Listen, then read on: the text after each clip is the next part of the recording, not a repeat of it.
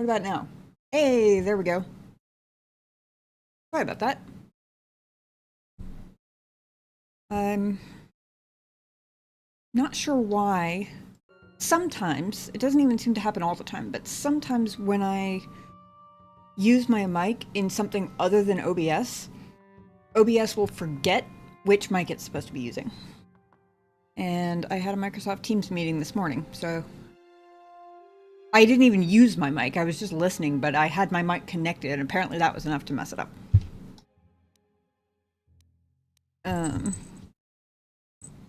Hello. Thank you for letting me know.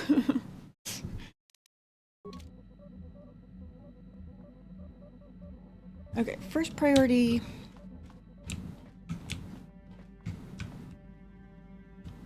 And I understand I'm not your favorite anymore. What? Because my mic fucks up? I'm confused.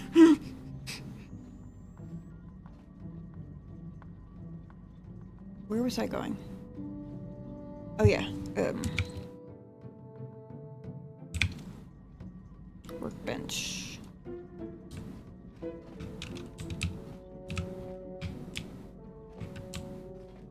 think. There we go.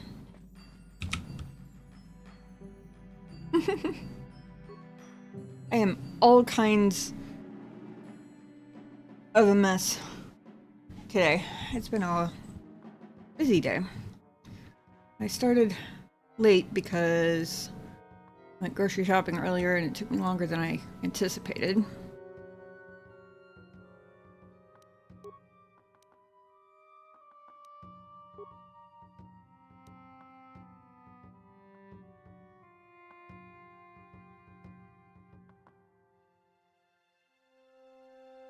I don't know what keen means. I'm assuming it's like a buff of some kind, but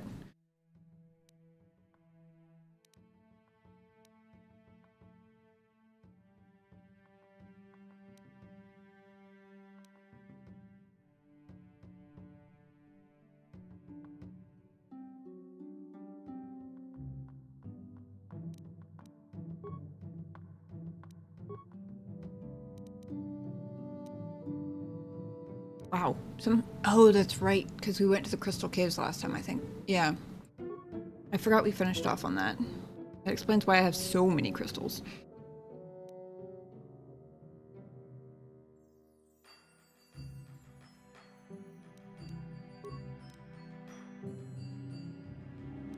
So that was my other primary one.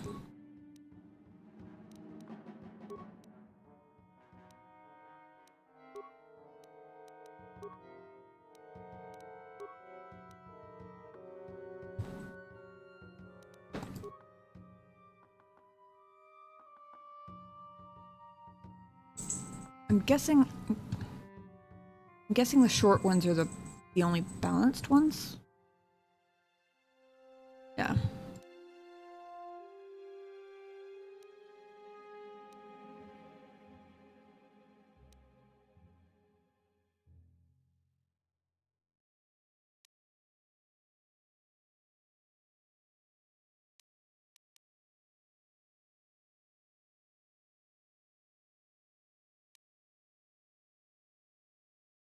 I'm thinking about putting red crystals in all the lightsabers I'm going to sell.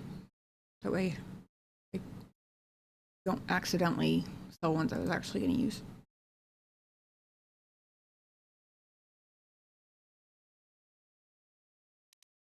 So I suppose it doesn't really matter since I have all my companions now.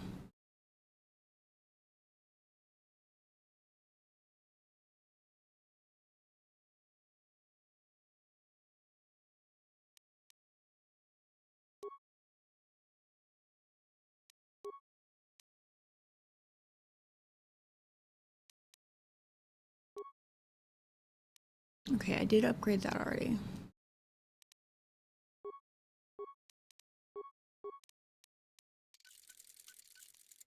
I thought I'd picked up a second set of the canny fiber armor.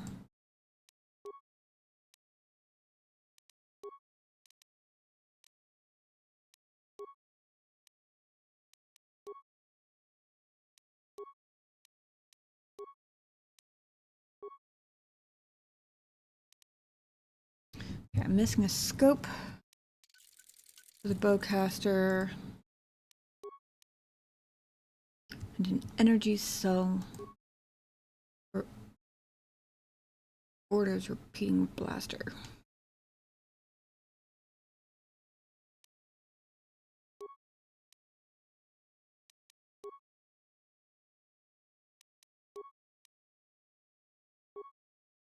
Ooh, good. I can give Zalbar massive criticals with the new.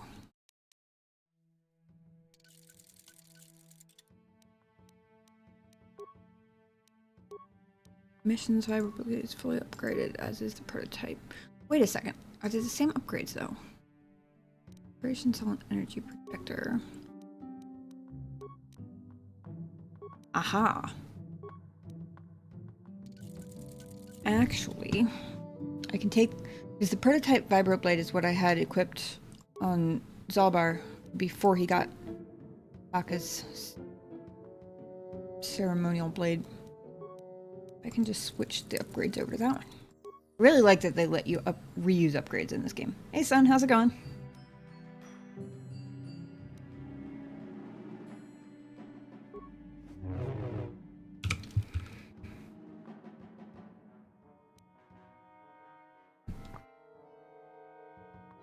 Now, I could have sworn...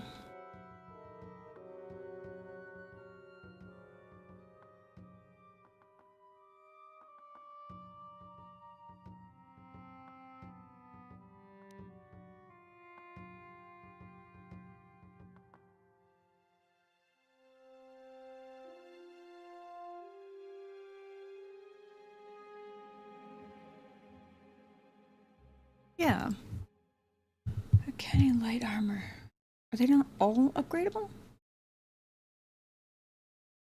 Huh.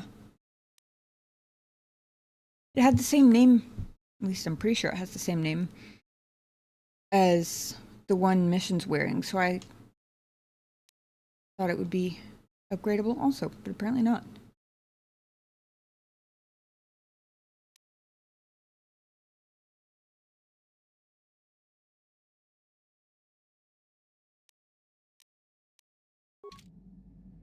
Okay. Time to give some people some stuff.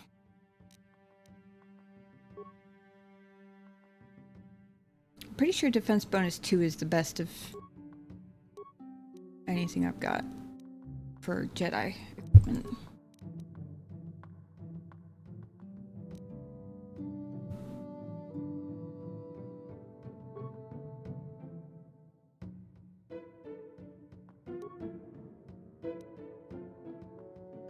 $11.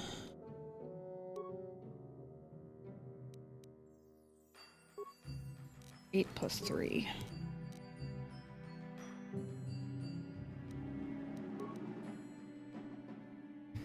He has a +1, which means Davik's purple armor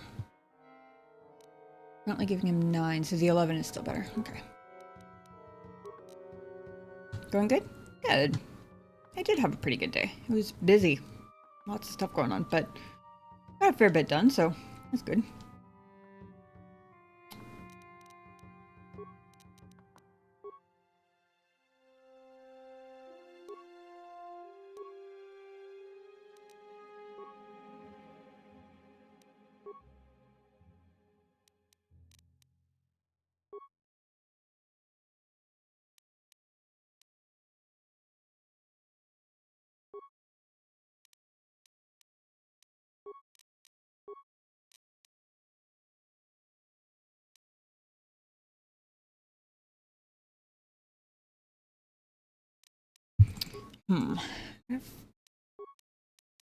Have I mentioned that I wish it didn't switch back to me every time I change tabs? I think I've probably mentioned that, but, you know.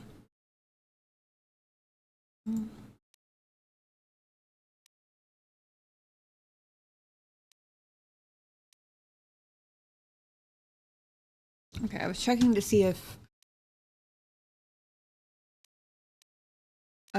HK had particular skills for 2 weapons or 1. It's not.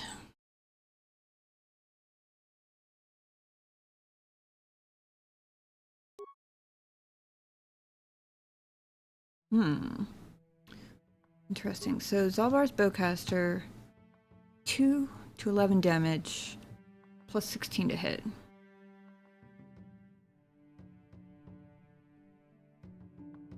Chundar's 7 to 16 damage and plus 15 to hit. Slightly smaller critical threat, but I mean.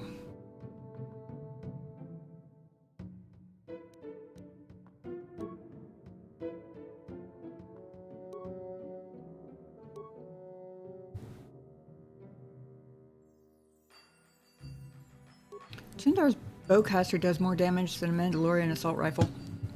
I don't know why I find that amusing, but I do.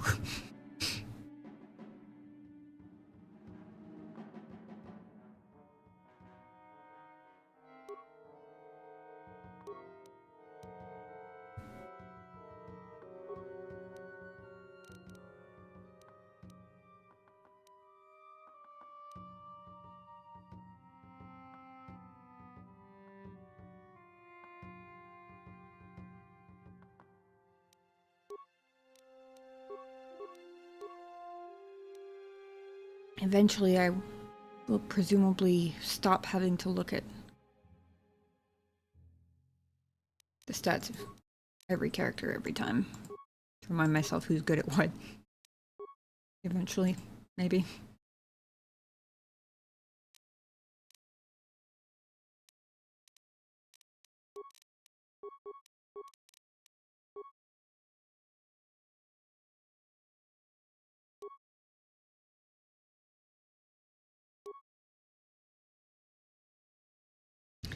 I might end up selling the targeting computer upgrades because I'm pretty sure both of my droids already have those. HK does.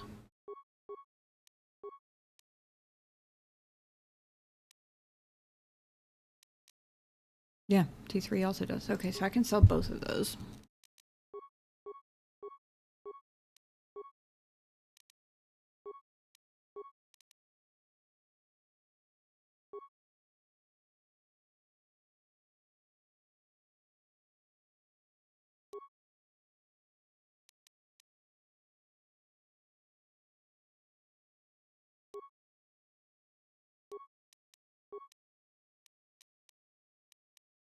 Just trying to shake it up a little bit so that all the Jedi don't look identical. Because I know that they're supposed to, but also that's boring. Oh yeah, also forgot that I don't think I've fully gone through Dilly's stuff yet. Clearly, since he had an implant slot, and yeah, hold on. What? That's me again, damn it. Great. Based. His lowest save is reflex.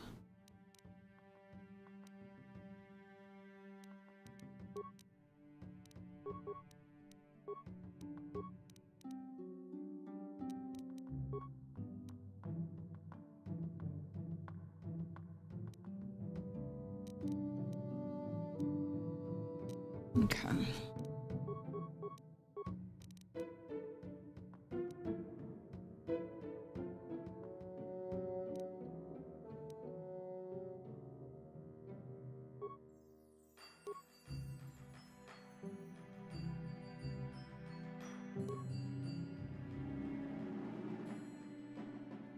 Will saves and +2 awareness.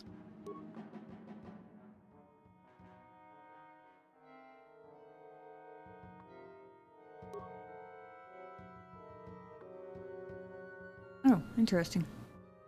Okay, light armor perfect. Okay, here's a question. If something like the visor, for example, requires light armor proficiency, does that mean it counts as armor for the purposes of like Jedi powers?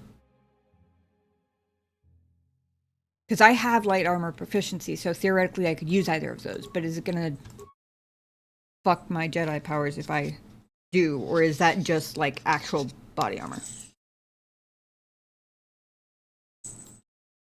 Also, you'll have to excuse me if I nom on a yogurt while we do this, because I realized that I have been massively spoiled.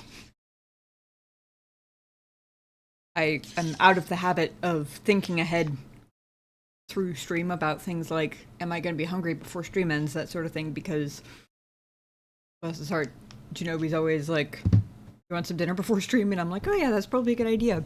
And he is out in the evenings this week for the last week of his CDL driving class, so he's not here and I'm out of practice. Which is kind of silly, but whatever. Okay. Hey, cat. Stop it.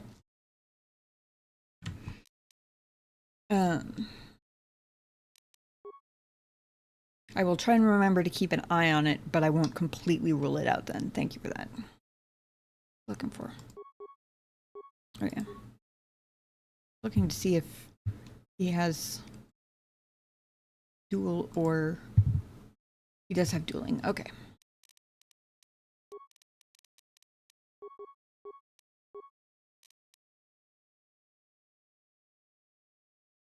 Actually, in that case, let me see.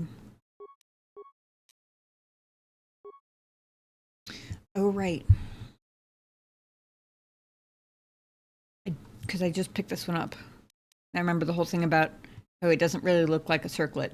And it's unfortunately goofier looking than the one I was wearing before, but that's okay.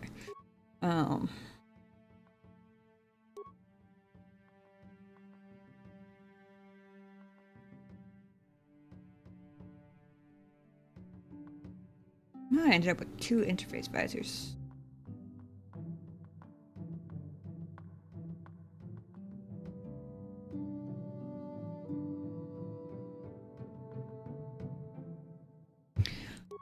I think the plan was basically to carry one of these around. I guess I can sell the other one, but carry one of them around to switch gear in case I end up needing to break into something with the wrong companions with me or something like that.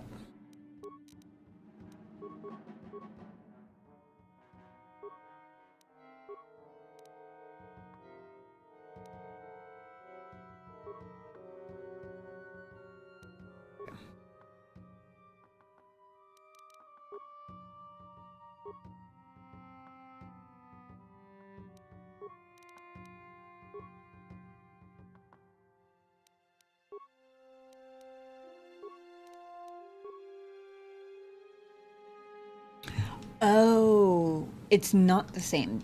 The new one I picked up is a Kenny light armor, and this one is a Kenny fiber armor. Okay, makes sense. That's unfortunate, but I suppose I will just sell that then.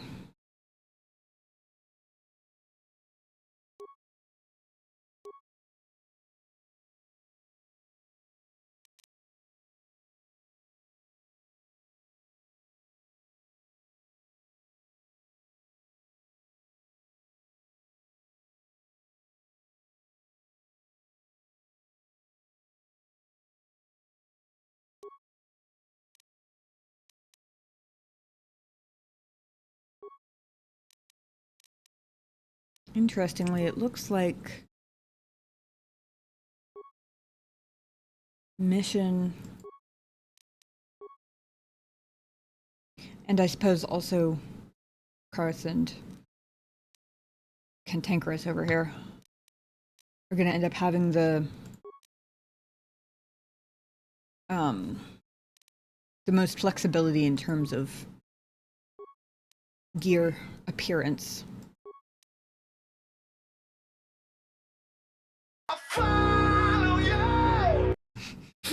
Oh my gosh, Anakin's following me. Thank you for the follow. I appreciate that. Should I be concerned?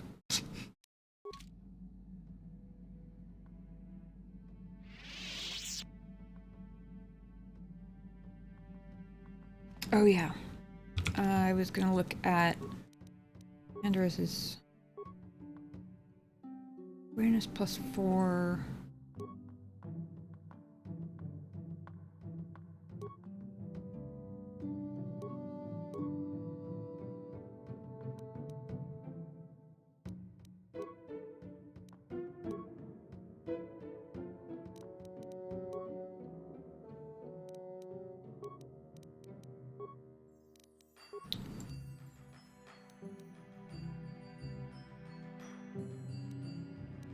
Oh really? Damn. Yeah, I guess he better keep that one because he's got as pitiful awareness as I do, if not even more so, without it, so.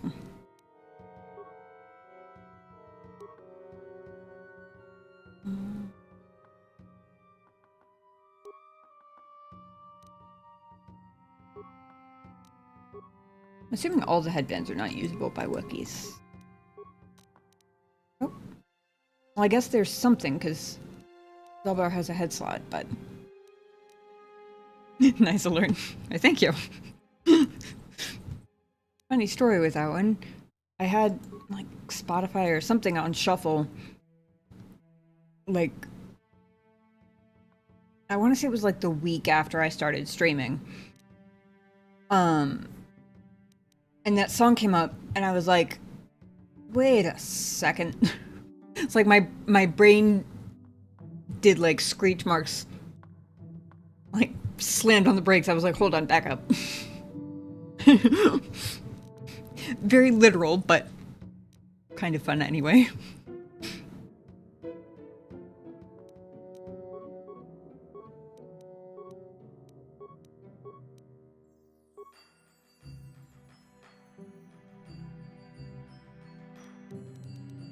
I think I basically decided that as long as I have a stealth belt in my inventory, I don't necessarily need to have my stealthy people equipped with it.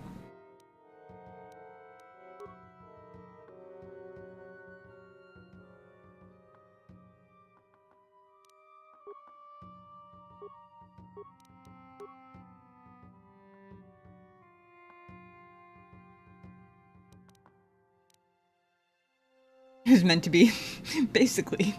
How are you doing? Gonna take a wild and crazy guess that you found my channel through the game category.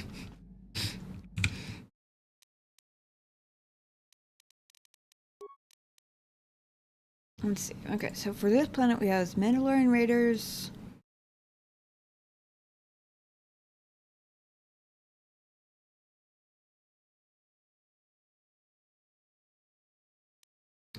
The companion droid side quest is still here.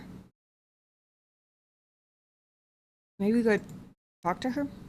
Finish it out or something like that? You are correct. However, did you know? Just a wild hunch. Yes, actually, my first playthrough. Like 22 years after the fact, or whatever it is now. Quite enjoying it, though. Oh yeah, and currently trying to wrangle my inventory into something resembling under control. Yeah, exactly.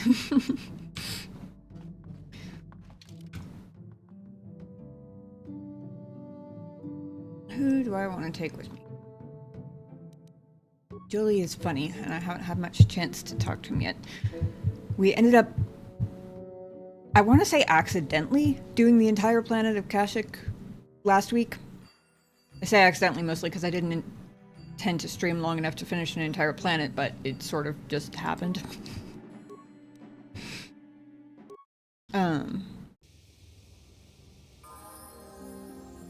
Oop. Excuse me, have you seen a mechanic about? Short fellow, bald. I've been looking... Well, I'll be a Wookiee's uncle. Davin Coaches? Jolie? Jolie Pinto? Why, you old freak. Last time I saw you, you were still wandering the galaxy in that old tug. I thought you were dead, old man. I crashed somewhere and decided to stay. Yeah, I'll just bet. Damn, old man, you look exactly the same as the last time I saw you. You pickle well. You're too kind. Not the young lad anymore yourself, I see.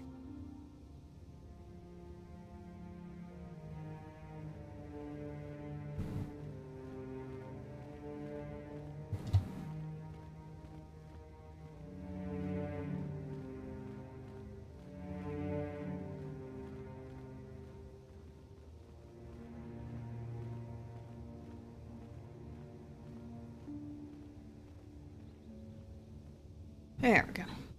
Hat cam up for you guys. Is that a southern accent? Where's the plantation, Django? This is Ghost. He's the real star of the channel. And occasionally a hazard to headphone users. Not as much as he used to be, but still.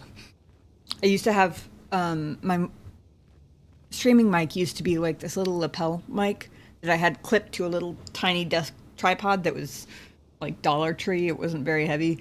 And occasionally he would knock it over.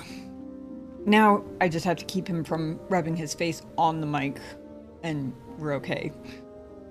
Maybe once every 2 streams he manages to pull it off.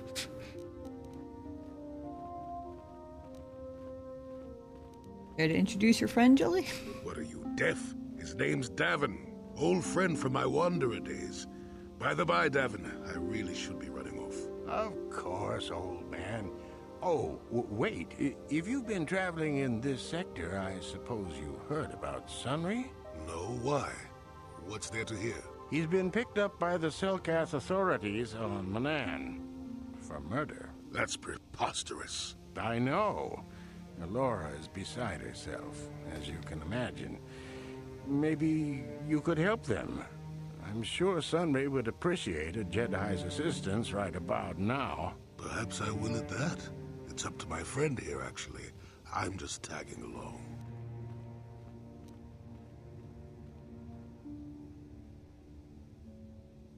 If there is a southern accent there, Ulrich, I assume you're talking about Jolie's friend here.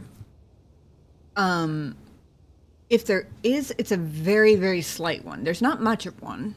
If there is, it's kind of hard to tell. For me, anyway. I had to stop and think about it, because like I said, I kind of grew up around southern accents, so I don't necessarily always notice, but there might be a very, very slight one, but...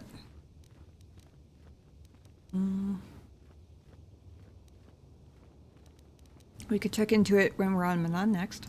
I'd appreciate that. Sunry's an old friend. I'd hate to see him hurt. Same here. Well, it was good to see you again. Give my regards to Alora if you see her. I will. Be safe, old friend.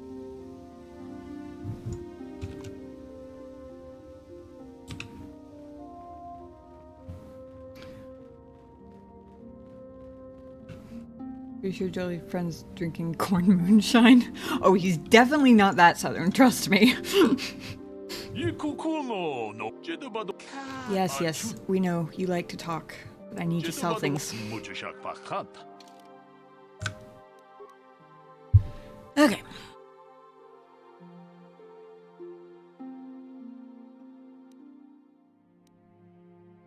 So that. I'm gonna hang on to both of those just for potential color variations. I don't know.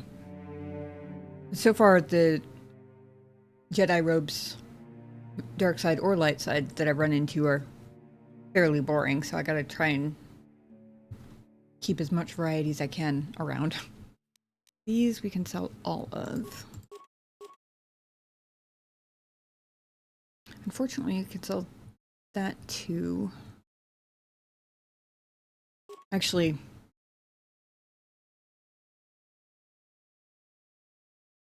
Might hang on to this one just because it's different. To see what it looks like.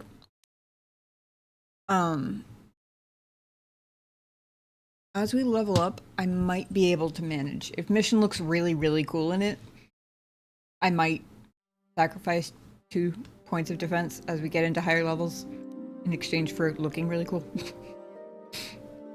Davik's warsuit feels like a trophy. I don't really want to get rid of that one, I'm not gonna lie. Well, that one...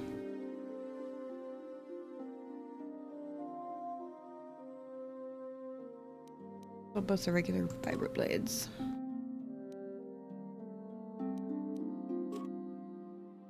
Absolutely. One of the biggest parts of adventure RPGs is making sure you look badass.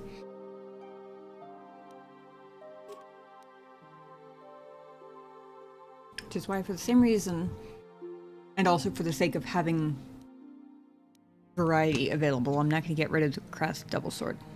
Hang on to it in case... I mean, you never know. The cold damage might come in handy. Also, the cat has escaped the cat cam. I am aware.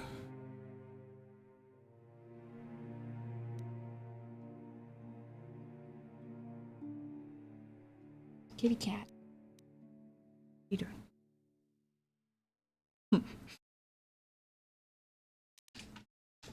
Hey, cat pat.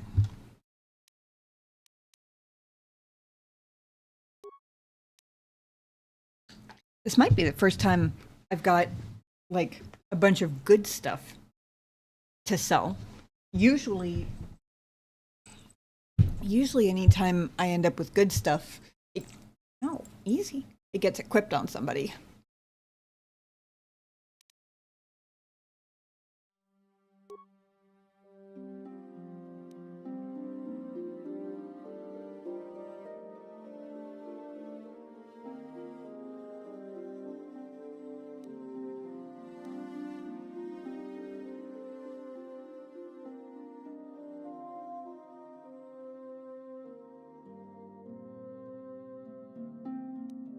Hey, cat. Did you make me accidentally sell my blue regular lightsaber?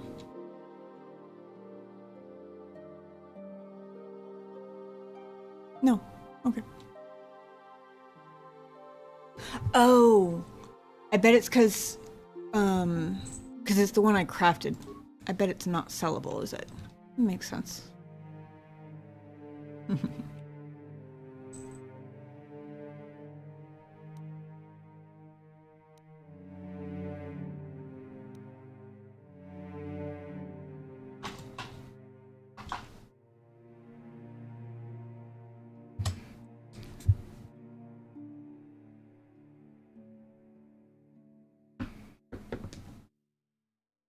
Turn the cat cam back on when he's done being frisky and all over the place. My cat cam is just a second phone with no service and an app on a stand, so requires hands to move it around. Oh, well, thank you. He's a cutie. He is so soft, too. He has, like, the softest, like, silkiest fluff for fur. Like, if you've ever pet a pet rabbit, for example, he kind of feels like that more than most cats I've met. Okay, I don't think I need 4 yellow crystals.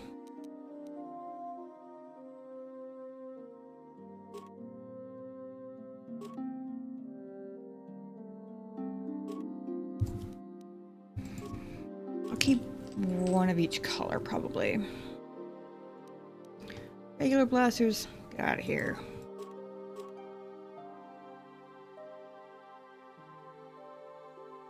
I think Mandalorian blaster is what I've got mission wielding currently.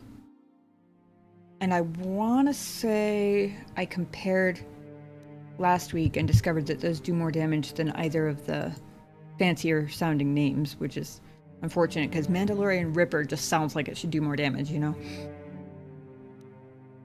7, 3 to 6. Well,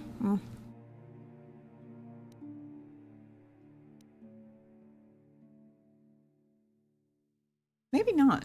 Why did I think...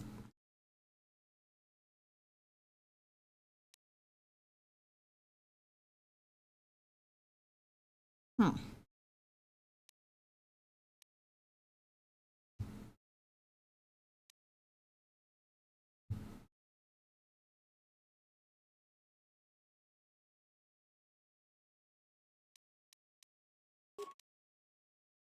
Interesting.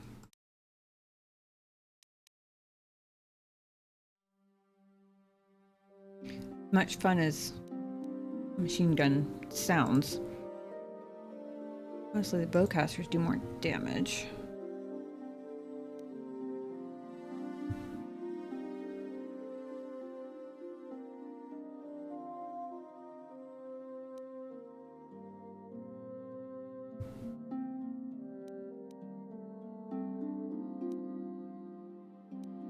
Definitely sell that one.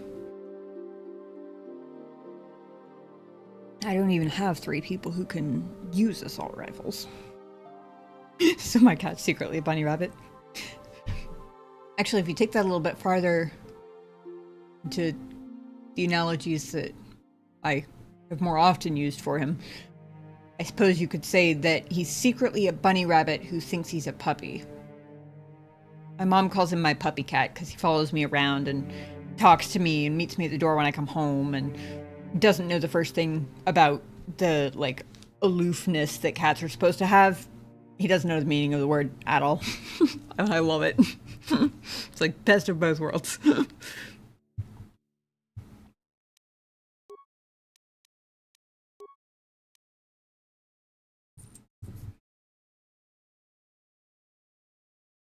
I definitely don't need 2 disruptor rifles. Probably don't need 1, but...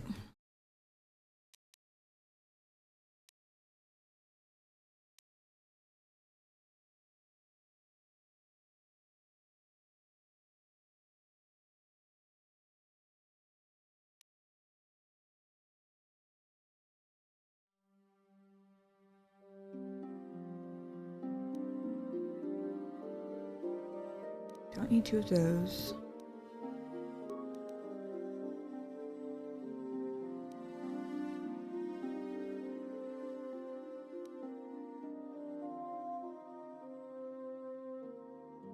Keep all the energy shields since they get used up.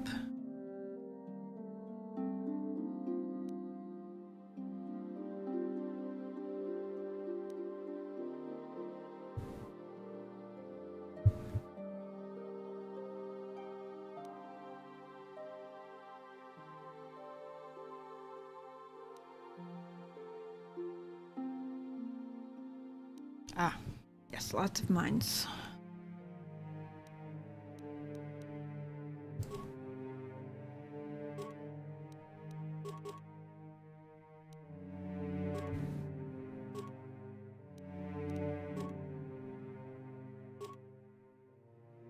Oh, I probably shouldn't have sold the plasma ones. If there were any I was going to keep, it probably should have been the plasma ones. Assuming that they work like the plasma grenades where it only hits enemies. Whoops. I don't really use the mines all that often anyway, but...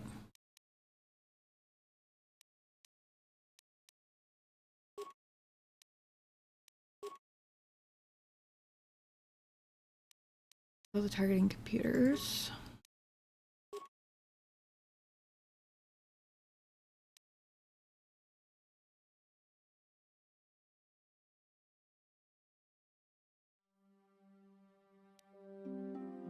I think I can sell one of those because I might be able to sell both. But I know at least one of the droids already has one equipped. A fluffy puppy bunny cat. Right. The rabbit hole goes deeper. Indeed. Precisely so. I walked right into that one.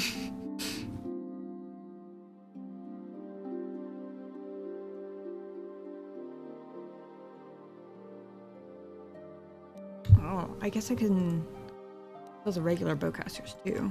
I've got so much shit in this inventory at the moment that I can't even...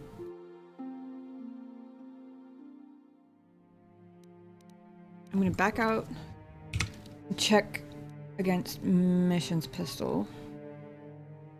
Oh, okay, that's why it was different than I remembered. She has the heavy pistol equipped. The regular pistol is significantly less, so I can sell all of those, I guess.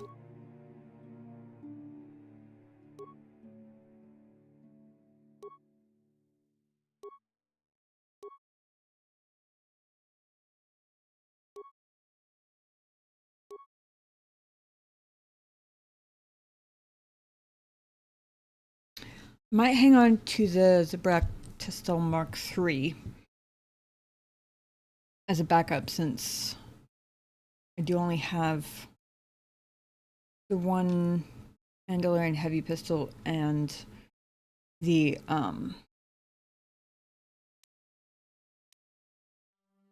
well, I have two. I have this one and I have one that I think Karth has equipped. Hey Obi, how's it going? Good to see ya. How was your week?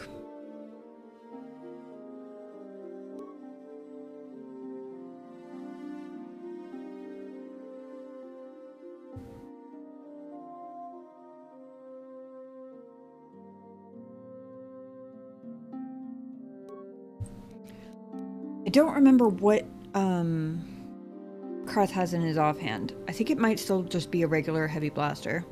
This one might be better.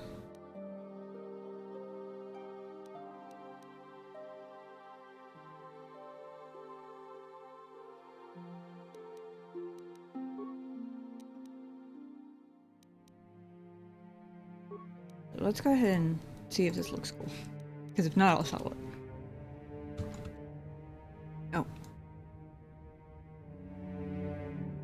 It looks almost, if not exactly the same.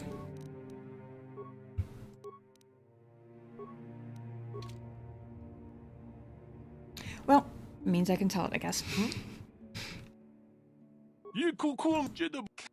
Long, happy I get to relax. Now, I appreciate you choosing to relax and hang out here.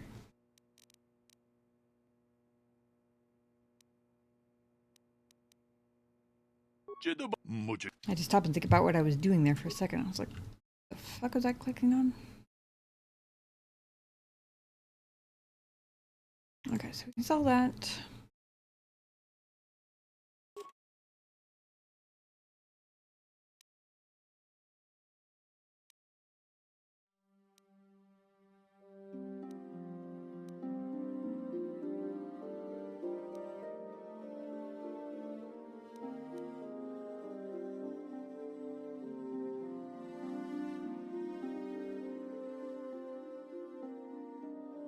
We can sell all of these. 1, 2. Hang on to that one. All of these.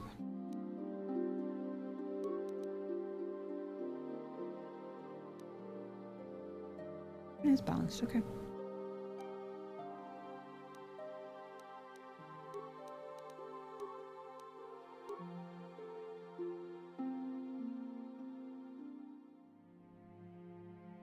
Oh, I just doing it so it's not like we're just monitor chat. Also, PC part shopping and finding crazy deals. Ooh, that's fun.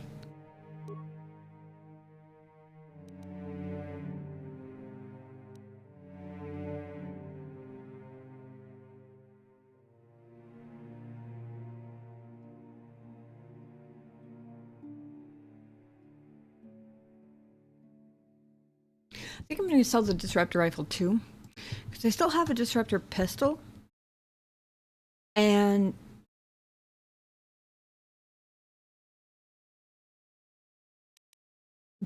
but it's basically just here in case I run into stuff that is shielded enough for me to bother changing gear. And far more of my people can wield pistols than can wield rifles, so it's, if I run into a situation like that, it's more realistic that whoever I have with me will actually be able to use it.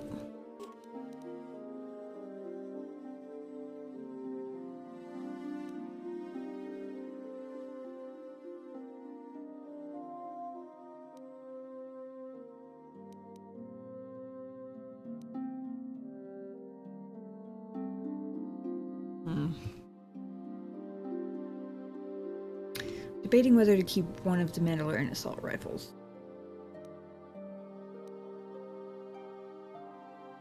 I think I'll keep one.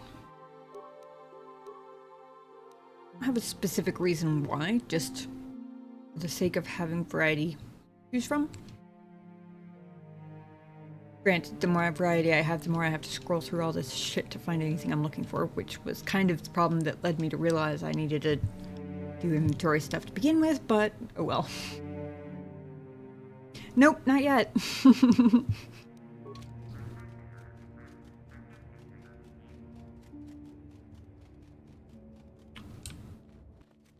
Okay. I'm going to...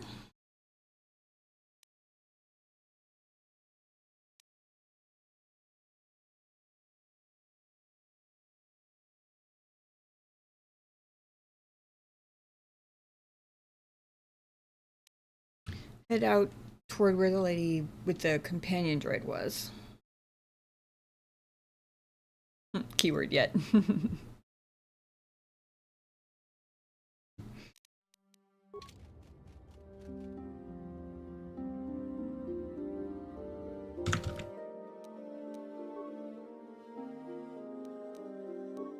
gonna run around for a little bit and see if I can knock out any of these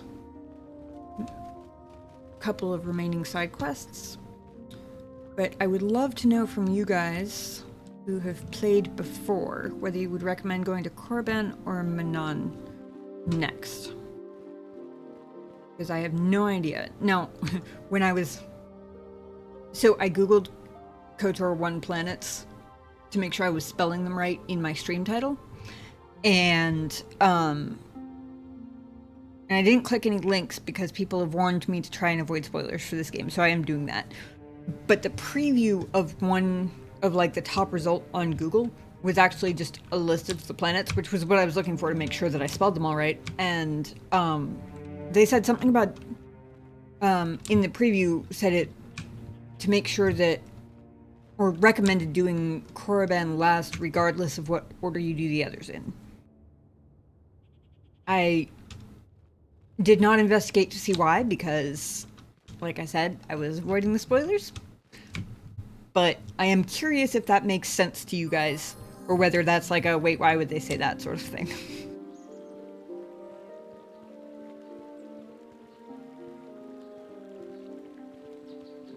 And can we go Manaan first? Okay.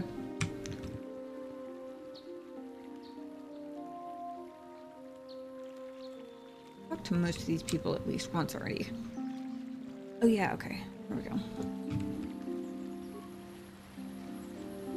Oh, thank you, thank you. I don't know what I would have done if I had lost him. The fact that all my answers are one word followed by dots tells me I'm not going to get very much out here.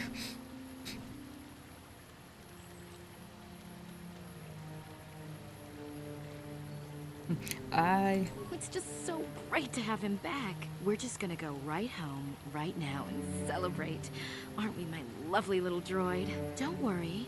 I'm gonna hug you and oil you and care for you and make sure you never, ever get away again. I feel so bad for that droid.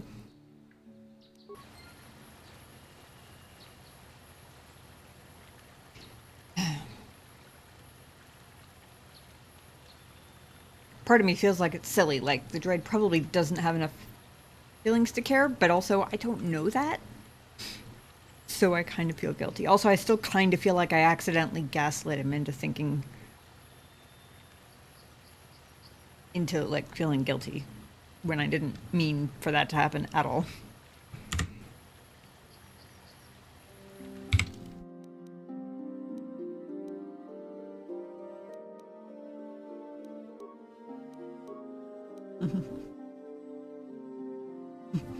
Happy but evil.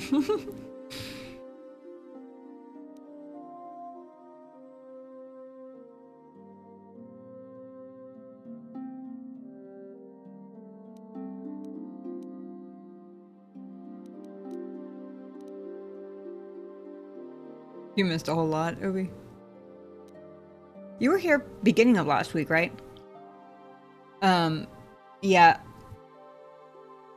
I did the accidental 8-hour stream thing, and we ended up doing the entire planet of Kashyyyk in one night.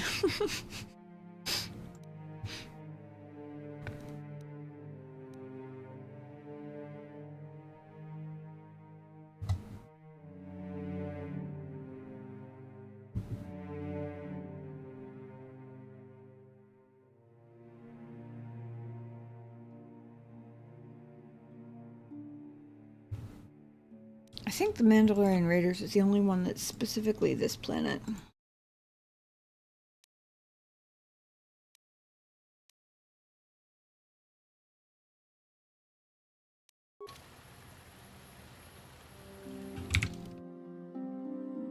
Yeah, that planet. The walking carpet planet.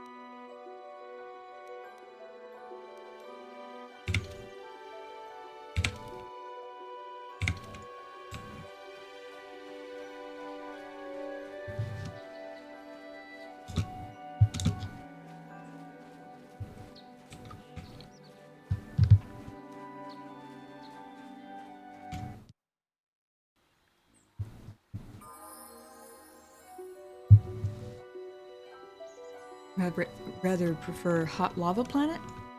Well,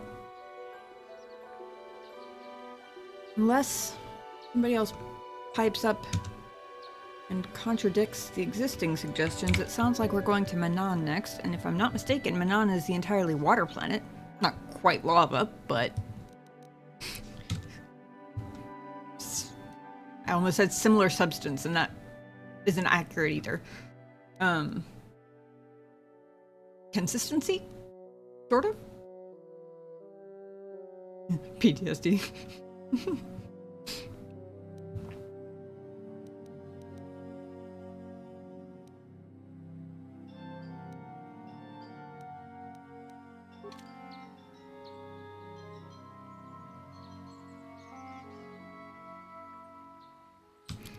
Suppose I'm gonna keep going south until I run into...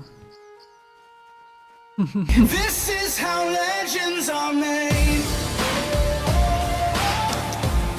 Obi, thank you for gifting a sub to Anakin. It's very nice of you. Appreciate that. Obi, thank you. What the hell?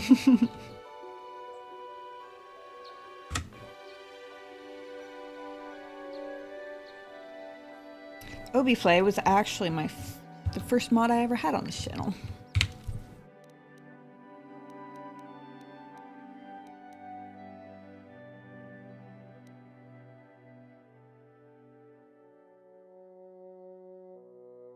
Well,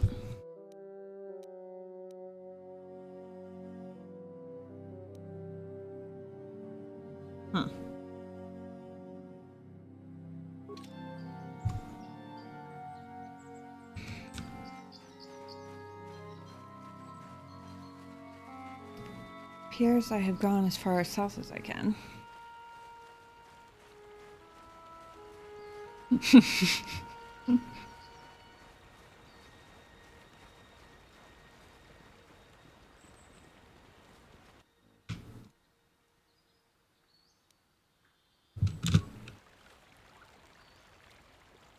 haven't seen that one. Was it good?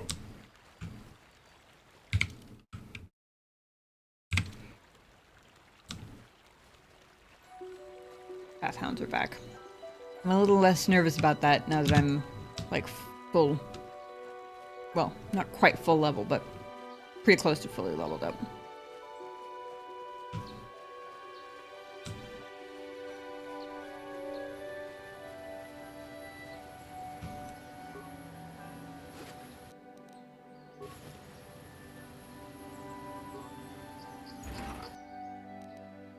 did get all this already. I feel like I picked up a data pad while I'm here, and maybe there's a hint in there that I'm missing. Probably be smart.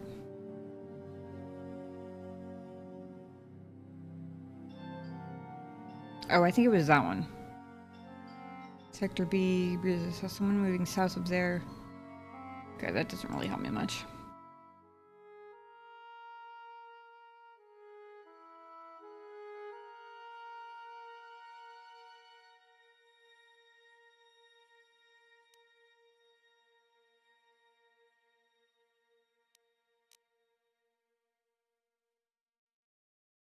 It's okay, more for the Vader scenes.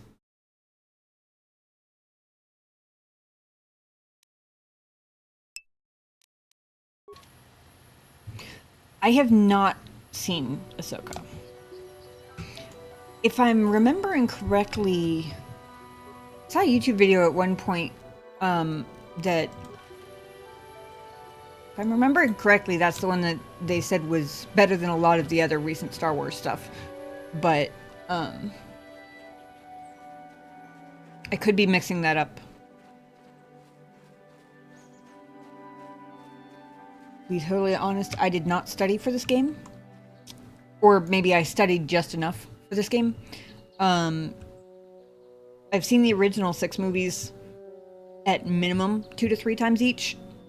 It's been a little while, but at least a couple times each. And nothing else. I haven't seen the new movies that aren't really new anymore. But the more modern movies, I haven't seen the TV shows.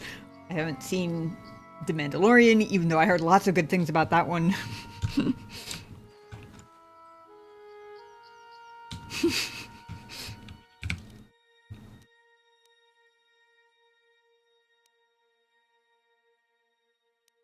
Who got left behind? Mission, what the fuck?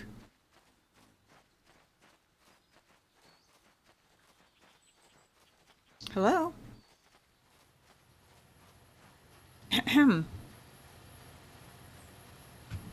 We're not in solo mode right now. Come with me, please. There are only 6 movies. No more movies were made. Cool, then I'm caught up. At least in the movie department.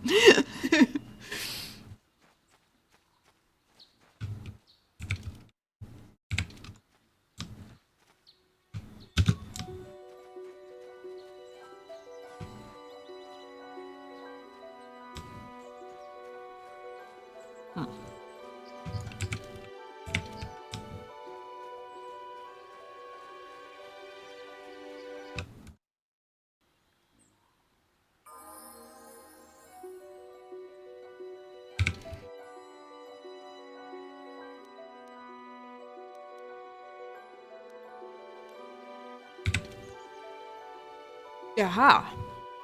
I believe I found the rest of the Mandalorians. Okay, 7 movies.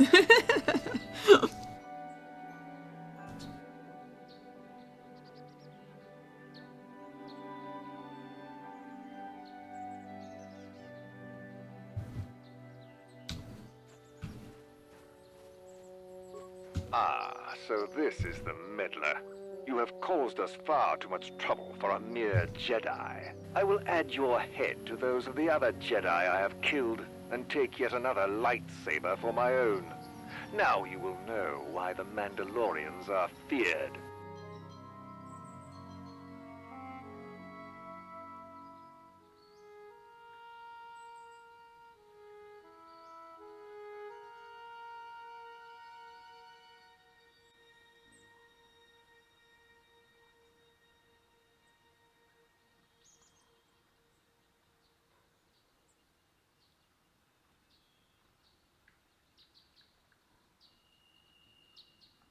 I had to mute for a second so I didn't deafen you. I wasn't expecting that to be a dialogue cutscene, but interesting. Also, the second group of Mandalorians I've had to fight off that had an interest in, to quote the other bunch, Jedi toys.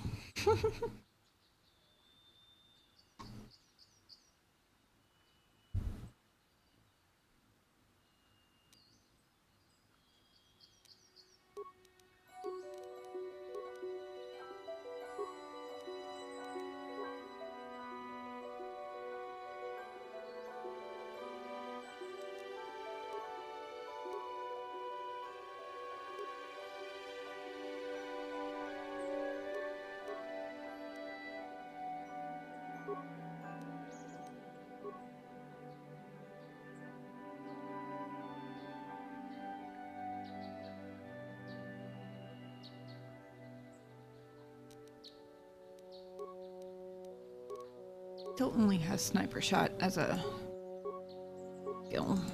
Okay.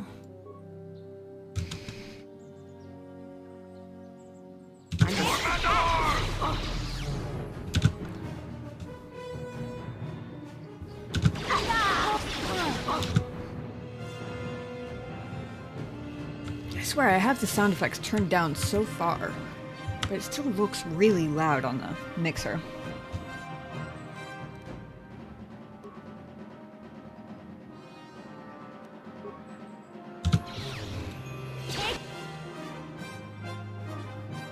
That didn't go very well.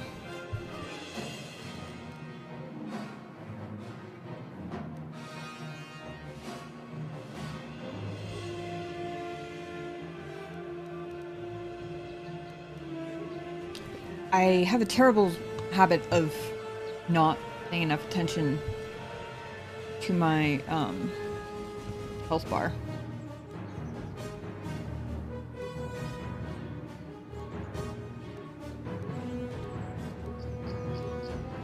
Really, I don't have any plasma grenade. Interesting.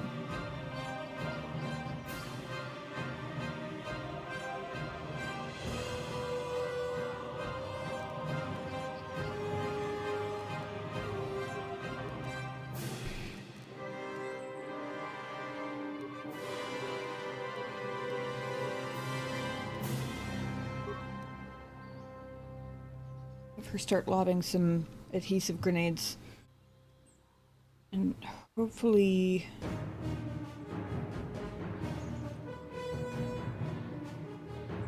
that'll hold the guys off of Jolie long enough.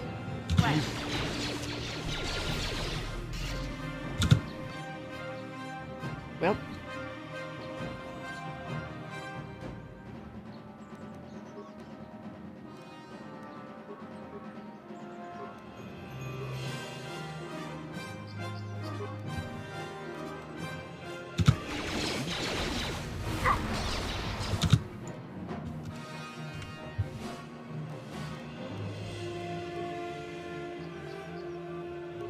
immune to force push. That's not good.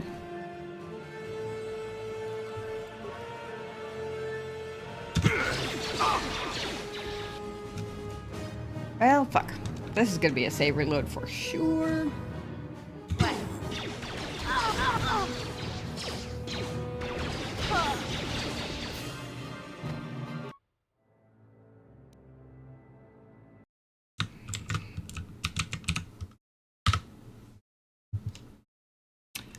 One for the death counter.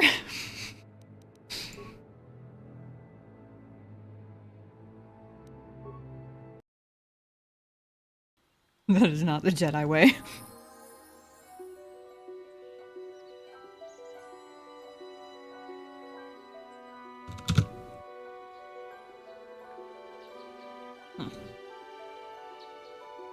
Oh, that one has a name. I talked to this one before.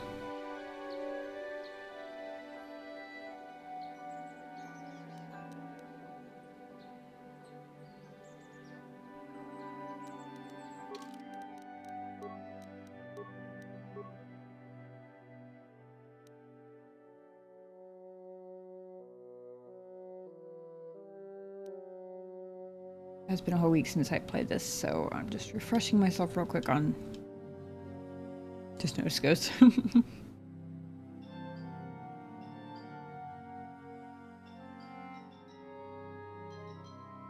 Right, okay, force valor.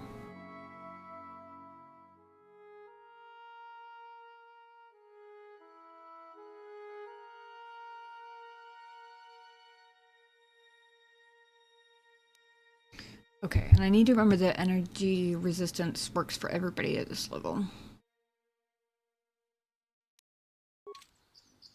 Ah, that was trippy as fuck.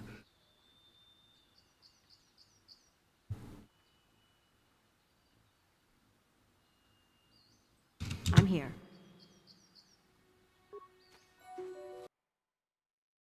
Yeah. Ah, so this is the meddler.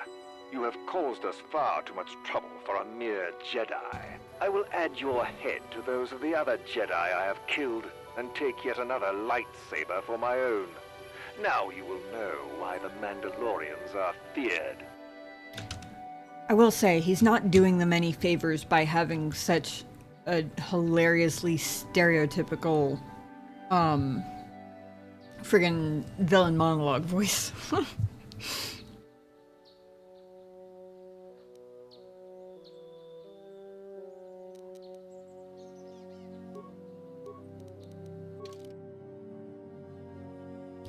Do this right this time, hopefully.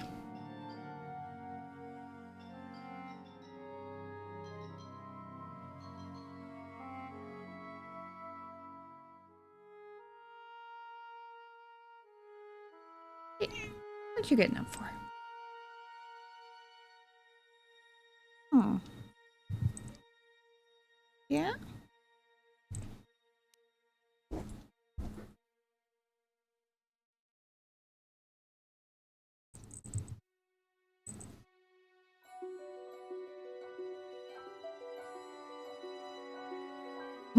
That guy might be a bad guy.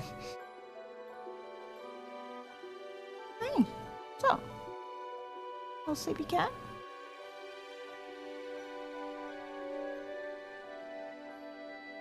Ruby says hi. Nope. None of that. Gonna help me battle Mandalorians?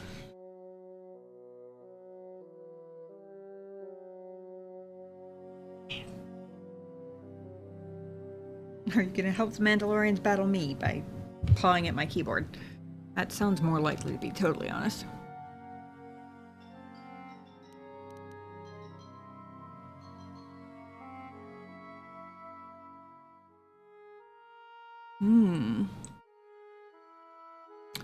Thermal detonators look really good, actually. 60 points of energy? Nope. Nope. We don't want to deafen people. The microphone is not a thing to rub your face on. As cute a face as it is. You don't want to deafen people. Okay? You can rub your face on just about anything else here. Just not the microphone.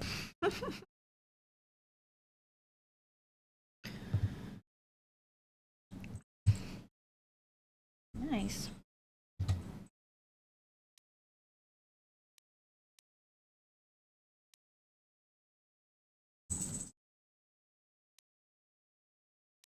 Ghost ASMR. Something like that.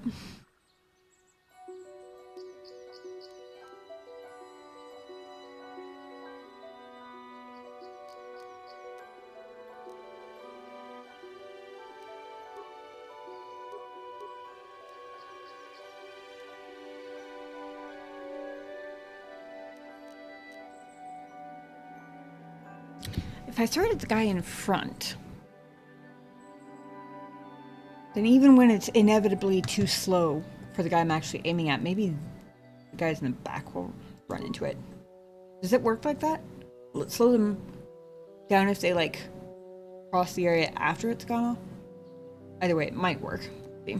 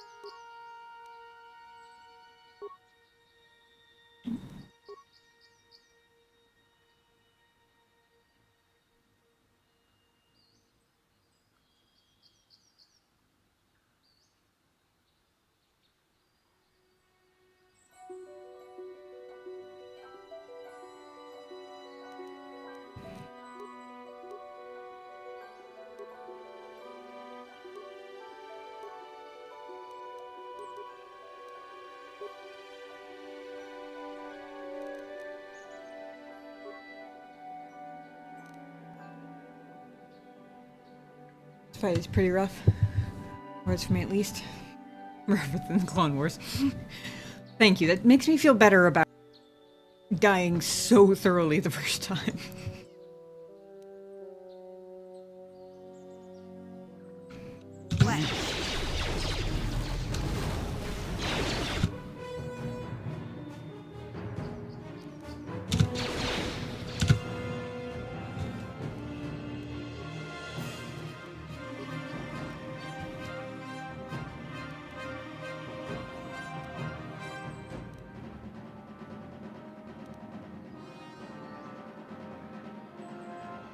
Oh, he did get it off, I guess.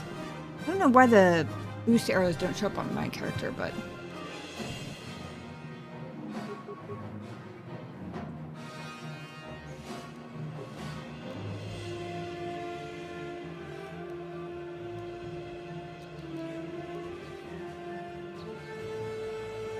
Oh, yeah.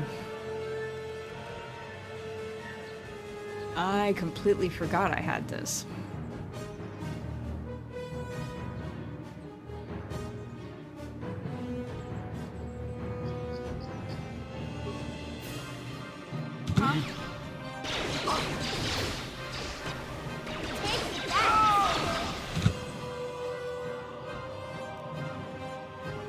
Another one? Ooh, I can do another one.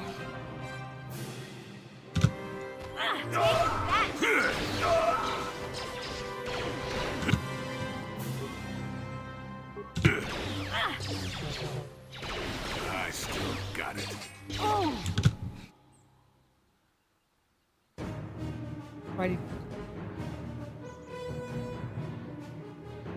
Why ground blue did Smurf die?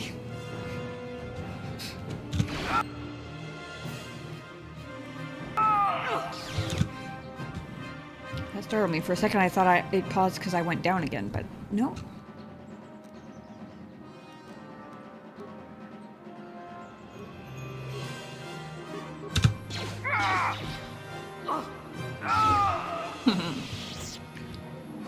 Hey, we lived. I used up all of my force points, but we lived.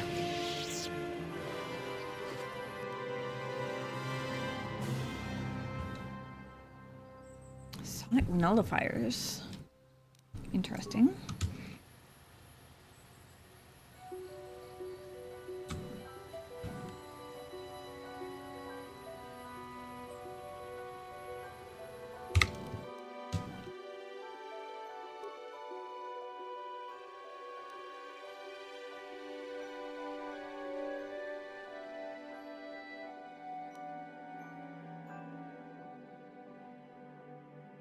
John. Okay, John's the one I have to go back to.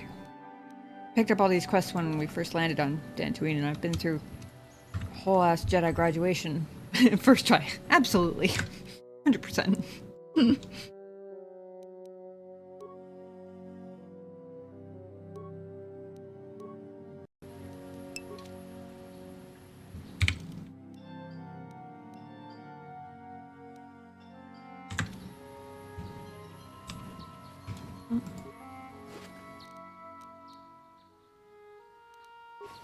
Oh yeah, that reminded me. I don't remember whether it said item lost or item gained, but I figure I'd double check because...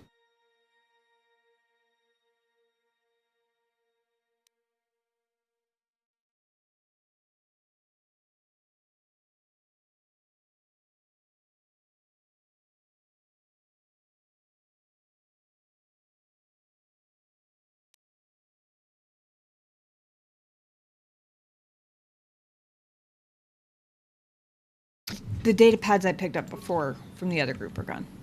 That's nice. Means I don't have to do anything with them. That was no ordinary Jedi.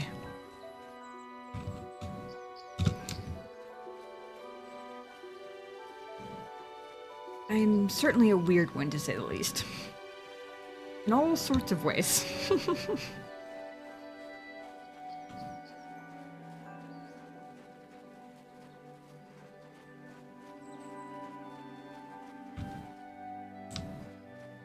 I still got it. Yeah! I still got it. Well, shit. Oh, okay. Good. I was about to say I just don't much care about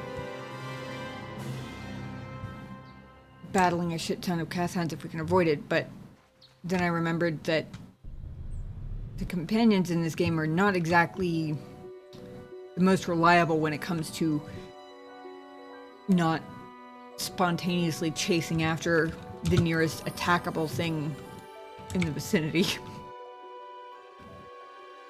So it is true.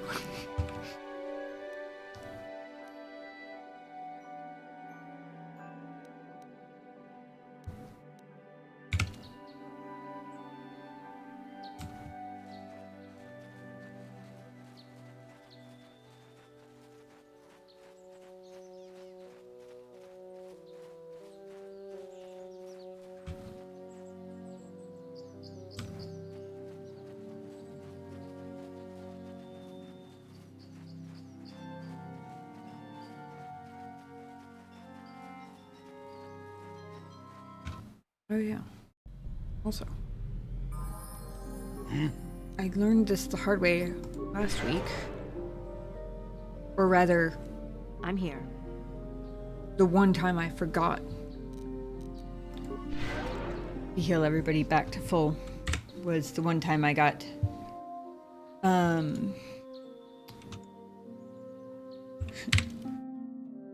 spontaneously jumped by a bunch of Mandalorians. And I almost went and forgot again.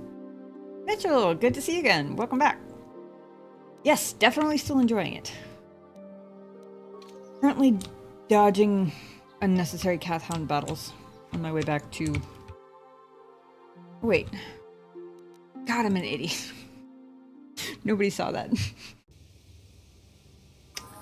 I definitely didn't just completely forget I have teleportation powers. Oh. Even though he's joined your group, Julie remains a somewhat mysterious character. Maybe you should speak to him about why he chose to come with you. Sure. You reload, Obi. Mitchell, I have Korriban and Manaan left. We did Kashyyyk, all of Kashyyyk last week. I didn't mean to do an entire planet in one night, but it sort of ended up just happening. I think it's just Korriban and Manaan. And I think there's, as far as the galaxy map goes, there's like a space station or something. But I don't know if that's a specific quest location. Like, I don't know if that's somewhere you go automatically as part of a quest, or if it's a place you go by, like, on your own time, if that makes sense. On your mind, dude?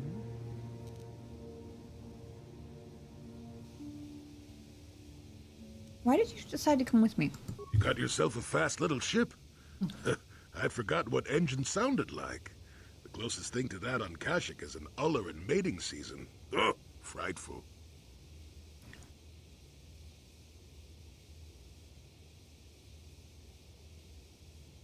Recommend Korriban last.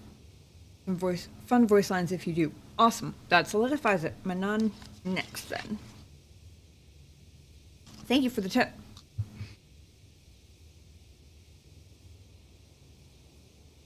So you wanted to ride on my ship?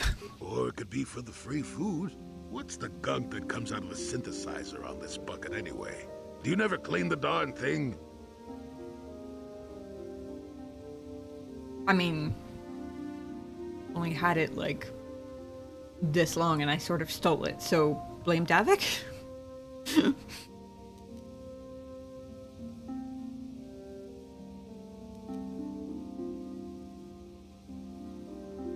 So far he's been grouchy whether I jab back at him or not.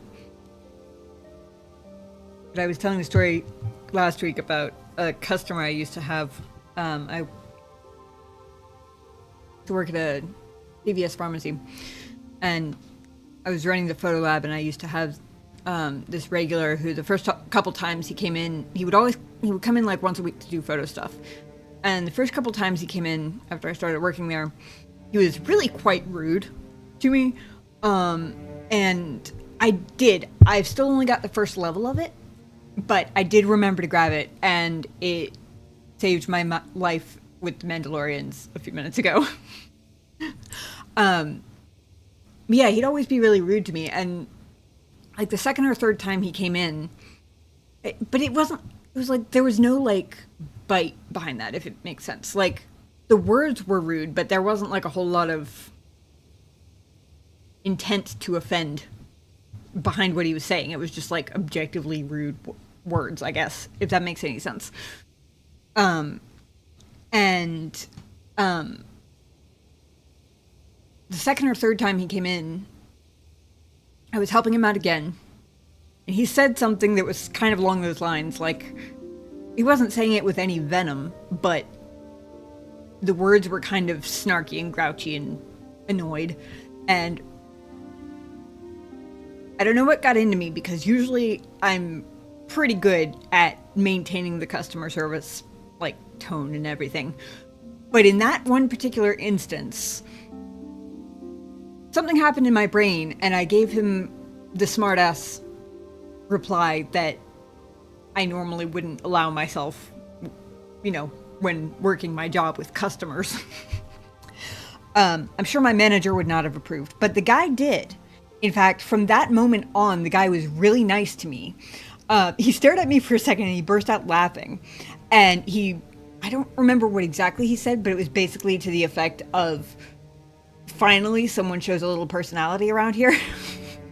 Turns out all he wanted was for somebody to banter back with him, I guess. We were friends after that. He even bought me a birthday card and everything. Yep. It was awesome.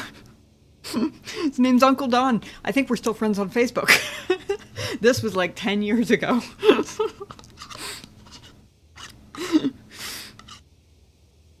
The day I left, I was when I was living in Massachusetts. And when I left to move back to North Carolina, I told him I was leaving, and the next day he brought me flowers. It was really sweet. But we just had this like funny, bickery, bantering sort of interaction every time after that, and it was always friendly. But I was telling Chat last week that Jolie reminds me of him a little bit. So I keep being tempted to be snarky back at him in hopes that it is that sort of like snarky, like jab back sort of tone and not like rude with a bite, if that makes sense. And he seems to have a gratitude response no matter what I do. That being said, when I tried it when we were on Kaushik, he sort of snarked back a little bit, but it wasn't like when I was being nice to him. Because I started off being, like, you know, polite, because he's a random Jedi I only just met for the first time. And he kept, like, making specific remarks about what I was saying. Like, don't suck up to me and that kind of thing. Or, I'm not your master, or blah, blah, blah. And he didn't say, like, you know, specific remarks about what I said. And the one time I got the chance to give him, like, a grouchy old man comeback, for lack of a better term, I did, and he didn't have anything to say about my rudeness. I mean, he grouched his answer, but still. Pretty cool story. Had to do the same with some customers I get as well. They're more respectful. See, and that's the funny thing, is that it wasn't even like a I'm gonna snap at you because you're being disrespectful and that'll teach you to respect me sort of thing. It was really just my natural state is smartass. So it was just the filter slipped for a second. And the smartass came out, and he was just like, well, finally. It was almost like he was putting on a front of being a grouchy old man to try and get someone to be, like, genuine with him instead of, like, the cookie-cutter customer service tone and smile sort of thing, if that makes sense. I don't know. You don't want to answer the question, old man. Just say so. How impatient can one person be? You must have driven your mother mad. All that gurgling and fussing. Babies are cute, but annoying. You know, you remind me of someone else I knew ages ago. Pleasant enough fellow, great destiny. All of that. Breath like a bantha. Hey. Is this a comment on my breath? No, but it could be. An Anduvian salt tablet would clear that right up, you know. Anyway, where was I? Oh, yes. Andor Vex was his name. The Force swirled around him like a hurricane. That's how great his destiny was.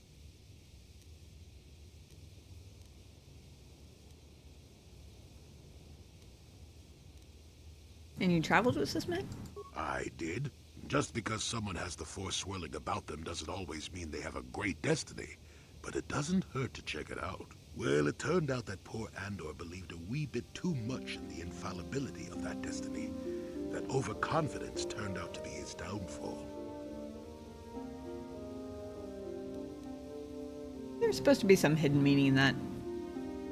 I don't think it's all that hidden, but especially given the lectures I keep getting from every other Jedi I've run into, but, you know. I don't know.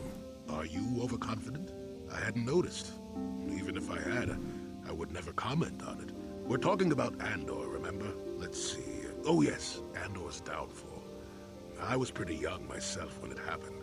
At the time, I thought that Andor's destiny couldn't be more boring.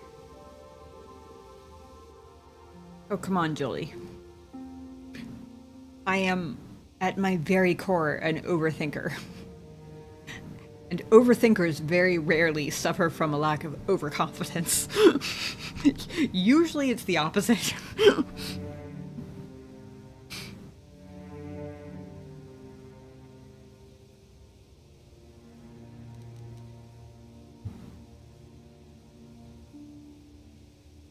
So why didn't you leave?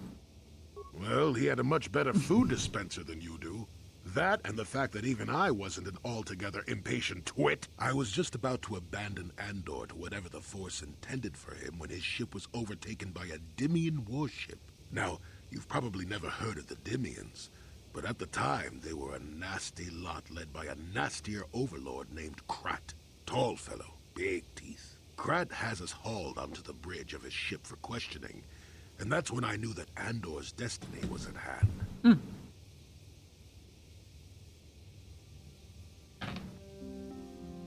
How did you know? Swirling Force, remember? Jedi here. Oh, right. Granted, I was just interpreting the signs, but we get trained in that sort of thing, more or less. Well, Andor decides that his They seem to have destiny skipped my training in Force invulnerable. visions. Starts or whatever. making all sorts of demands. Free me now. I'm not answering questions. Blah, blah, blah. Don't you know who I am? Yeah. Oh, Pratt boy. decides he's had enough and begins crushing Andor's neck. I told the boy he should have kept his mouth shut. I think he agreed, too, or those could have just been gurgling noises. Oh, well, anyway. Finally, Krat has enough of Andor and tosses him aside into this giant energy intake shaft. Andor gets sucked in and starts bouncing around, screaming. Maybe Andor hit something sensitive on the way down, or just didn't agree with the reactor core. Next thing I know, all the ship's alarms are ringing. You're kidding. Everyone panics, and I run, barely making it to the ship in time before the explosion. Krat dies horribly, and the Dimians never quite recovered. Changed the political course of the entire sector for centuries to come. I'd call that quite a destiny, wouldn't you? I mean, hard to argue with that, honestly. How can you even be sure Andor was responsible? What, are you kidding? What are the odds of that happening anyway? 1,000,000,000 to 1? You I mean, should do fair. so well as to be sucked into the engine of some evil Sith Lord, you know. Andor was a hero. Sort of. Anyway, go on. My throat is dry and you're making me cranky. Shoo!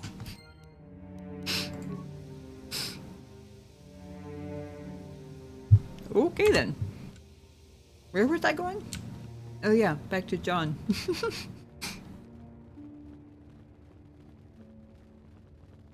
Oh, yeah, and I was going to stop and tell Deidre I ran into one of their creatures. I just came to tell you I've killed a Terrantatic. I still can't pronounce it. I still have no idea how it's supposed to be said. I'm pretty sure I say it slightly differently every time. Then the galaxy is a better place for it. Every one of these creatures is an abomination that must be exterminated. You have done well, Battleman.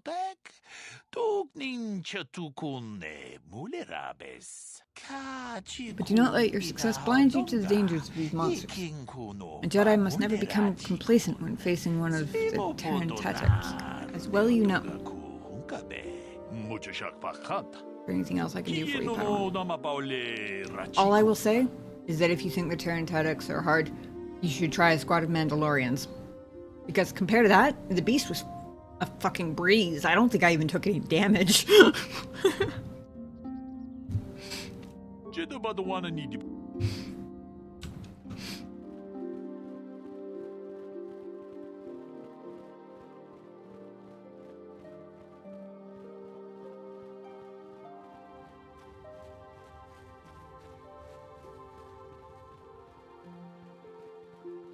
I hear you. know if the mic's picking him up, but Ghost is currently sitting at my feet, complaining at me. Something or another. Yeah. Have you found the Mandalorian raiders yet? I fought and killed their leader. Thank you, young master.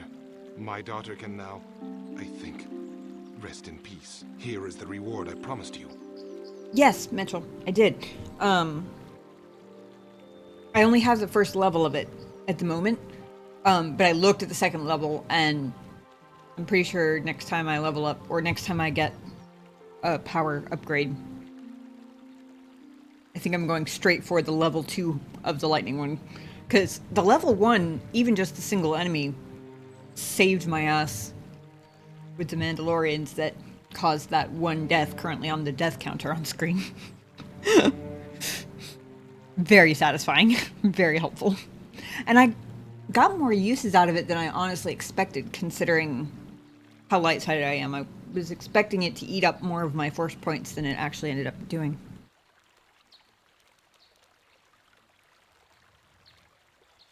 Thank you, John.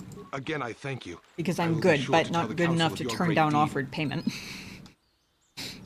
Holy shit. He wasn't skimping on that payment either. Yes, I very much appreciate that tip. It has already come in handy.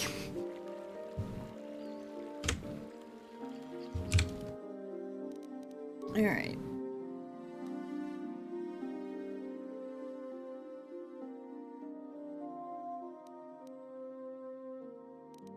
Cool. That wraps up.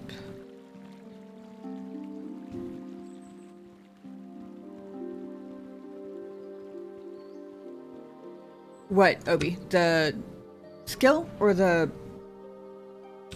quest I just finished? The quest, yes. The skill I just picked up last week and hadn't even had a chance to use yet. Or power, rather. Technically not skill, but...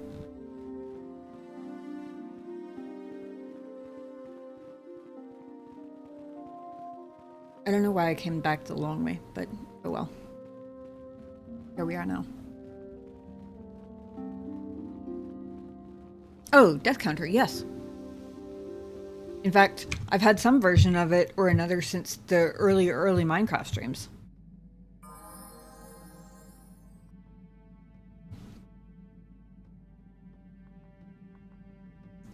Because I kept getting distracted and doing stupid stuff and dying on screen. So now I just have a permanent death counter up there, even when I'm not playing Minecraft.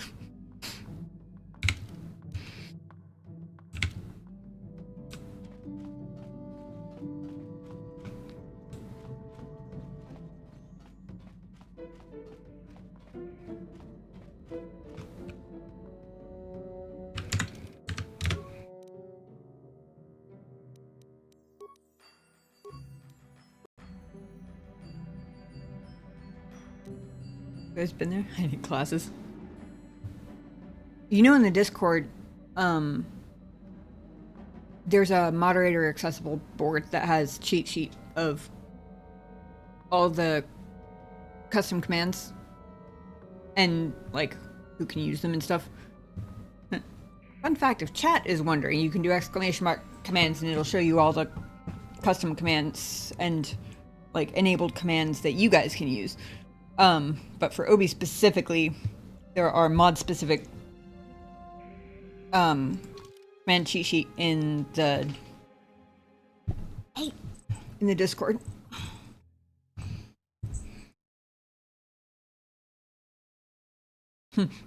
Glasses. That makes more sense. I wasn't going to say anything about how I don't know how I would teach classes on, like, what, the contents of my overlay? Lesson number 1, there's a death counter at the top. Lesson number 2, YouTube chat and Twitch chat can both be viewed in the chat bar on screen. So if you're on YouTube, you can see all the Twitch messages and vice versa. There we go. Class dismissed. Think I pay close? You think I pay that close attention to that, Tam? Looking at it right now.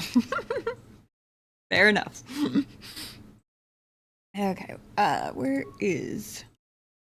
Oh, wait, hold on. Before we go to Manaan, or on our way to Manaan, I don't know if it's actually...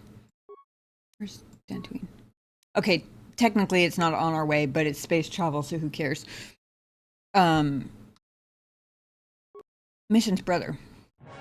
Because we have a thing for him now that I had completely forgotten and was kind of on the bottom of the priority list, and then we ended up with one because I'm a loot goblin who loots all the things.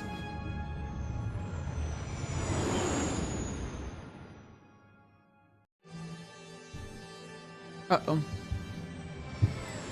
Every time I take off from a planet,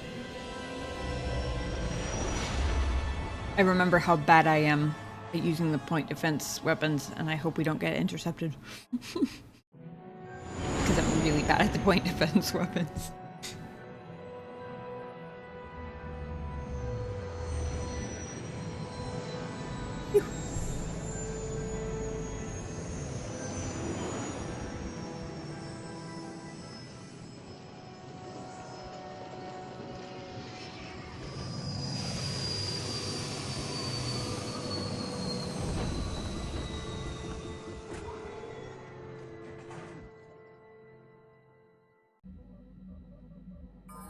We haven't been back to Dantooine until just now. May or may not end up without his head this time. But for the moment, he is still, in fact, fully headed. That sounded weird. You know what I mean.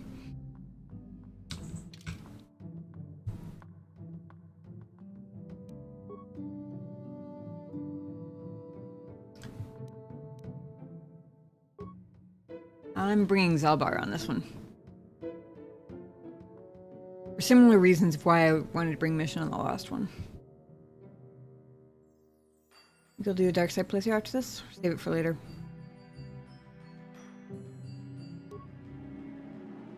Maybe eventually. Probably not right away. Even games I really enjoy, I like 99% of the time don't have the patience or the attention span to turn around and restart a game I just finished, like right after. I say 99% of the time. I thought it was 100, but I actually did a second speed run through Dragon Age Veilguard right after I finished, because I wanted to do an all opposite decisions playthrough while I still remembered what my original decisions were. And I did pretty much speedrun it. Like, I think I cut my playtime in half. Yeah, I want to say I cut it completely in half at least. On stream, I'm planning on going straight to KOTOR 2 after this. But I might come back and do a dark side playthrough afterwards.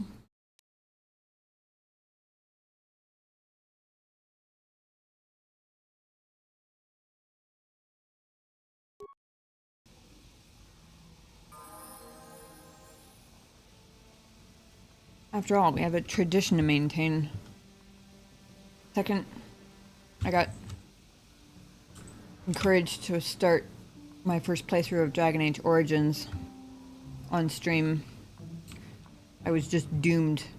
We've played through basically every Bethesda? Where the fuck did that come from?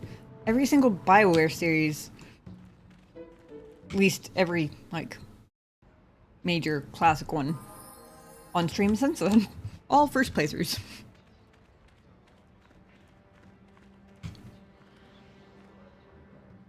I need to remember where stuff is.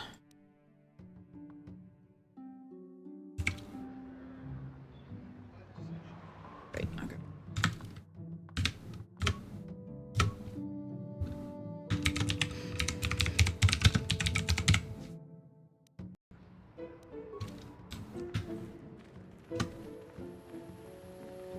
Been playing a lot of Greedfall off stream, and I'm really glad the shift button doesn't do anything in this game, because I keep automatically sticking my pinky finger on shift to sprint, even though that's not a thing.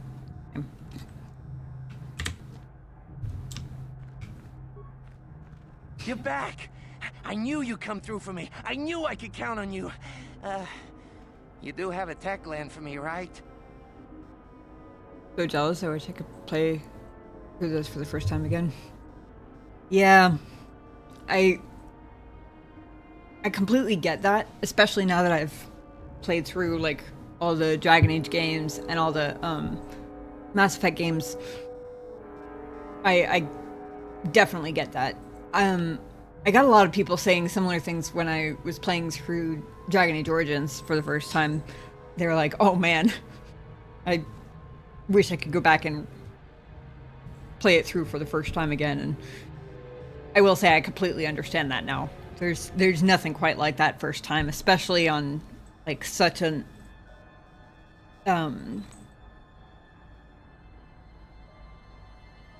thoroughly developed story-based game, you know? Like, you can replay the game, but you only really, at least to some extent, you only live the story once.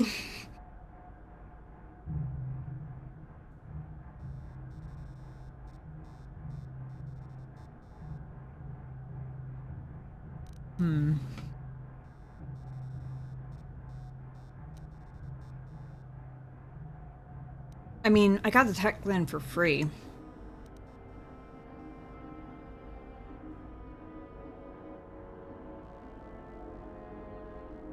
I was never doing it for the potential rewards and riches that he promised, because, let's face it, after hearing a little bit about him from Mission and a little bit about him from his ex-girlfriend and having like 2 conversations with him, that's all it takes for any idiot to know that you're never gonna see those grandiose mountains of credits that he claims you're gonna make. But I was mostly doing it from Mission, honestly. And even then I didn't go out of my way. I sort of just stumbled across the tag land. And then I think it might have been Ulrich, actually. Because I didn't even register what I had just come across. But forgive me if I'm wrong, but I'm pretty sure it was Ulrich in chat who reminded me that that was actually a quest item. I was like, oh yeah, that is a thing, isn't it? So, remember it was something about a drink. Which, as long as he's not poisoning all of Dantooine, it's not like I'm handing him, you know, a bomb or something. I hope. Here, take it. Come to Papa, you sweet simian organ. It may not look like much, but once I turn this into a bottle of Torresian ale, it'll end up being worth a fortune. Right. Thanks, Mission. You won't regret helping me out with this. Please, Griff, let this be the last time. No more cons, no more scams, no more schemes. That's all I ask. Hey, sis, no need to worry about that. I've turned over a new leaf. From now on, I'm gonna stay out of trouble and do things right. And once we've cornered the market on Torresian Why do I ale, feel like that's not the good first things time will he be said heading that? my way. Then I'll make it up to your Mission. Just wait, you'll see. You know, once we synthesize this and start brewing Torresian ale in mass quantities, we're gonna be looking for some investors. You give me a couple of 100 credits, and I can get you in on the ground floor. You'll get a return of, at least 20 times your investment.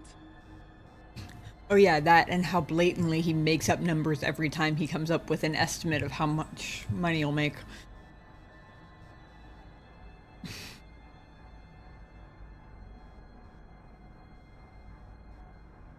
I can't even put into words how certain I am that none of this is the first time he's said any of this.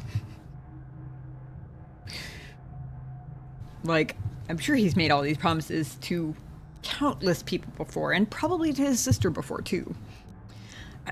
You already promised me a few thousand credits.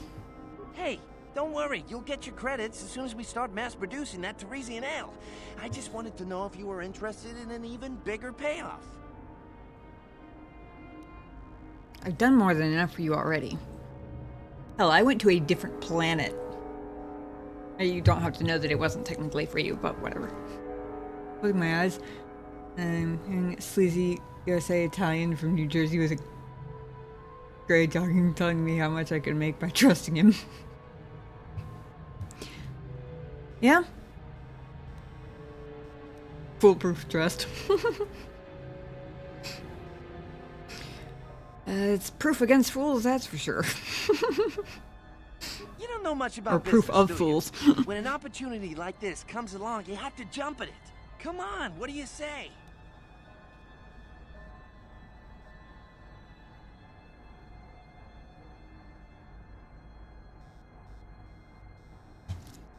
I don't need business advice from you, Griff. It's your loss. I better get started brewing that ale.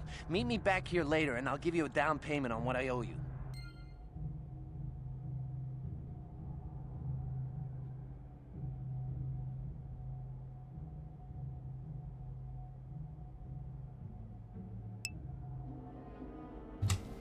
Normally I would say trap.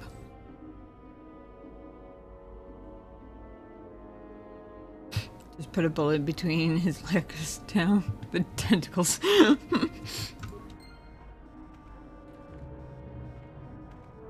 Normally I would say that sounds like a trap. But actually the way he said it made it sound like he actually thinks that he will have the down payment. It didn't sound like a... Let me put it this way, he doesn't strike me as someone who's very good at bluffing. Hey there, what can I do for you? I appreciate everything you've done for Griff. You know that, right? I just hope things work out for him this time around.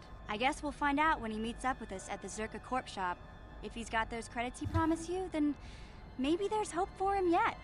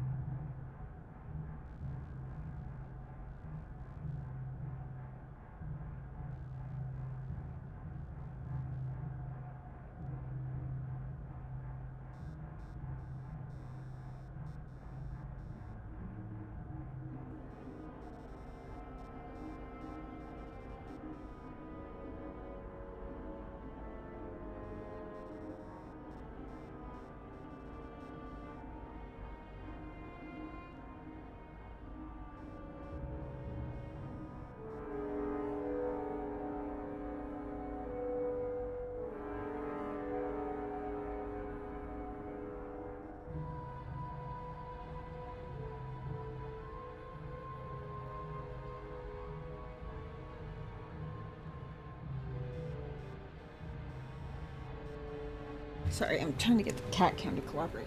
Not wanting to. 1 second.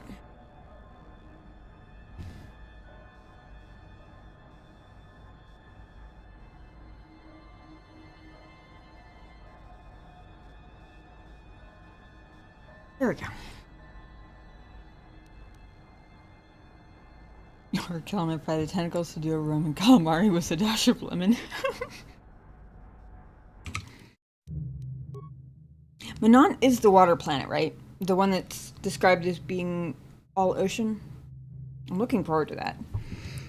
Let me see how long we have to wait here.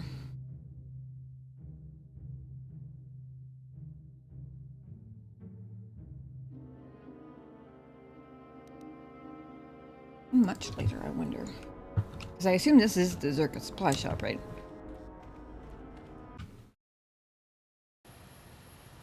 Almost 6 a.m. here. Good night, gamers. Thanks again for this. Thanks for stopping by, Anakin.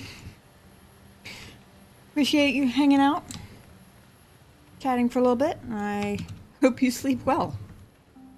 6 a.m. is quite late indeed, or quite early, depending. Even cooking him, I'm sure he'd be disgusting. You'd have to basically drown him in lemon. I don't suppose anybody can tell me exactly how long I have to wait before I can go back. Oh wait, that's their office. A supply shop.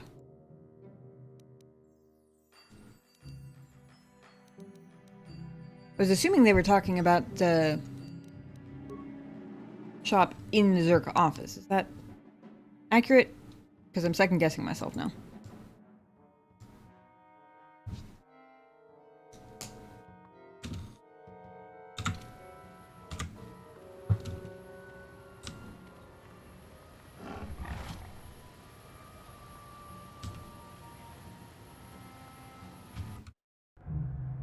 You want to translate that to English for the rest of us, Ulrich?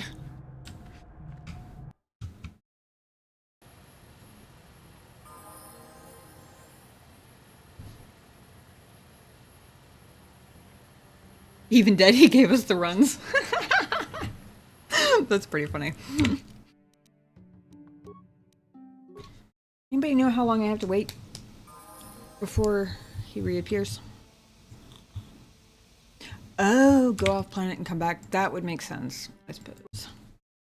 Since there doesn't seem any particular way of... Yeah, okay. In that case... shall we go check out... Oops. I almost went and forgot I had a shortcut again.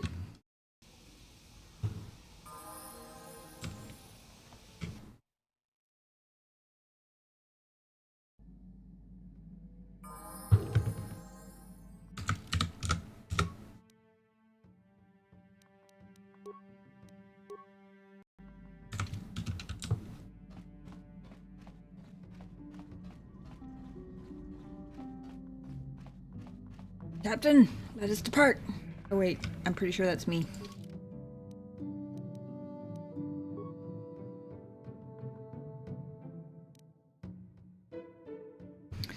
Terrain, worldwide ocean. Native species, Silcath. Docking city of Otto. Let's go.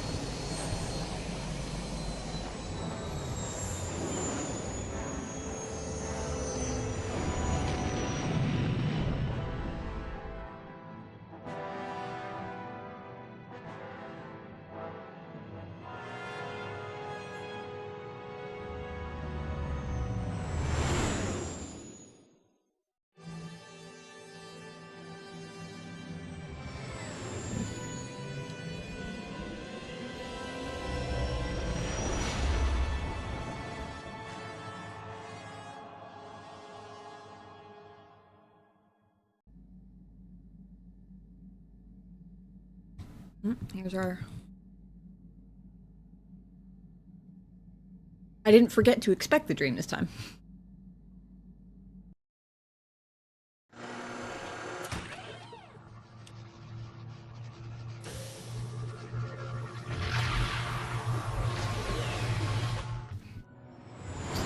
Looked like the hallway of a ship combined with part of the desert on Dantooine. Oh, obviously. Worldwide ocean. Makes sense that pretty much any, or at least a lot of solid masses are gonna probably be constructed.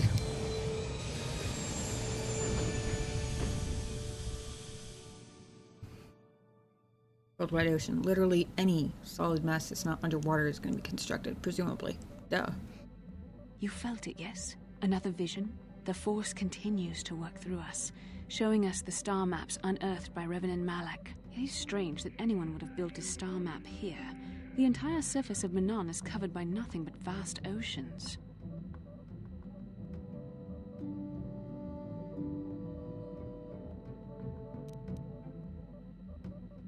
Maybe the land was once above the surface. It is possible.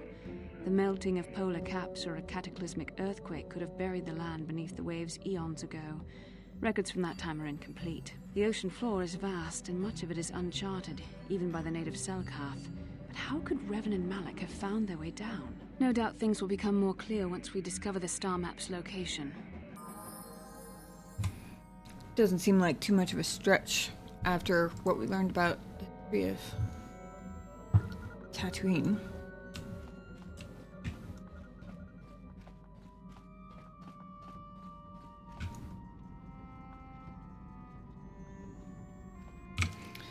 Let me refresh myself on what else we have to do here. There's that one... This was here, right? Yes. I said come alone or not at all. I also don't know who Ulas is, so...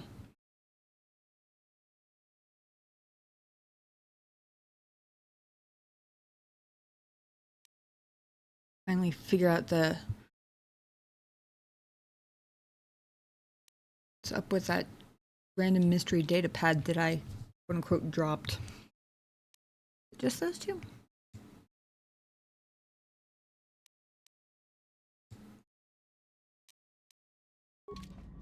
Did he say his friend was here or Korriban?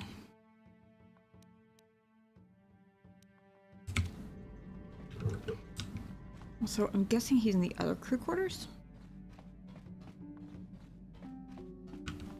No. Okay.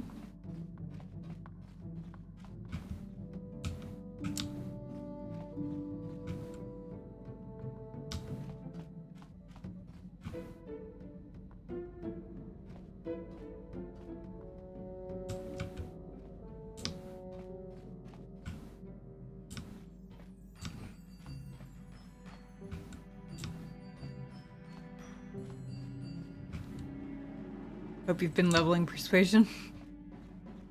I have, actually. In fact, I keep leveling persuasion and I keep forgetting to level repair, which I'm going to need for HK's companion thingy eventually, I think. I assume, anyway.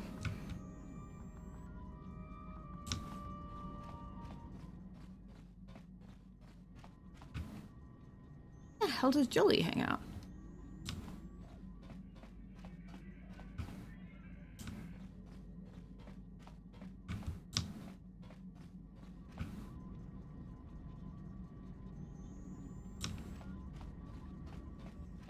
Engine department? Oh, there he is. Got something on your mind, do you?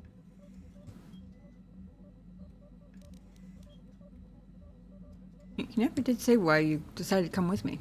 No, I never did I? Are you always going to be this elusive? Elusive? Me elusive?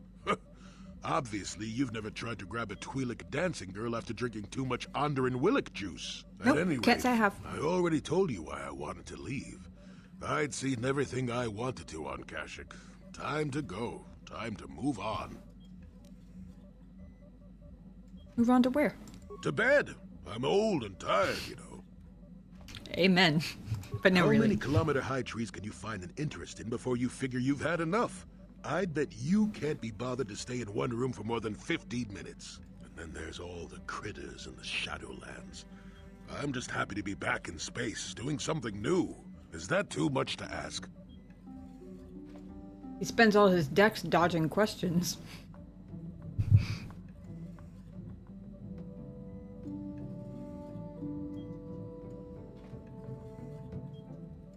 You could do that on your own. So I could. Well, not having a ship does tend to put a damper on that kind of idea, however. I'll admit, for all its flaws, Kashyyyk was home enough. But when you came along and I saw the destiny you had before you, I couldn't help but be intrigued. Mm-hmm.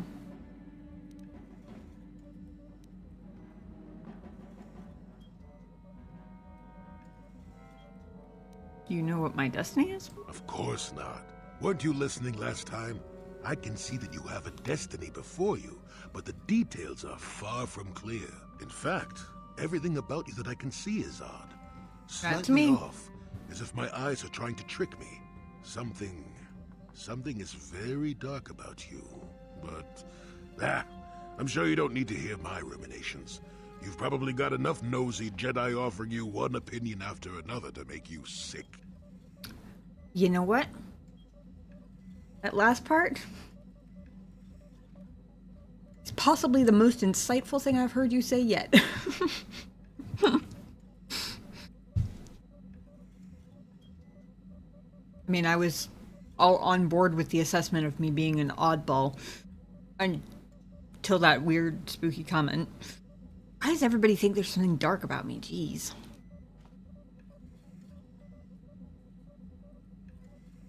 So, you're coming along to not offer your opinions? I'll remind you that you're the one who started pumping me for information. Like an old man doesn't have anything better to do. I wouldn't worry about it too much if I were you. You remind me a bit of Nomi. And that can be all bad. Who's Nomi? Know me, Sunrider. She came late to the Force, just as you have, and became one of the greatest Jedi ever. Oh, fine, fine lass. Whether you'll follow the same path remains to be seen. For one thing, we'll never get anywhere if you stand around chatting up old men all day. What do you think flying a spaceship takes? It's not like it requires me to,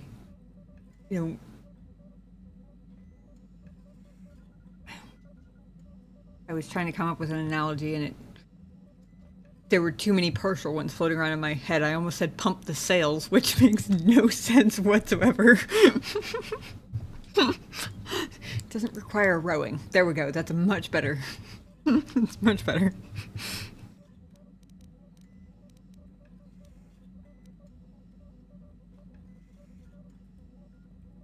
So you're along as some kind of observer? Nonsense. Have I ever refused to help you when you asked? How confused can one person be anyway? One thing I will say is that this little escapade does remind me a bit of my adventuring days before the war. Those were exciting times. Or at least it would remind me of those times if we didn't stand around. What's keeping you? You're too young to be so talkative. Shoo! Shoo! Maybe that's how I ended up being a streamer. Nomi Sunrider. Oh! Ooh, we've got lore drop in chat. Thank you, son. Nomi Sunrider is a callback to Tales of the Jedi, 90s comic series. Okay. Gotcha. Yep, that one flew right over my head. Thank you for the context. Got something on your mind, do you? His entry in the quest journal didn't say specifically. I need a reminder because I don't remember. He said Sunray was on Manaan. Tell me about Sunray. How do you know him? What? You think because I'm a hermit I've always been a hermit? Just because I haven't seen Sunray for 20 years doesn't mean he's not a friend. A man could have changed a lot in that span of time, though. But to become a murderer, I can't see it. That's not the Sunray I knew. He was a good man. Put me up in his home for a year back after I left the Order. War hero, too. Or so I hear. I wouldn't mind helping the fellow if we can. I owe it to him. Or you can be a young monkey lizard and ignore me, I guess. Well, I don't expect much these days. Interesting. He makes some intriguingly insightful comments, even going so far as to observe that I've had plenty of Jedi lecturing me already. And yet, every time I ask him a question, I realize more and more that he might be one of the worst listeners I've ever met in my entire life. Not in terms of, like, listening to your problems or whatever, just in terms of listening to the actual question you asked. Because sometimes it seems like he's messing with me and being intentionally evasive or vague or dodging the question on purpose. But also a lot of times it seems like when I'm just, like, stating something or whatever, it almost seems like he's not intentionally dodging the question. He's just completely mishearing everything I said. Like, I asked how he knew Sunri, and he took it as some sort of, like, how do you have friends? And then, like, there was a whole, like, translation going on between my mouth and his ears that never actually happened. Got something on... Have you seen all the Gizka we have on board? I have no idea what you're talking about, Rabble. What are you saying? See, that is the perfect example of the intentional kind. Got something on your... Do you know anything about this place? Manaan's an unusual place. Not for its water, mind you. It's the KOTOR, healing juice. Only place where it occurs in the galaxy. And that's about all I got to say about that. Now, let's get going. Oh, I get it. Let's play with the old man's head, is it? He's half senile. He'll forget I said anything. Wait, what was this about anyway? See, the first time he said that, I took it as a joke. Now I'm wondering if maybe he is just senile enough that he really is answering questions I never asked because he's already forgotten what the actual question was when it came out of my mouth. I just wanted to know if Sunray is here somewhere.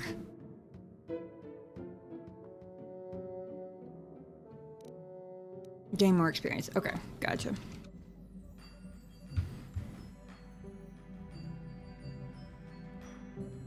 I was really just trying to get a rewind back to when we ran into his friend, because I'm pretty sure it's... Well, actually... Yeah, no, it's way too far back. We still have it in the message history. Did he say that Sunray was on Manaan? Because I want to say he did, but also I'm not 100% sure. That was really all I went through all that to try and figure out, and he still never told me. Okay, thank you. Forget about Jolie, just ask chat. They've got me covered.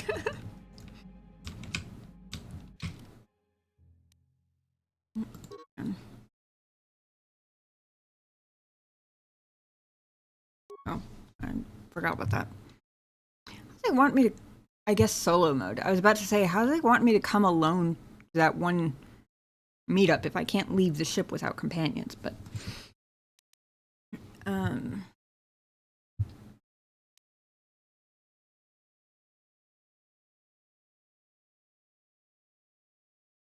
I'm actually really curious if the two of them have any interesting conversations.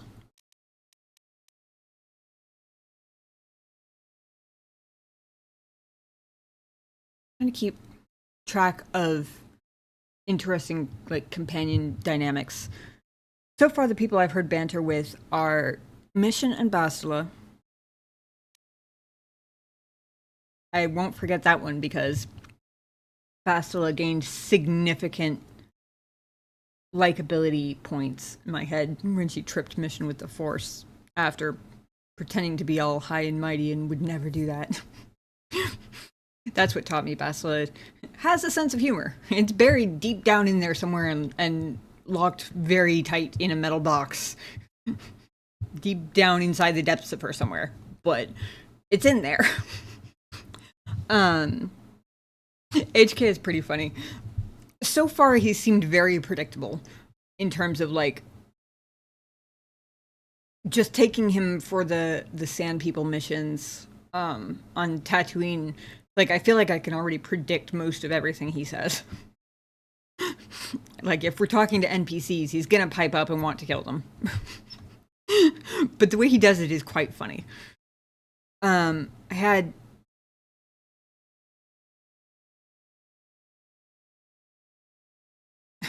You know, I might have to stop calling him Mr. Cantankerous now that we have Jolie on board, because I'm not sure... I feel like Cantankerous might actually apply even more to Jolie than it does to Canderous.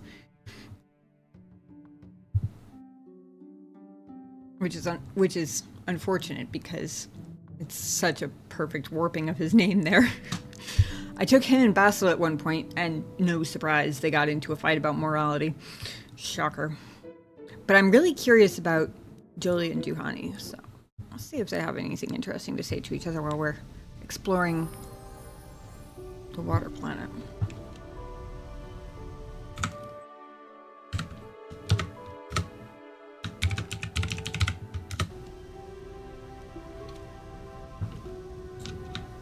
Oh.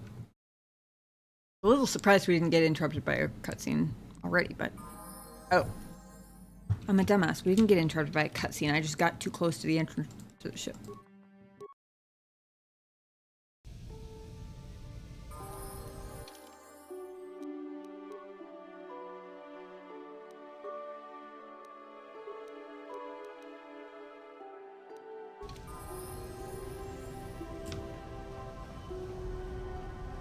I just wanted to see if there were any boxes back here I could loot shit out of, that's all.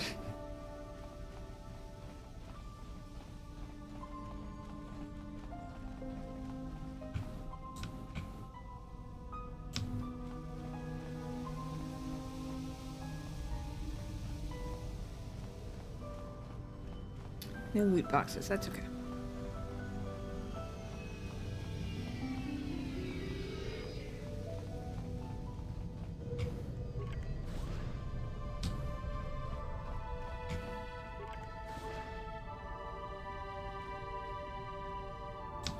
You Republic people are so pathetic, sitting around groveling at the table scraps the galactic senators deign to give you. It makes me sick. The senators work for the good of the whole galaxy, not for individual gain. Ha! Don't make me laugh, you gutless simp. It's the destiny of weak-minded fools like you to be ruled over by the strong, like we Sith. I'm warning you. Don't push me or you'll get just what you're asking for. Try it. Just try it. I'd love to see you throw the first punch. And with all the cameras around, the Selkath would be all over you inside of 30 seconds. You break their laws. You pay the price, Republic scum. But I can see that you're not man enough to back up your words anyway. If you ever feel like relieving yourself of your worthless existence, feel free to come by our enclave here. We have many, many ways to fulfill your wish.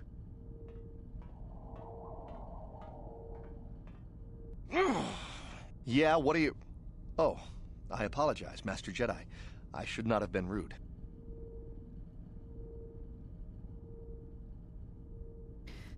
Anybody looking at the cat cam at the moment will see the ghost has honked out white upside down.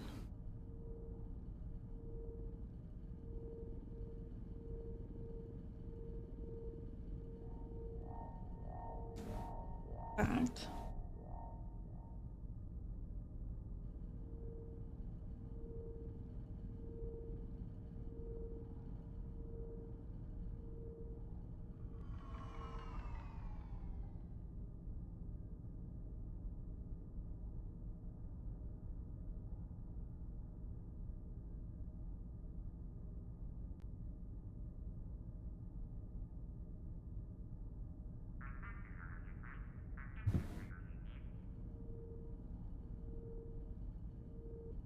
completely upside down. Feet and belly fully in the air.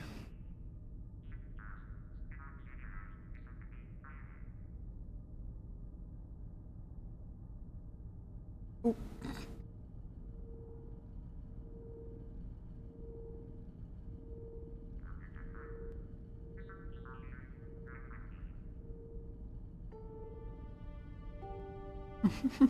Okay, sorry.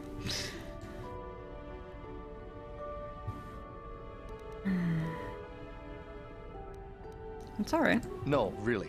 I should apologize. I should try to control myself. As you Jedi do. Is there anything I can help you with? Why does this upset you so much? Well, these damn Sith are everywhere on Manaan, pushing us Republic citizens around, trying to goad us into breaking the law somewhere.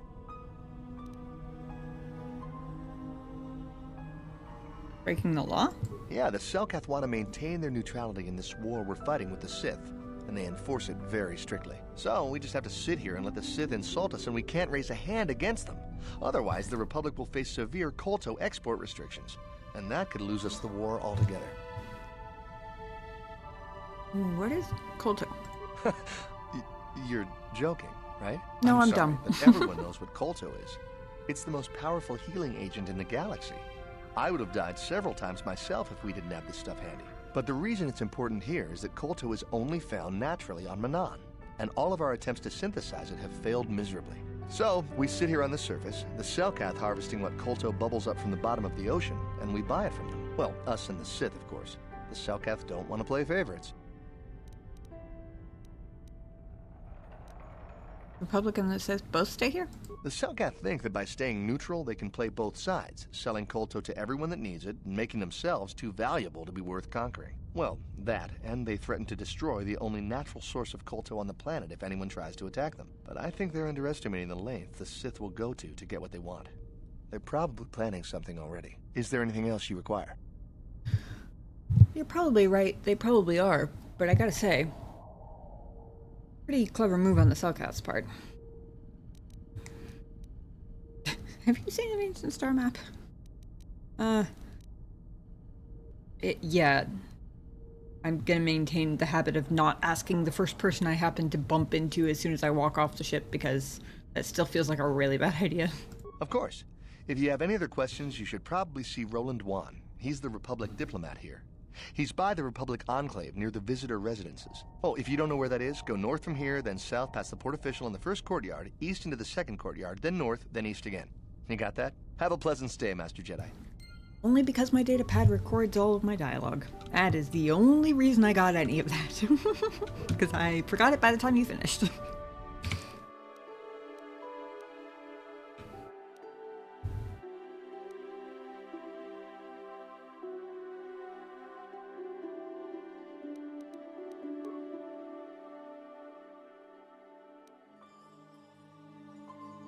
Oh, nice. It put it in my journal, so I don't even have to worry about having too many conversations and losing it.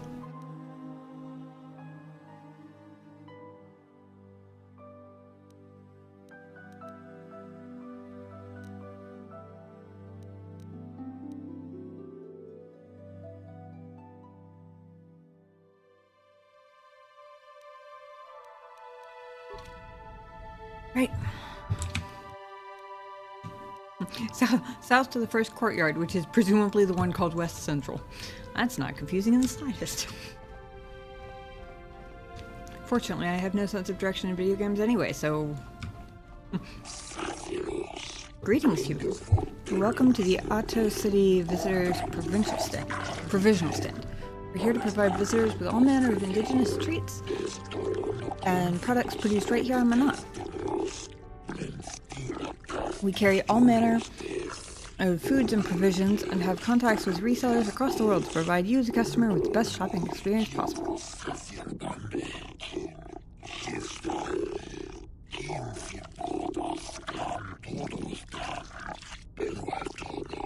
How is it that the Otto City Provisional Company can help you today?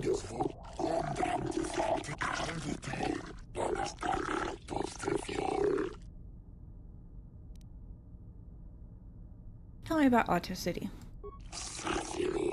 Otto City is the center of trade and commerce for all of Manaan, indeed for this entire sector. It's the only known source of KOTOR in the galaxy, and thus one of its most important worlds. The city was constructed by the Selkath so that other races and cultures could experience the wonders that Manaan has to offer. Okay, tell me about Manaan. Homeworld of we Selkath. It is here that our race has lived and thrived for uncounted millennia. With our valuable supply of KOTOR, we have become an important player in intergalactic politics. We have taken a neutral stance in the current galactic war between the Sith and the Republic, as we believe that violence is not a permanent solution. There's another way in which I can assist you. Uncounted millennia. Interesting.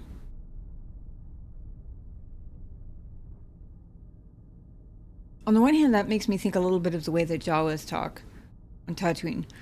And then I realized that when we were learning the Sand People history, we didn't really learn anything about where the Jawas came from, did we?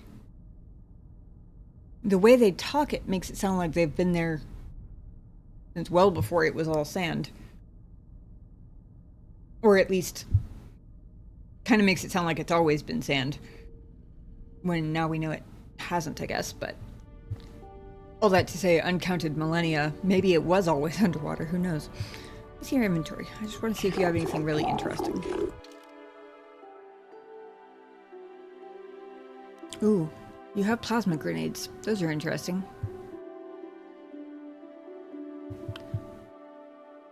Good God, they're expensive. Although, I can understand why.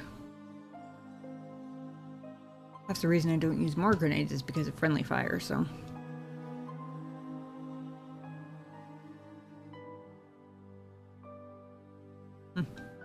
Really is basically just supply shop. That's okay.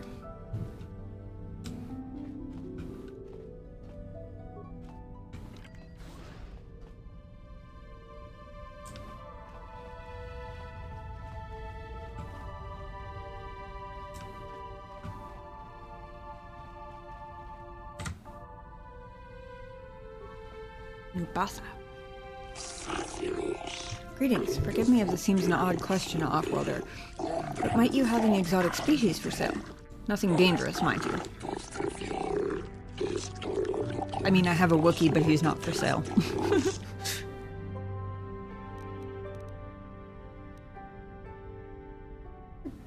Oh yeah. I'm so sorry, Zelbar. I was making a funny and I completely forgot we have all this Gizka on board. What sort of exotic species? Anything non-sentient and non-carnivorous will do. The creatures that are easy to manage are preferred. Is that understandable?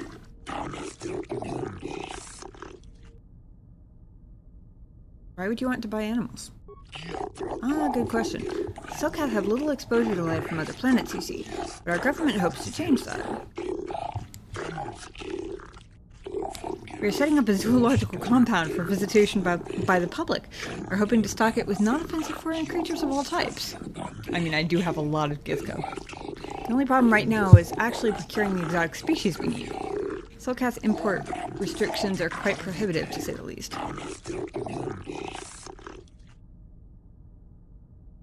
Interesting. So, you want to smuggle them in? I would not use such a harsh word, off-worlder. Let us say that I am interested in engaging in private trade. That is allowed according to our laws. Finding off-worlders that deal in such trade is most difficult, however. I've become quite desperate. Might you have what I seek?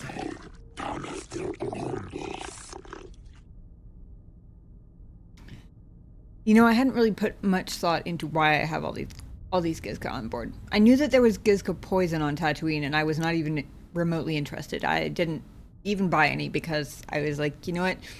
Even if I'm tripping over them, they're cute, and they apparently like interaction, which reminds me of my cat. So even if I spend the entire rest of the game tripping over them and they just stay on the ship forever and ever, I couldn't bring myself to poison them at this point. They're too cute. Interesting. I think I have found their purpose. I have some Gizka if you're interested. Gizka? You speak of the small bipedal amphibians with the overly high reproductive rate, correct? Oh no, I'm afraid I cannot take those. A compatriot of mine made the mistake of purchasing a pair of such creatures several months ago. Within weeks, our storage facilities were nearly overrun. I mean, it was worth a shot.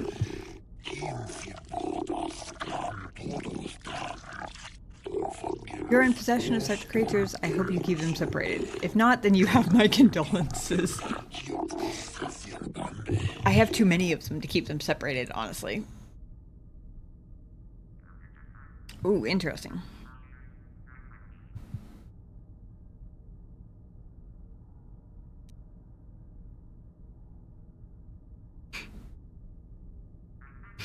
Mitchell, is this why you were asking if I've been leveling persuasion?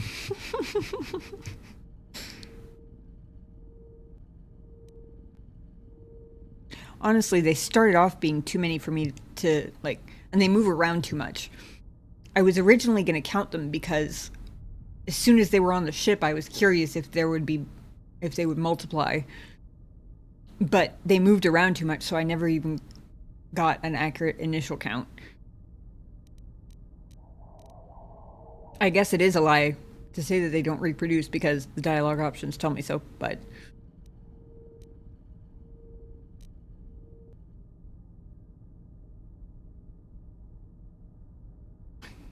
Here's a question. Has anyone ever tried not getting rid of them? Do they multiply to the point where you can't walk through the ship and just, like, fully overrun you? Because if that's the case, I suppose I should try force persuasion. But if not, I'll probably just try regular and let it fail if it fails, because, like I said, they're cute, and at least at the moment, they're not too in the way because the ship is big enough.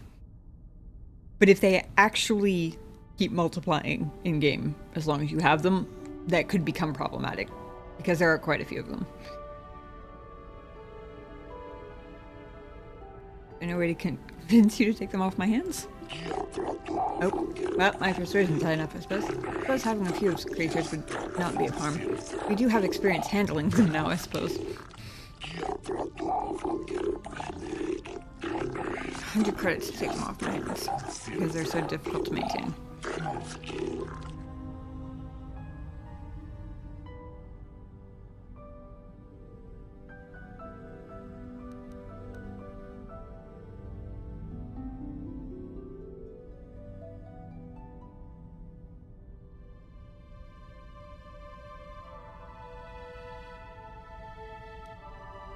I was hoping to sell them. How about we just call it even? Nope. Cost me. Taking such creatures is very high. I'd be removing pests for you at my own expense. I mean, I have credits, but...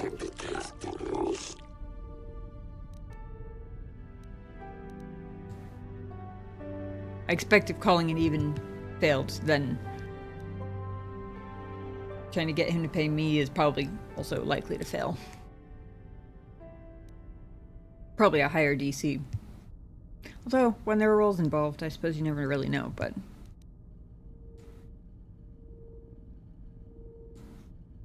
Fine, 100 credits it is. At least they'll get a life that isn't just... We'll have my people start to remove... Interacting. For an off-worlder, interacting with you has been most pleasant. Is it weird that I'm almost gonna miss the Gizka a little bit? I kinda liked having the little pets on board.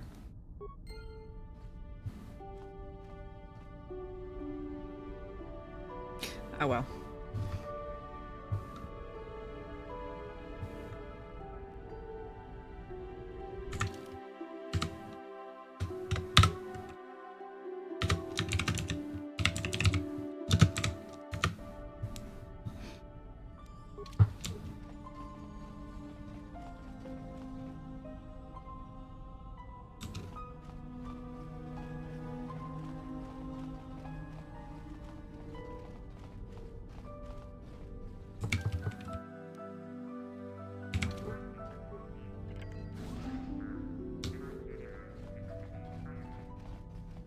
I know I was supposed to turn there. But if, I'm curious if they're gonna let me just walk into...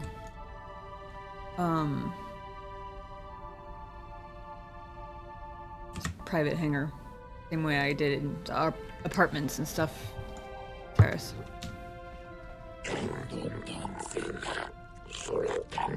Leaving Auto City's security zone. Cameras deactivated.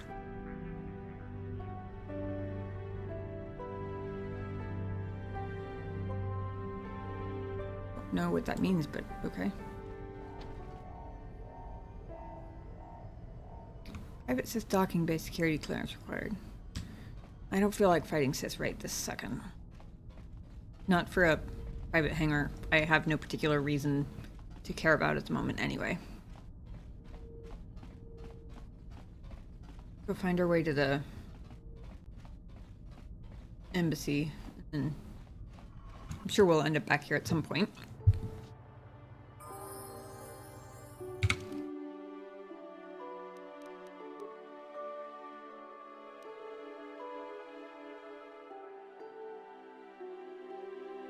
That's the first courtyard.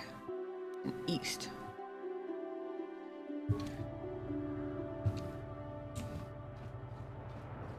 Go east to the second courtyard. I wonder if it's the second courtyard once you start going east, or if it's like the second courtyard overall.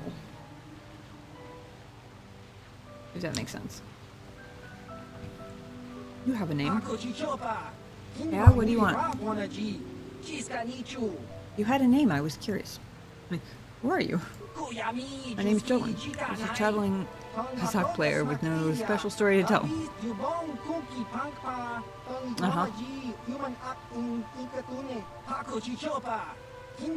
Interested in the game?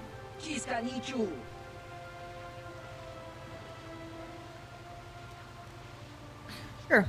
Otherwise I'm gonna forget how to play if I... Less talk, more Kazakh.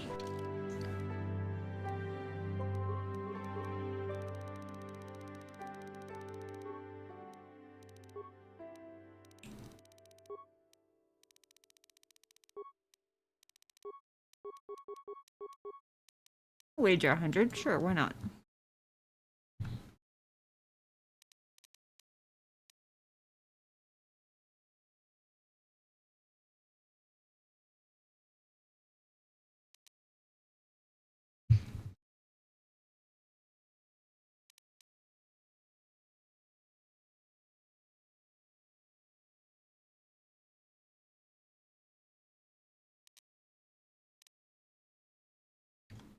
Thought I had another plus or minus card.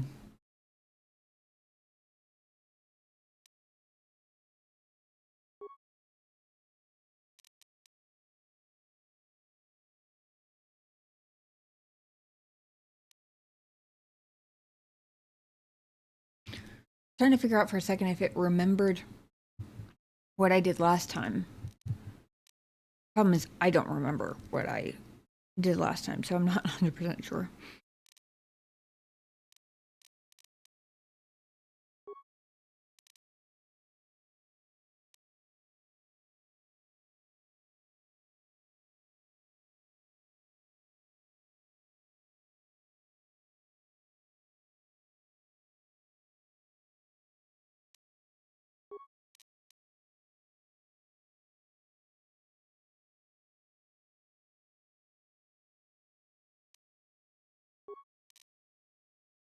Or, I guess. Actually,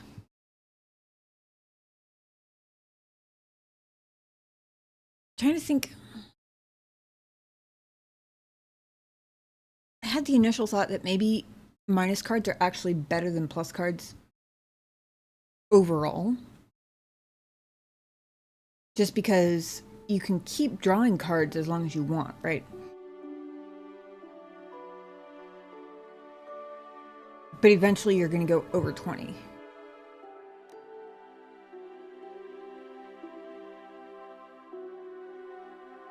I guess maybe not better, maybe it's just a different strategy. Like if you have most of your cards end up being minuses, then the goal would be to basically not worry too much about overshooting and count on the minus cards versus the opposite for if you have all plus cards. So,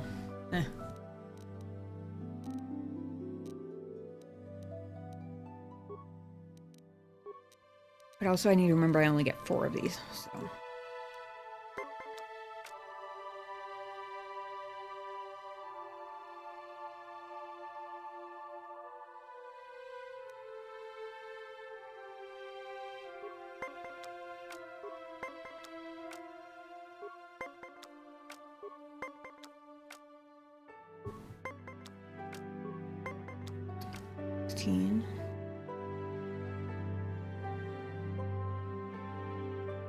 I got one of my plus minus cards in there anyway.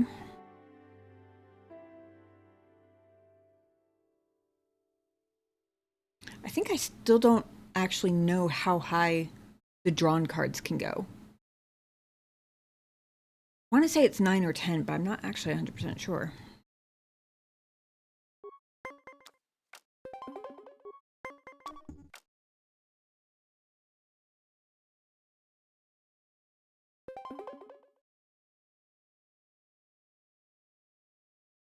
Not good.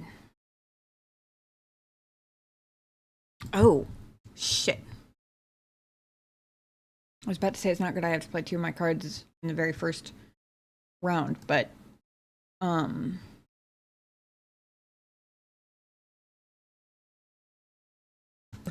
it. Apparently I can't take one back once I've played. I'm learning all sorts of new things about Pazak. And remembering all sorts of details I've forgotten. Well, that sucks. I'm using one of my forehand cards to lose.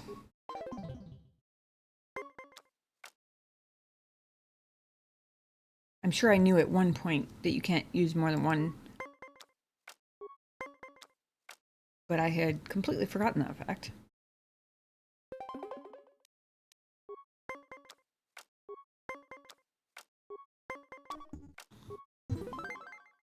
Okay. 1 each.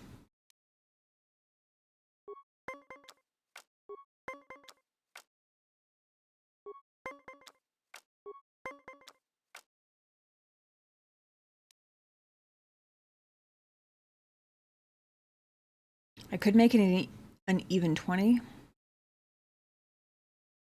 They're at 14. And I don't know how many more rounds we're going to need to go before one of us wins. I've only got 2 cards left. Oh wait, no, I couldn't make any even 20. I could make it 19. Only got 6 points left before they overshoot. I think I'm gonna hope that they do that. Nope. Okay.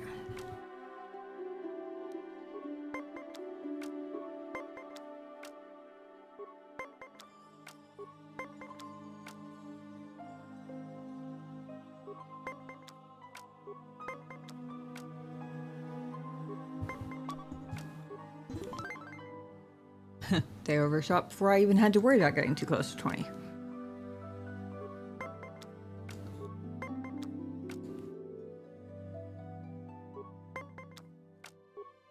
Yep. Oh. I was about to say that was a mistake. I got to 15 so fast I wasn't paying close enough attention. We tied. Okay, we're 2 for 2 at the moment.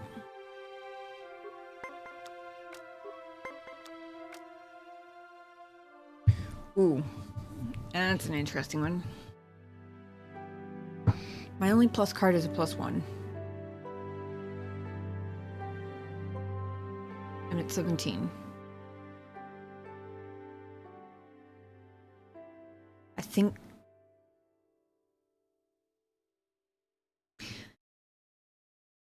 Again, I don't actually know how high the deck cards can go.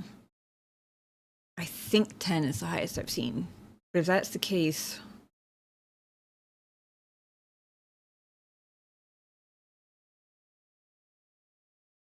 If that's the case, I have a 30% chance of not overshooting 20.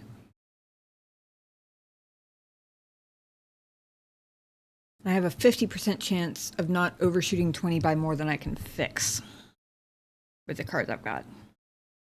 I think we're taking the 50% because I think they're going to be able to do better than 17, honestly. Oh, nope. 27. Nothing I could do about that. That was a good game. It was closer than I'd have thought. You interested in another? Nah, not right now. I got other places to be and people to talk to. Oh well, it was indeed a good game.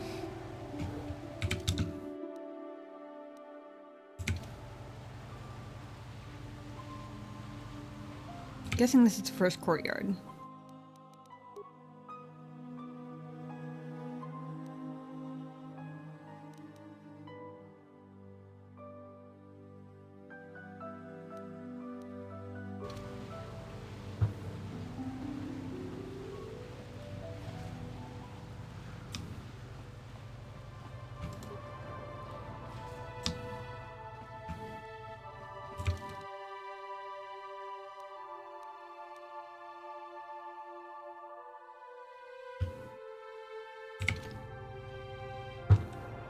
Oh, that's...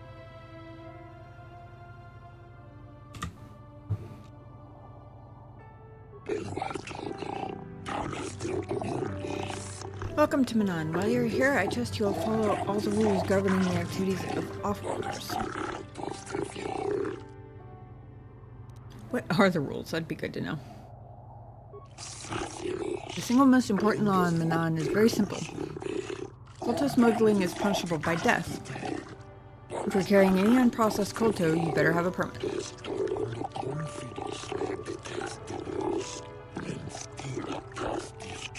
The other rule is also very simple. Keep the peace. Here on Manaan, we maintain a careful neutrality, and we react very harshly to people who jeopardize our neutral status. Fair enough?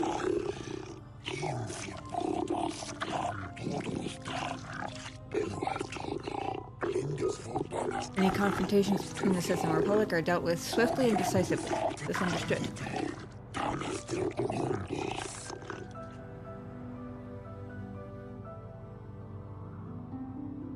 I understand. That's it? Only 2 laws? Don't be foolish, human. Of course we have laws against murder, theft, and other crimes. These laws are hardly different than those of any other planet. Fair enough, it was a dumb question.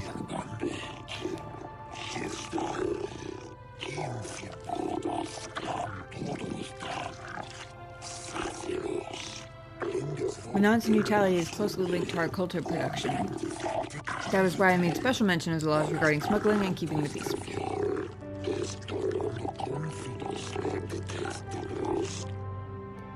I understand. It's a docking fee of 100 credits. You'll have to pay this fee each time you dock on Manaan, or you will not be permitted into Otis.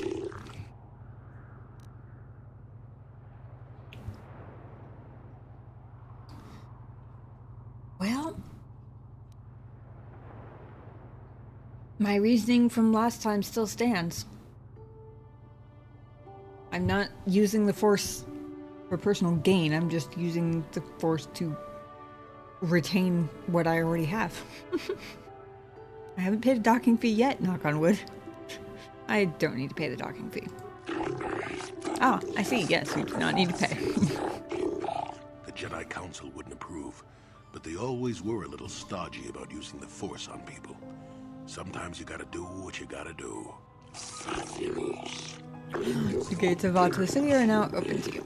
You may come and go as you please, so long as you do not leave the planet. If you do, you will have to pay the docking fee once more.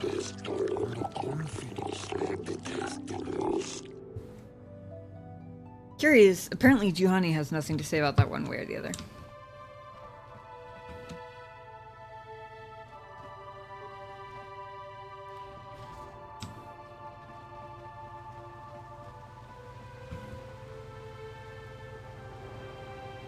Oh, maybe this is the first courtyard.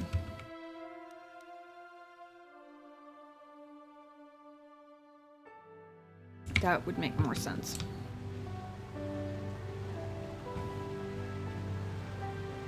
Pretty. This reminds me of, what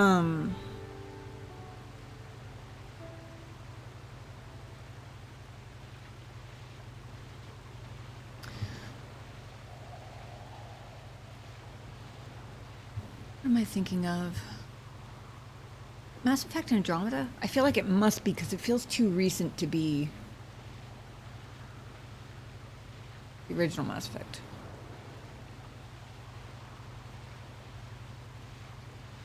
I can't think of the name of it, but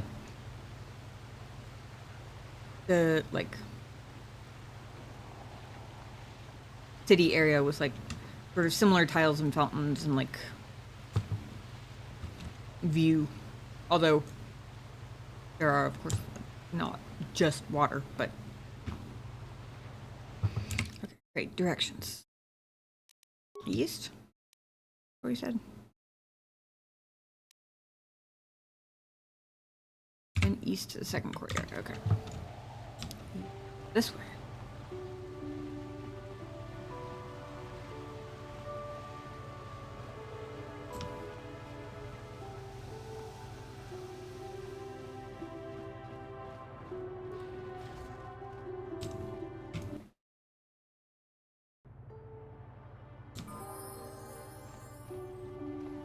Your precious Republic's days are numbered. Long until Malak turns his armada loose on Coruscant itself. Save your empty threats, Sith scum. Malak isn't stupid enough to attack the core worlds, now with the entire Republic fleet waiting for him. You're a fool. When the Sith descend on Coruscant, our numbers will block out the sun itself. The galactic senators will collapse trembling in fear and beg for mercy at Malak's feet. You underestimate the Republic's resolve. We'll die before we surrender Coruscant. That can be arranged. Remember what happened to Taris. Malak could do the same to the core worlds. He wouldn't dare. Now it is you who underestimate our resolve. Well, this seems to be going swimmingly. Had to fight Manaan's music not to put me to sleep. Yeah. It's incredibly foolish to be neutral with the Sith, but the plan is cool otherwise. Yes. I agree. Like I said before, I think the Republic soldier we met when we got off the ship, probably correct. The Sith are probably already well in the process of planning something that will not bode well for the Selkath. But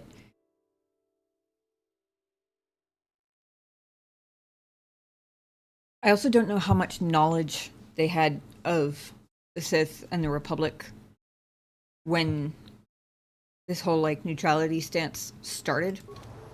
Like, if they didn't know anything about either one, it makes a certain amount of sense.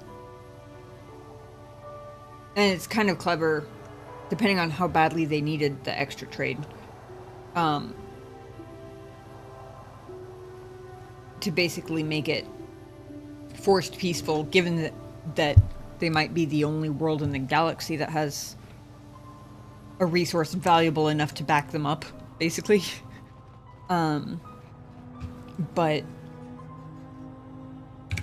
And if they didn't know anything about either group when they established this stance, it makes sense that their initial thoughts would be, well, they're both going to be trash-talking each other, therefore we can't believe anything that one side says about the other one. Because, let's face it, even if the Jedi, or even if the Republic tried to warn them about the Sith, you know the Sith are going to be saying the exact same thing about the Republic, right? So it sort of makes sense. But from our more Sith-educated perspective, yes, it's not a great idea. All true. What was I looking for?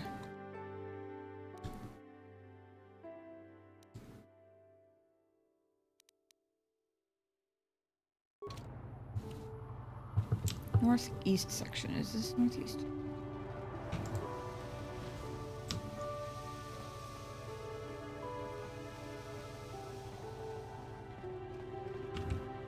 Right, that's East Courtyard. Maybe more north of the northeast. Or more to the north or east. I'm babbling, ignore me.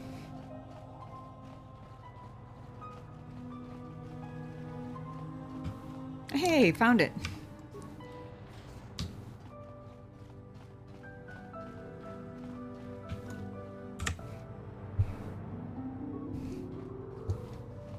Welcome to Manaan. I'm Roland Wan. As the official representative of the Republic Embassy on this planet, I'm here to help all citizens of the Republic should they require aid.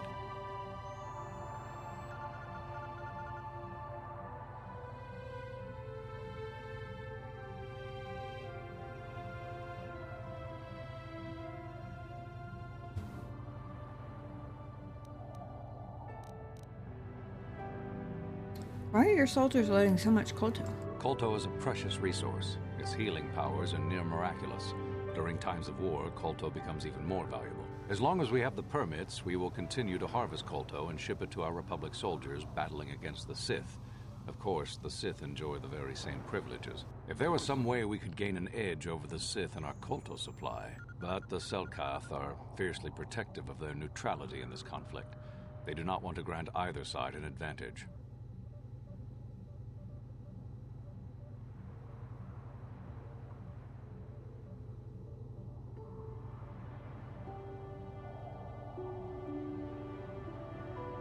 No questions about Otto City. A beautiful place, Otto City. A paradise on the water. But remember, within the city itself, the Selkath have absolute authority.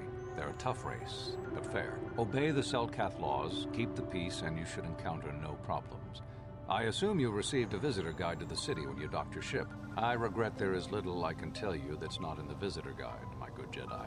My duties rarely permit me to venture beyond the walls of the Republic Embassy.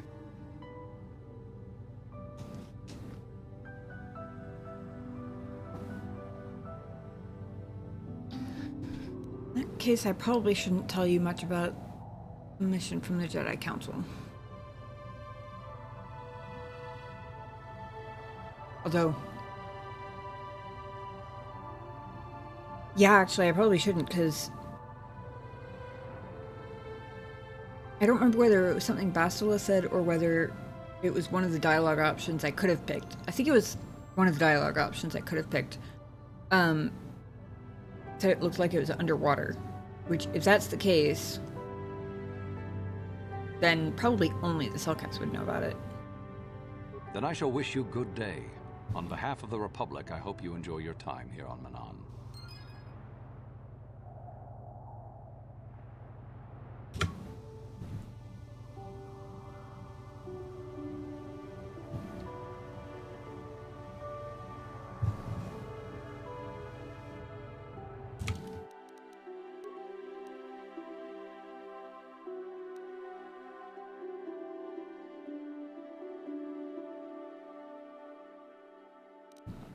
Actually, I just realized that my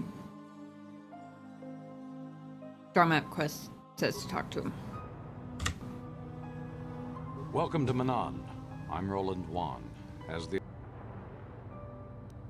Well, on a mission from the Jedi Council, perhaps you can help me with it. Oh, of course. Of course, I'll do whatever I can. But I'm only a simple diplomatic representative of the Republic. I doubt I can be of any use to the Jedi Council.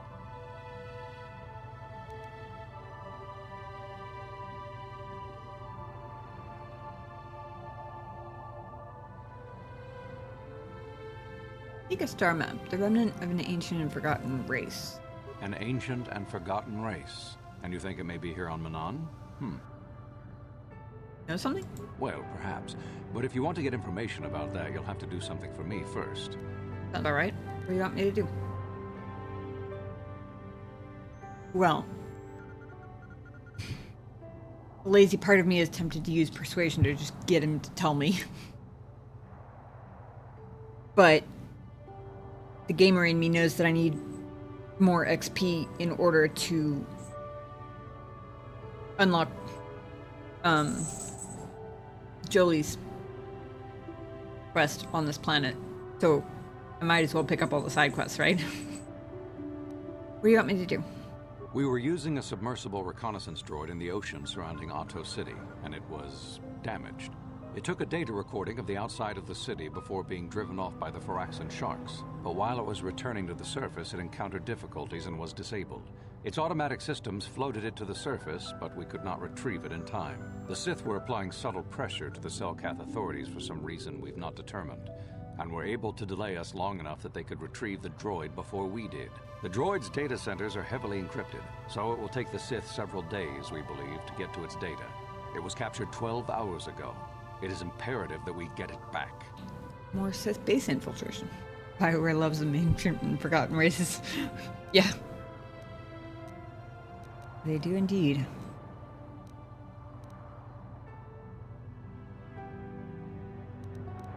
Where is the droid? It's heavily guarded, we're sure, in the Sith embassy here on Manaan. Since we have no remaining soldiers to spare, and certainly not our elite ones, we have no one capable of entering the Sith base and retrieving it. That is what we would ask you to do.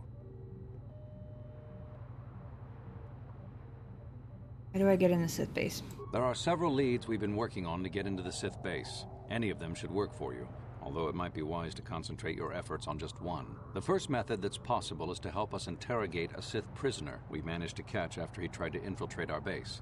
He's being held just inside our enclave. We think he may be able to give us the passcode that the Sith give their informers to enter the base. He has proved most resilient so far. Tell me all the ways and then I'll pick. We managed to pick up a crate of blank Sith data cards, the type they use for passcards. The encryption system to unlock them is very difficult, however. But if you are more skilled than our technicians, you may be able to gain access that way.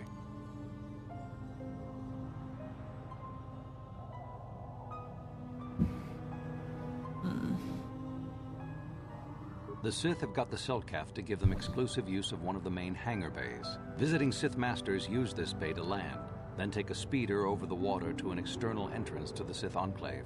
The luckless spy we mentioned earlier had a pass card to that hangar on him. While it is surely well guarded, it may prove to be the most direct route. Here's the card. The Sith base itself is very heavily guarded. If they became aware of your presence, I fear you would be quickly outnumbered and killed. Here is a pass card to get you inside our facility. You should find all you need to get started in there. You can choose whichever of the methods you want, as long as you get in the base and get the data recording back. Which method do you think you would like to try first?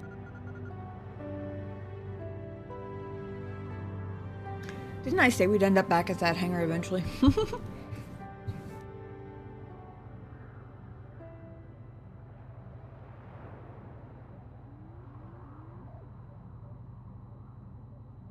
Don't think I've tried my Force persuasion on the Sith yet.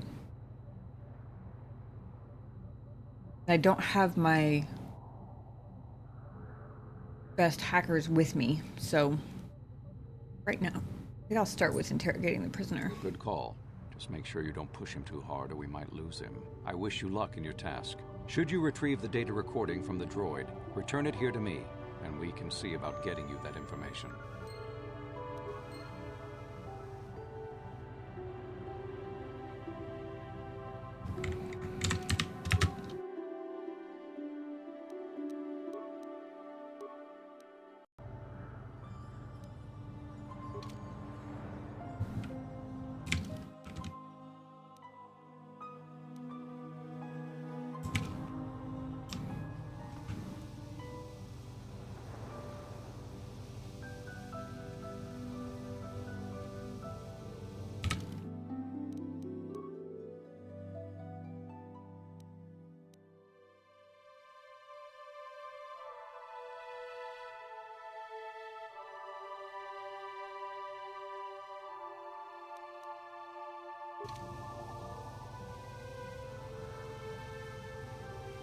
Okay. The kitty cat is currently sitting patiently at my feet. And I think he is ready for dinner. You guys will give me just a minute or two to grab him some dinner.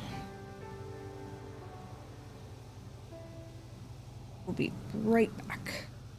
Go find ourselves a prisoner to interrogate. Be right back.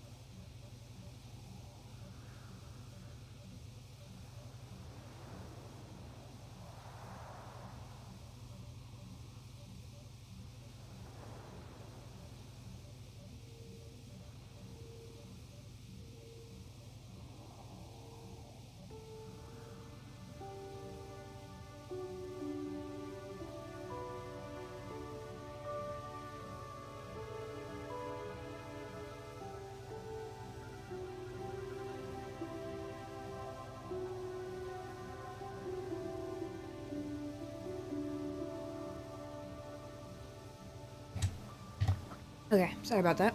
Thank you guys for your patience. Went in the refrigerator to get a drink of milk. Cat decided he was going to go on his own little mini adventure and jumped into the refrigerator.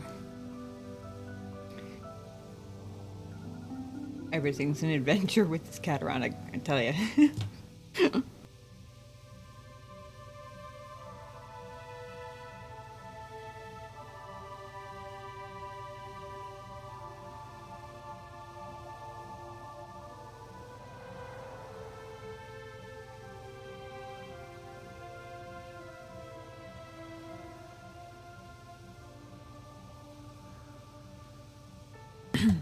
Alright, let's go find this prison.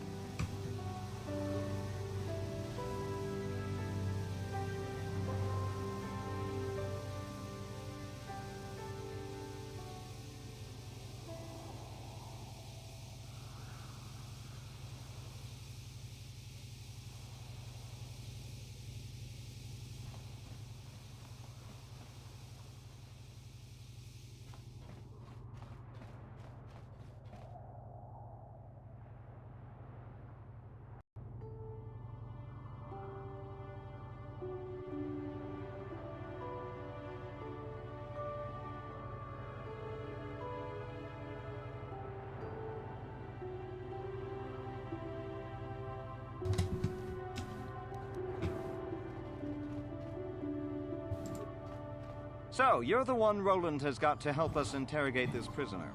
I hope your Jedi powers will come in useful. This one has been most resistant. He's a Sith spy we picked up a little while ago, snooping around outside trying to get in. We thought he was suspicious and brought him inside when the Selkath weren't looking. But it seems the Sith have done a pretty good job of conditioning this guy, and we haven't been able to break him yet.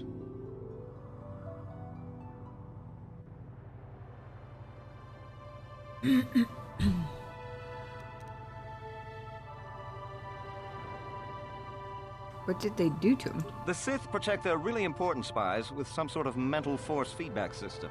They can turn their minds in on themselves, so force compulsions won't affect them. Combine Well, shit, this there with goes trick number conventional one. training to resist interrogation, and sometimes it takes months to get them to tell what they know. Do you want to interrogate him now? No problem. You're back. Oh, I thought they were going to let me ask the other questions, but maybe they were all versions of the one question. Well, the training the Sith gave him will protect him from most normal interrogation techniques, and also from force persuasion. We have found a few hooks you might find useful. He was with another man when he was first spotted. We think it was another spy, but we didn't manage to catch him. We also seized some personal documents he had on him when he was captured. It would seem that he's married to a woman named Tila. We checked this in our computers, and it seems to hold up. We've sent a couple of agents to investigate, but it may be a while. What do I have to work with? What we have here is your standard issue truth serum. It should make him spill his guts in no time. But there is a catch. Catch? Because of his conditioning, he's able to resist it at small doses. But if you give him too much, his body realizes what you're trying to do and shuts his mind down completely. If you do that, you'll have to inject him with an antidote that neutralizes the truth serum. Unfortunately, that too has a drawback. I detect a pattern here. It causes short-term memory loss. This may work to your advantage because you can try the same tactic over and over again. But if you use it too much, you may forget everything we want to know. Shall we get it started then? Sure. Hey you, wake up. Someone wants to talk to you.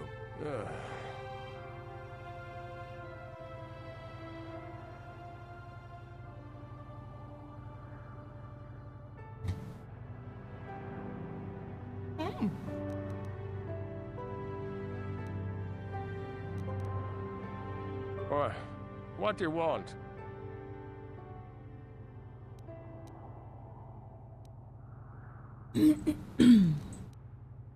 Good cop, bad cop? It's a classic, right?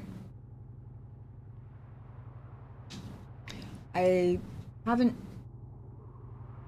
get the opportunity to ask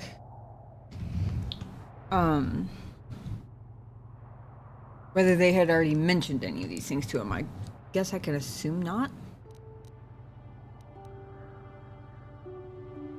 Relax, I'm not here to threaten you. You're not. You lies.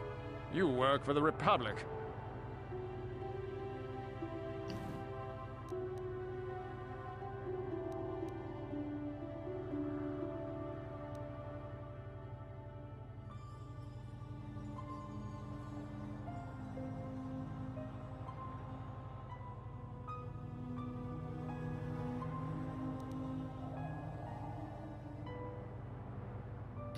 I'm thinking about two different things. I'm thinking about what he's most likely to be tempted by.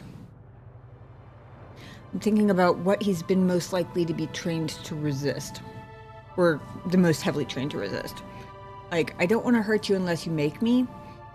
Sounds like the sort of classic interrogation starter that was probably day one of his interrogation resistance training.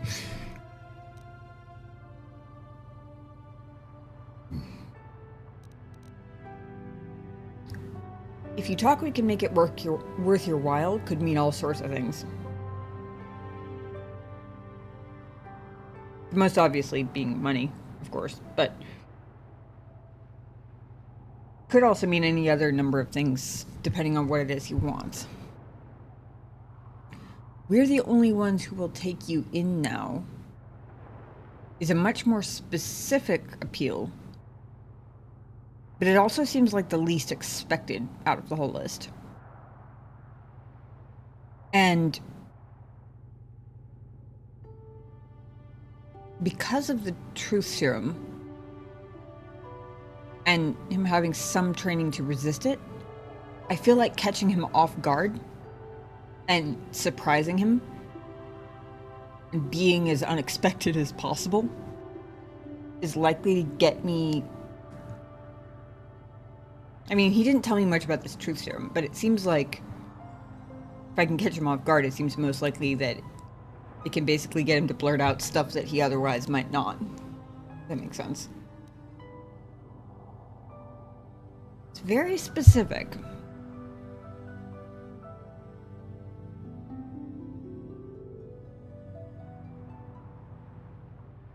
It's also worth remembering that this is not Veilguard.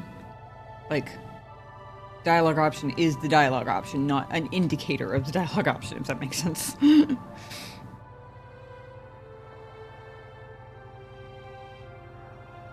Still, it's weirdly specific enough that it might just work. We're the only ones who will take you in now. The Sith will never trust you again, Spy. We're the only place you have left. Tell us what we want to know. Never. I am Sith. I will never betray them. Your Republic is weak, and will soon fall at any rate.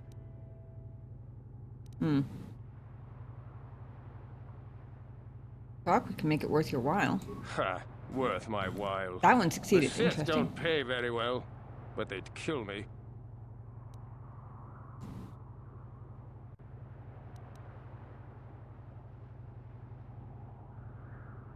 That was a success. I don't know if... They keep bringing me back to this menu. I don't know if it's like a... If you get majority successes, then you move on to the next step sort of thing. Or if it's a, I want to go with let's try something else while I have a success.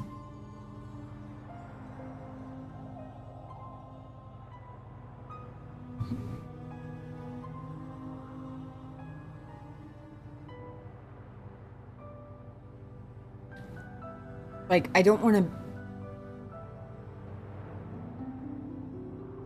to lose the step of progress from that success while I have it.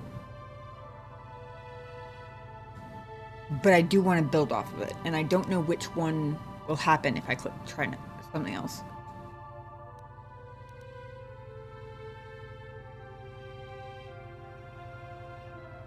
But the confirmation that the Sith would kill him makes me think that anything I threaten to do to him isn't gonna likely be any more convincing. Especially if he has a wife that is accessible by the Sith. Try something else. What do you want?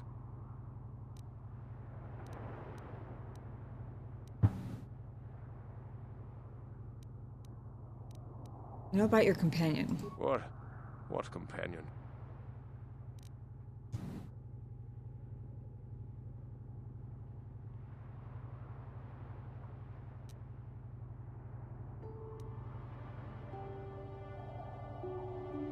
Perhaps we'd give you back to the Sith, but keep him. Of course, they would never believe we let you go so easily, but they would all too happily believe you betrayed them. You can't do this to me. They would kill me in ways too horrible for you to imagine.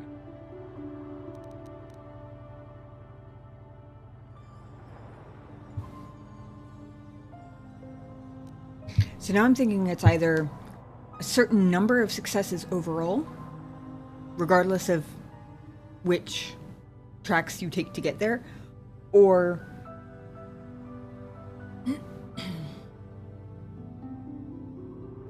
that you need at least one success out of each of the starter questions, like one of these, one of the nice guy route, and one of the wife route, if that makes sense.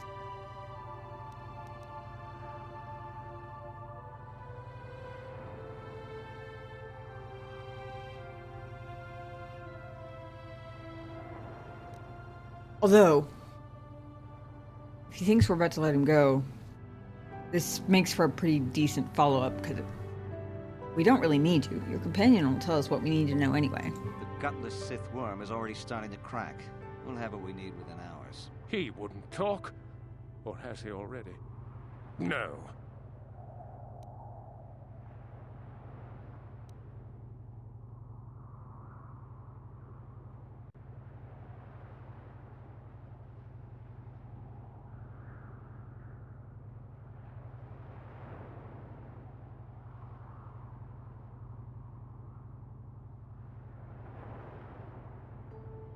From his perspective, if he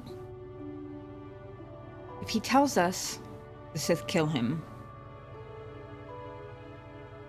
if we let him go and make it look like we let him go too easily, the Sith kill him. If we tell him, if we say if you don't tell us he'll suffer, that feels like a big gamble, because we don't know, like, they could be two random people who are assigned to a mission together, or they could be, like, brothers. We don't really know which.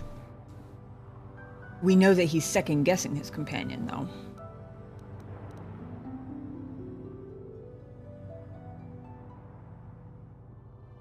What? I could be just fucking this up completely by zigzagging. But lacking any other information, I'm going with the theory that a couple of one or multiple successes from each of these is the key. I don't really know, but I'm guessing I have to go through all of these, like, topic options. I don't know. Maybe we should do something about Tila. Tila? How did you find out about her?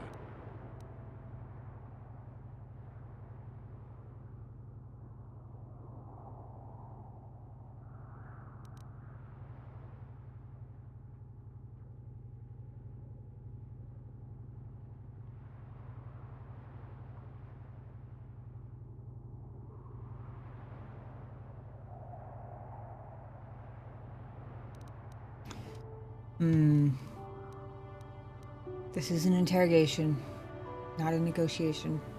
I need to be a little bit ruthless. We have her already. She may be spared if we talk. Nope, no, he doesn't believe me. Damn! He blanked out.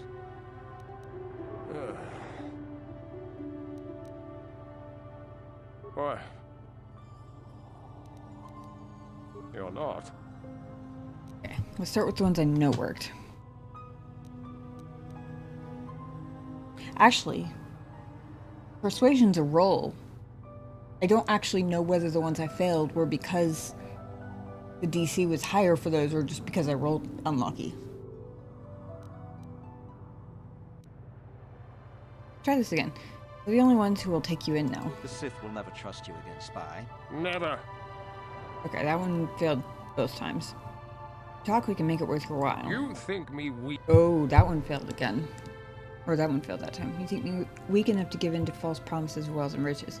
If they're stronger than that, we'll have it all eventually anyway. What? What companion?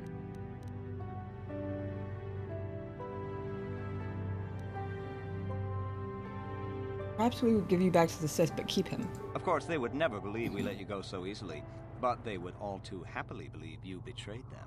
You can't do this to me. They would kill me in ways too horrible for you to imagine. That was a success. We don't really need you. Your companion will tell us what we need to know anyway. The gutless Sith worm is already starting to crack. We'll have what we need within hours. He wouldn't talk. Or has he already? No.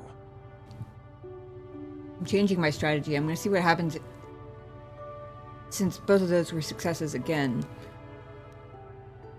I want to see if I can get a success on the third one, because I might have been approaching this wrong from the beginning. If you don't tell us, he'll suffer. Nothing you could do to us would make us talk. Yeah, he doesn't we care. Sith are stronger than you give us credit for. Boy.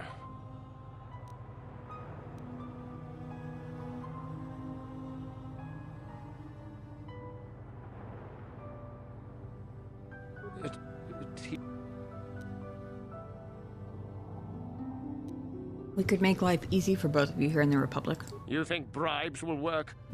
You must be dumber than I thought to think that a Sith would join the losing...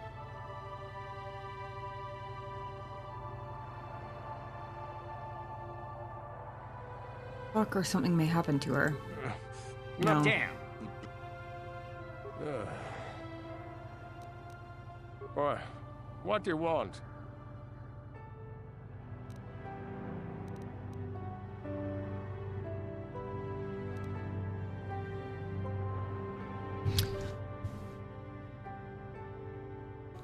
Do any of you guys know how this works in terms of like, I've been through a lot of the questions twice now, so I know which ones I've managed to succeed consistently on so far and which ones were kind of a toss-up or a guaranteed failure or whatever, or at least more likely to fail. But I don't know what I'm going for. I mean, I know I'm going for information, but like how many successes I need, or if I need all successes under the same, like, strategy. Like, under the I'm not here to threaten you strategy, or the we know about your companion strategy, or whatever. Not sure. Usually never went this route. Fair enough. Wow.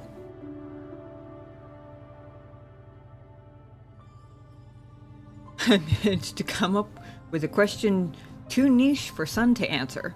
I didn't know that was possible.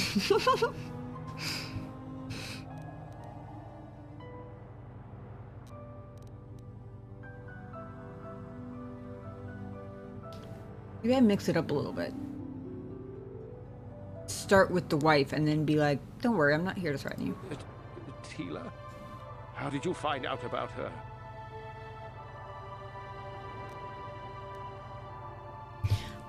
To be fair, I haven't actually succeeded on any of these yet, I don't think. We have her already. She may be spared if you talk. No, please don't hurt her. Oh, Please. he believed me that time.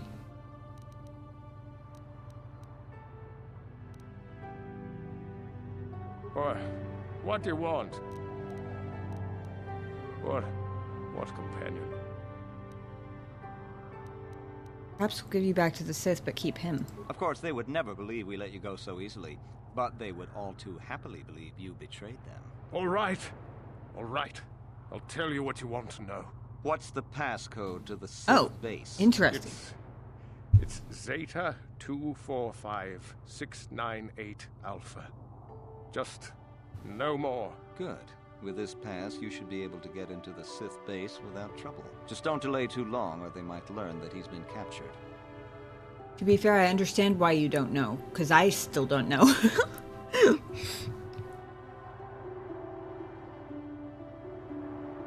My best theory at the moment is that you have to get a success by like a certain margin. Like an overwhelming success sort of thing. but I still don't know what's required to succeed. So you know what? I think mine's at, where's mine? 7 maybe? Oh yeah, 7, but plus 3 charisma, so 10.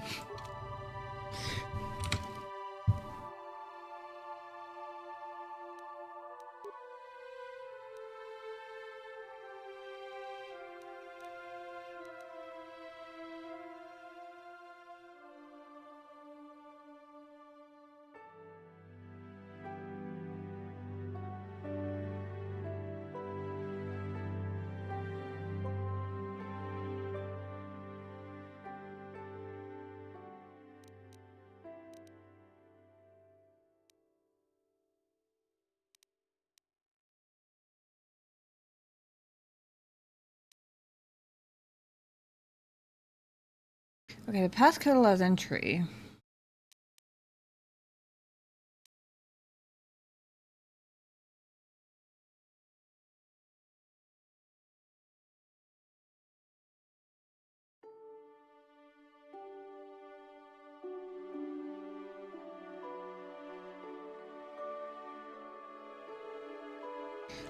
It was only the force your way into the Sith hangar option. It gave me a way to get to it. Didn't they say the Sith base was like more across the ocean? So I don't know how to get there.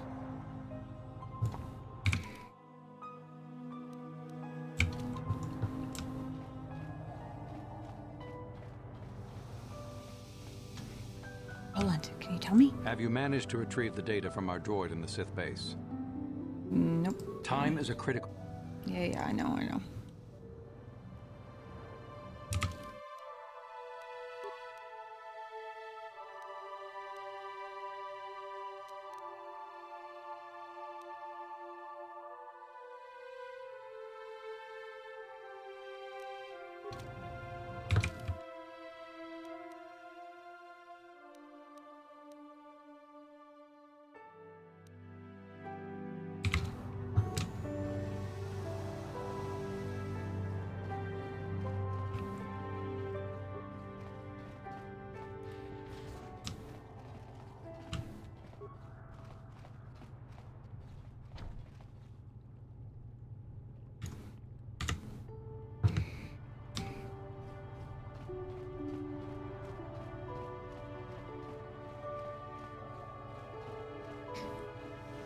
It said something about our visitor's pamphlet. Why couldn't he have given me a map? I mean, like, a filled-in one.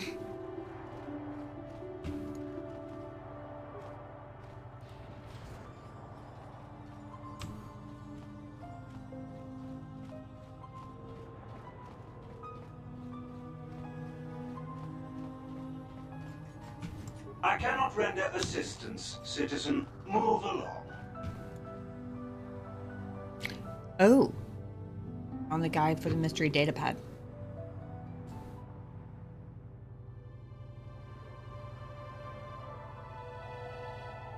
Oh, also I forgot Yes? Honey has a level up.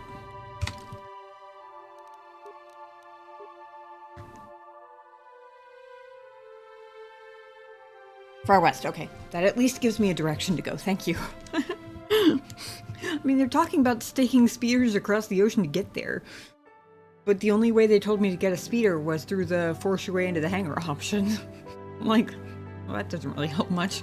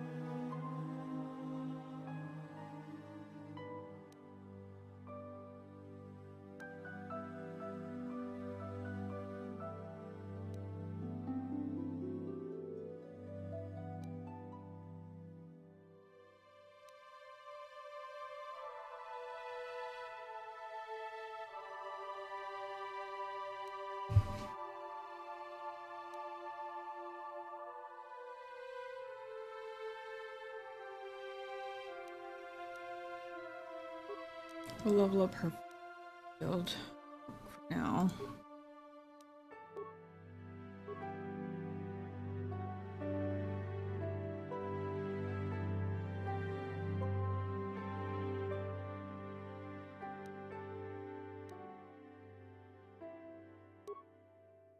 Put your attribute point in wisdom. I could give her a +2 strength, but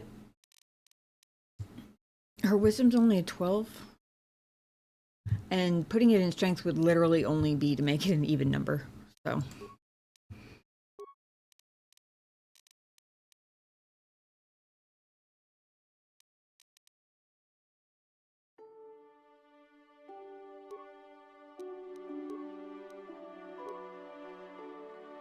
her force jump. Sense.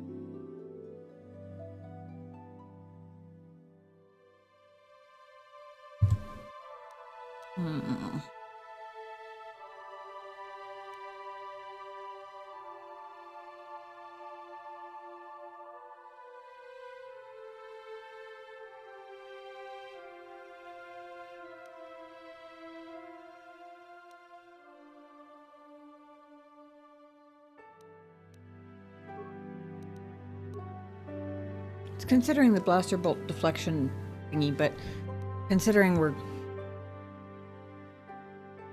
very much at risk of antagonizing Sith, extra lightsaber damage seems like a better one for this level.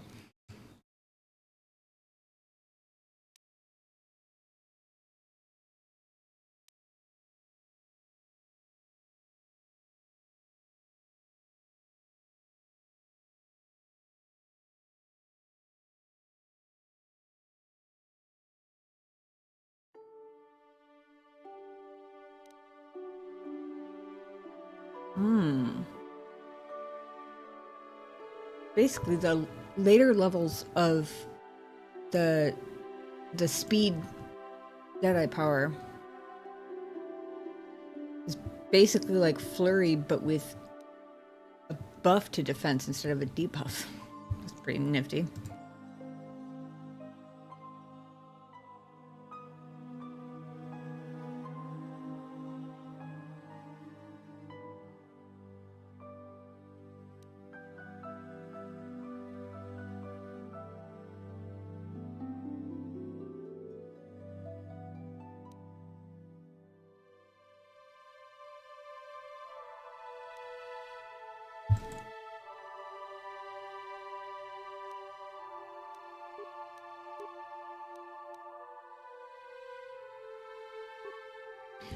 Do they use self buffs as well? Like, I noticed sometimes on Kashyyyk, when we were fighting the Mandalorians, I would switch to Jolie, and he would have a couple of cures, force cures in his queue. Will they do their own thing too? Like, will she give herself speed if I'm not controlling her?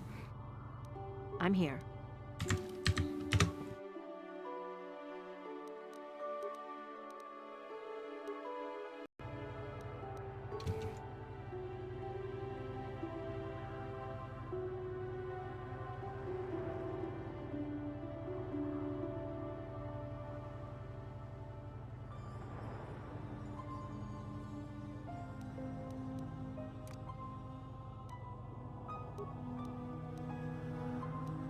Yes? Depends on their script set on the alignment screen. Oh. Oh, is that what that button's for? For a version of the battle tactics from Origins. Interesting. Okay. I had seen the button, but I hadn't really... I don't think I'd ever clicked on it, actually.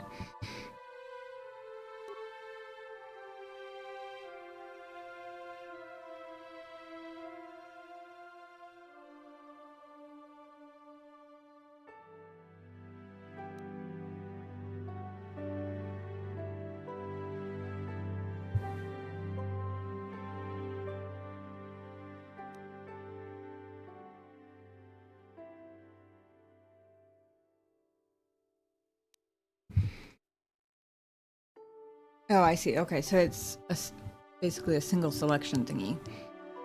The default character will use currently equipped weapon in combat. Characters with force powers will use them appropriately. Characters will not use special items such as shields or med packs. Droids will not use droid utility items. Jedi droid support. Jedi characters will use force powers until they run out of force points. Then they will behave in the same manner as default attack setting. Droid characters will use equipped droid utility items.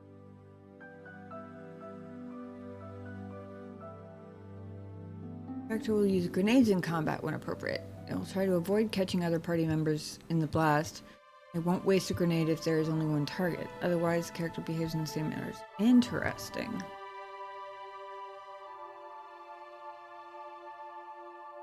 I overthink the use of my grenades too much to have that set actually like preset for anybody, I think, but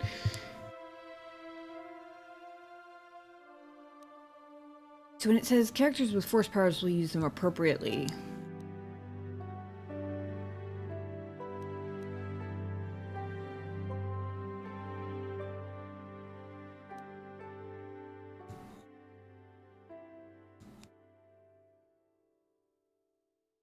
that makes sense for the heal. I still don't know whether that means that, like, she'll either give herself speed or never give herself speed, depending on... I guess it would depend on what situation the game considers appropriate for using that, which, for me, would be the beginning of every combat, honestly, but...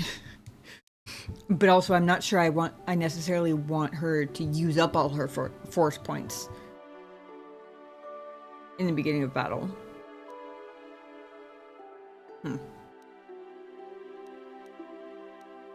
I'll leave it on default for now, I suppose. Oh, that was Jolie anyway, not Giovanni. Either way.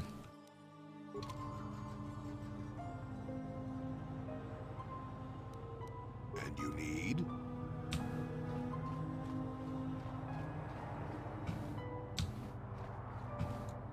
This didn't work with the Mandalorians, Yes. but I'm gonna try it anyway. Here. I'm here.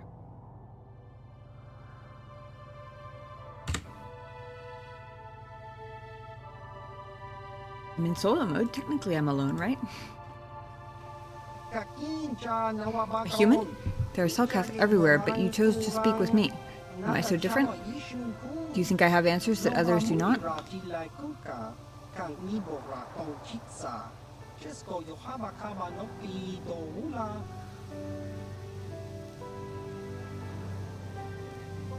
Rather strange greeting.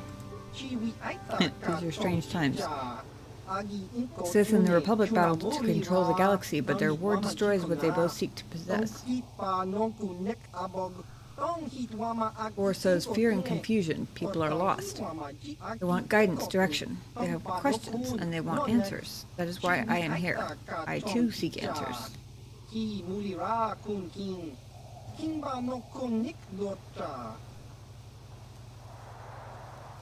Answers to what? The Republic? The Sith? The war? Everything? Nothing? Answers are always hardest to find when the questions are unclear. Yet that does not stop us from searching.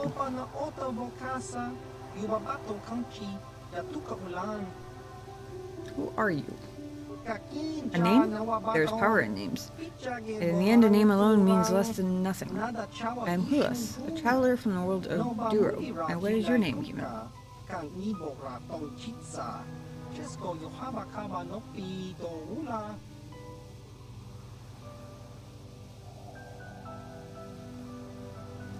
My name is Nadai Sankari.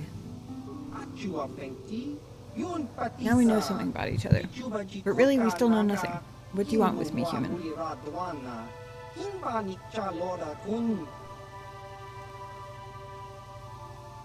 Alright, moment of truth. Senny Vec gave me a message to see you. Senny Vec? His name means nothing to me. Are you certain this person told you and your companion? Oh. Yeah, it didn't work.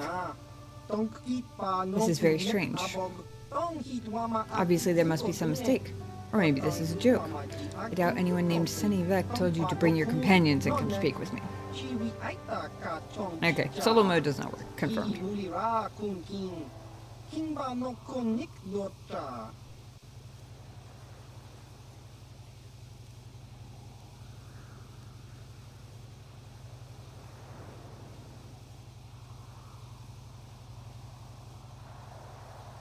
Do I press it out of curiosity for what happens? Or do I back out and figure out how to not have my companions come back?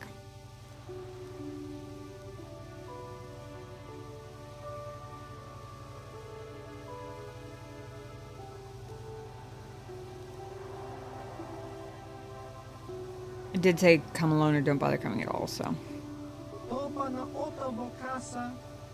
So you leave, perhaps to return, perhaps not.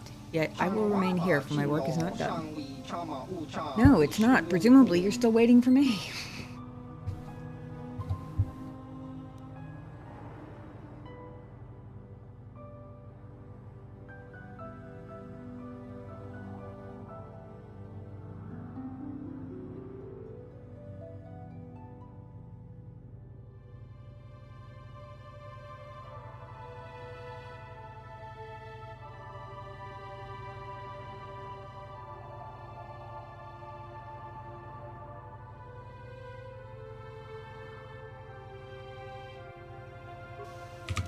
Uh-oh. Claim not to know anything. Maybe they'll speak to you if you leave the rest of your party back in the oven. Okay, fair enough.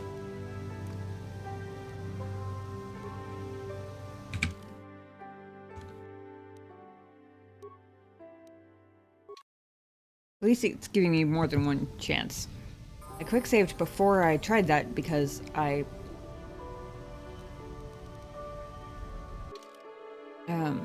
wasn't sure if he realized my companions were there. I wasn't sure if it was going to give me another chance to talk to him.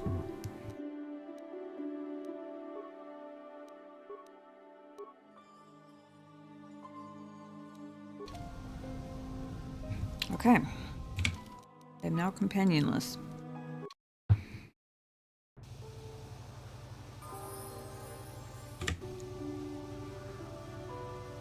Again. You return. Was our business so unfinished when we last spoke? What is it you want?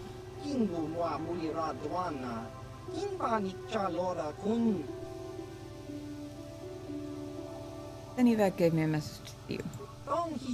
Senny did not think you would come, but I knew better. And I, Sankari. It is good that you have come alone. For if you ever come with others, I will not speak to you of these things.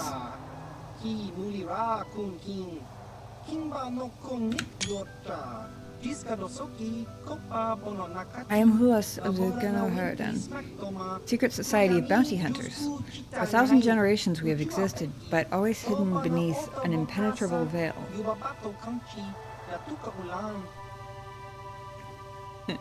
My only option. I've never heard of you. If you ever have, we are shadow, darkness, and night. We are less than a whisper or a thought. We've managed to keep our existence a secret far longer than most could ever imagine. If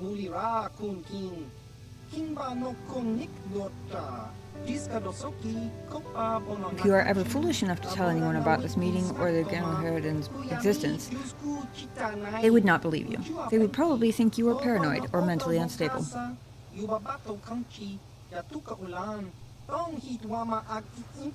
Not even those closest to you can know we have approached you. If you ever speak to me around any of your companions, I will not discuss Ganoharadan. You understand, Nadai Sankari?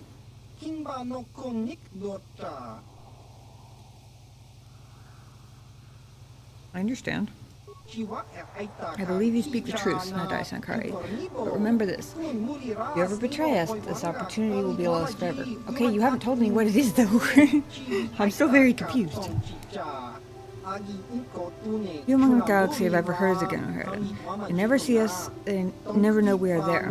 They do not even know we exist. If you do not follow our rules, we will vanish, and you will be like all the others. You will never see us again. We will be nothing but a figment of your imagination. Okay, alright, I got you. I heard you the first 6 times. Eesh. I listen better than Jolie, you know. But if you swear to keep the secrets of our order, you will learn of a forbidden society known only to a handful throughout the galaxy.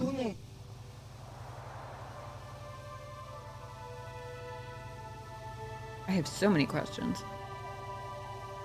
But obviously the curiosity overcomes any caution. I couldn't back out now. Even if it was very blatantly the smartest idea, because now I have to know. I will preserve the secrecy of your order. Excellent, Nadai Sankari. I have high hopes for you within the guild, if you prove yourself worthy. Listen closely and I will give you a first glimpse into our secret world. We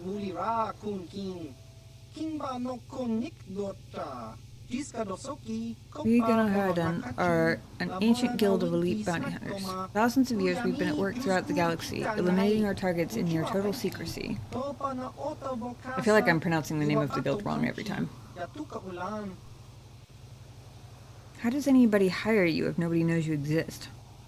Excellent question, actually. The highest quarters of power, a handful of people know we exist, and how to contact us. Of course, these people are smart enough to keep this knowledge a carefully guarded secret. They sound more like elite assassins than bounty hunters, but okay. On very rare occasions, when we're seeking new clients, one of our guild masters will approach a powerful political figure and offer our services when the time is ripe.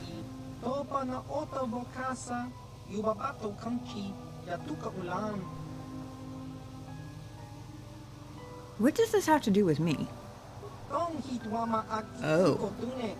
By killing Kalo Nord, you have shown you have great potential. The Genoherden could use someone like you, if you are willing. Your work for us could be of great aid to the Republic.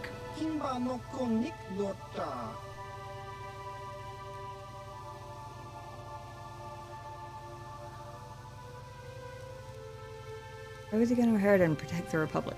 The Genoherden have a vested interest in preserving the Republic. It is the perfect cover for our work. We operate behind the scenes, manipulating events through subtle machinations. Do you think the Republic has persisted for 15,000 years by mere accident? If not for our influence, distasteful as our methods may be to some, the Republic would have collapsed long ago. The doers of the dirty work, I suppose. We understand the bureaucracy of the Republic. We have learned how to alter the course of political events under the existing regime. We have no wish to see the Republic fall.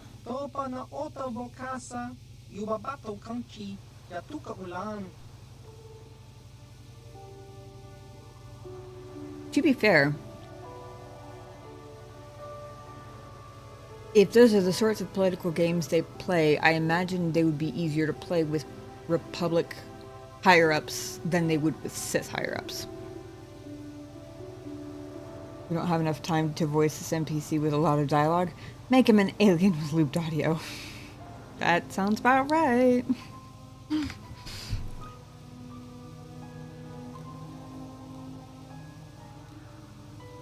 This is a little hard to believe. That is one of the reasons our existence has remained secret for so long. Nobody wants to believe in a secret society manipulating and controlling events on a grand scale. Looks like such secrecy would be very difficult to pull off, but... Rumors and hints of our existence are dismissed as paranoid fantasies. They are the conspiracy theory. But we do exist, Nadai Sankari, and we have come to ask you to join us. Why would I want to join you? As I said earlier, your efforts here will help the Republic. By aiding us, you will earn the right to join an exclusive organization with the power to alter the very course of galactic history.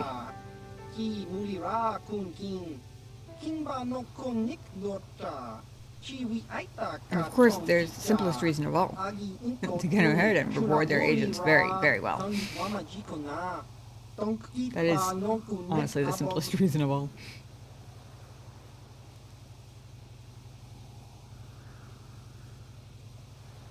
Interesting. I really wish there was an option to ask him if they'd ever had a Jedi among their ranks before. Because this sounds like exactly the sort of thing that the Jedi Council might kick you out over. What do I have to do to join? As you can imagine, joining the General Harridan is not a simple process. To begin, we will need proof of your loyalty and your competence. When you feel you are ready, I will give you a task. Target who must be eliminated. Of course, you will have to come alone whenever you wish to discuss General Harridan business.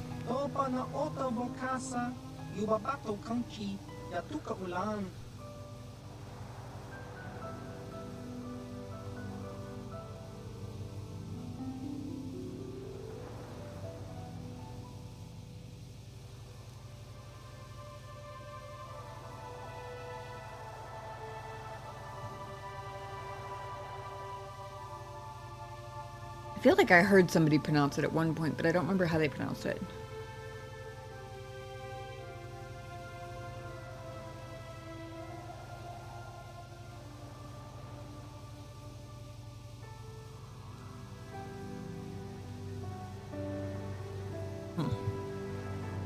Interesting.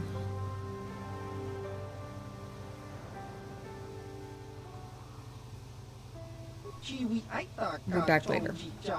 I'll be waiting here for you, Nantai Sankari. The General Harridan are eager to see the extent of your abilities.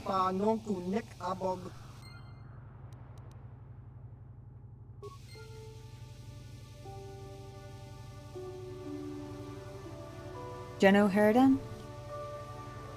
Like that?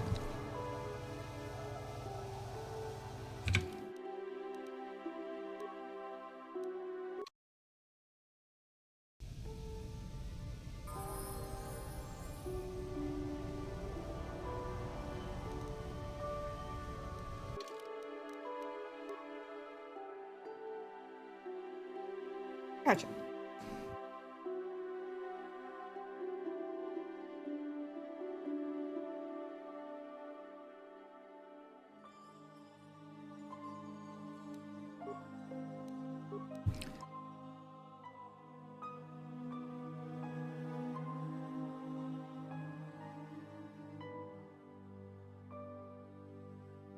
I need to remember to swap Juhani back at some point because I am really curious whether she and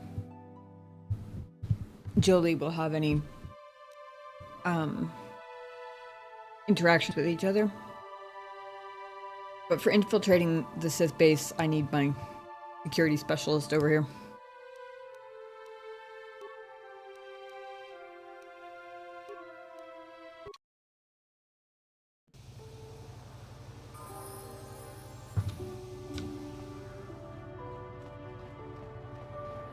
So pretty similar. I think I was alternating back and forth between a G sound and a J sound, but only because it was kind of like, well, who the fuck knows? Hang on, I want to see if the shop has anything interesting before.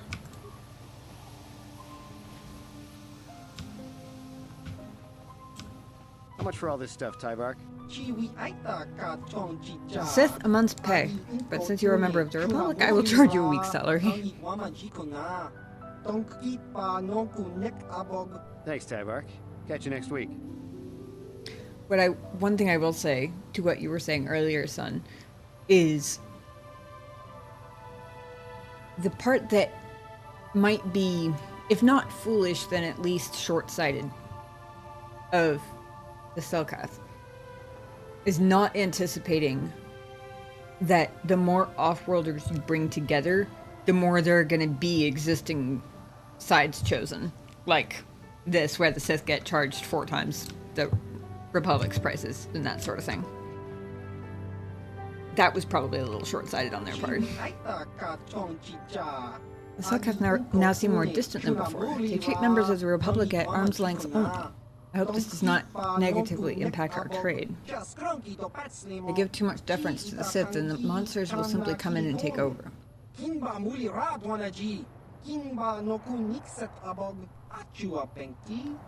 But my feelings about the Sith are well known around Otto City.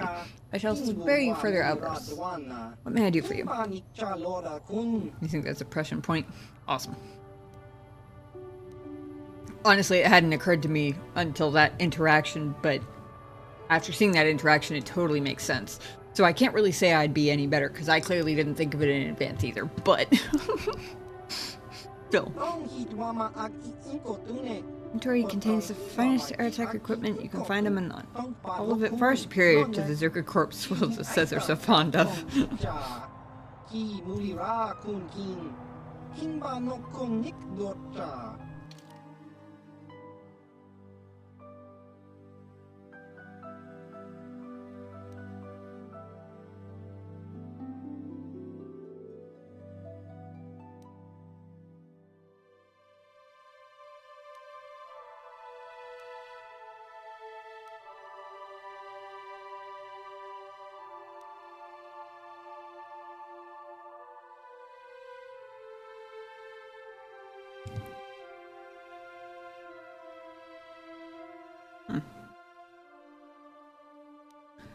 Zabrak battle cannon. Holy shit, that sounds intense.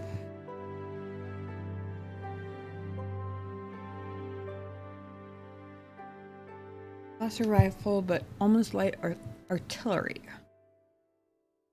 Armor is generally ineffective against such a weapon unless it's of the highest quality. Interesting.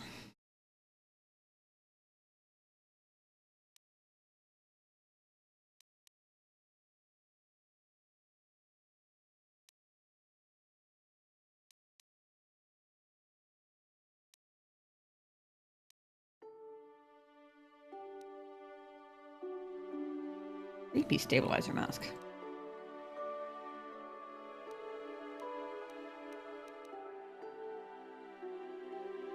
Oh. I have a couple people who are a little bit low in terms of will saves. I might actually grab that. I think somebody's wearing one already. But like, pretty sure missions will saves are actually like quite low. It's only 100, so why not? Beamon package. Constitution +3. Damn. +3 implant.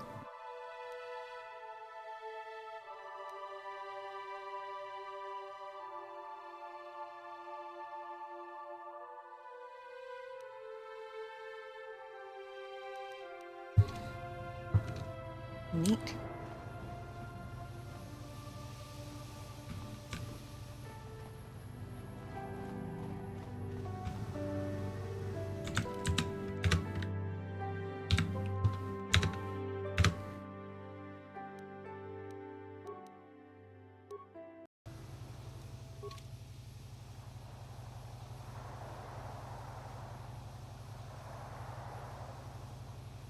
Guys, close up with the little kitty face resting there, keeping us company. All sleepy and fluffy over here.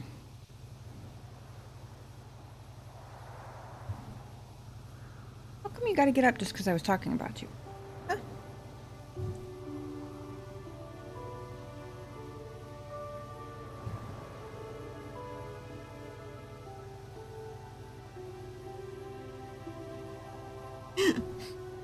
He decided to say hi with his face.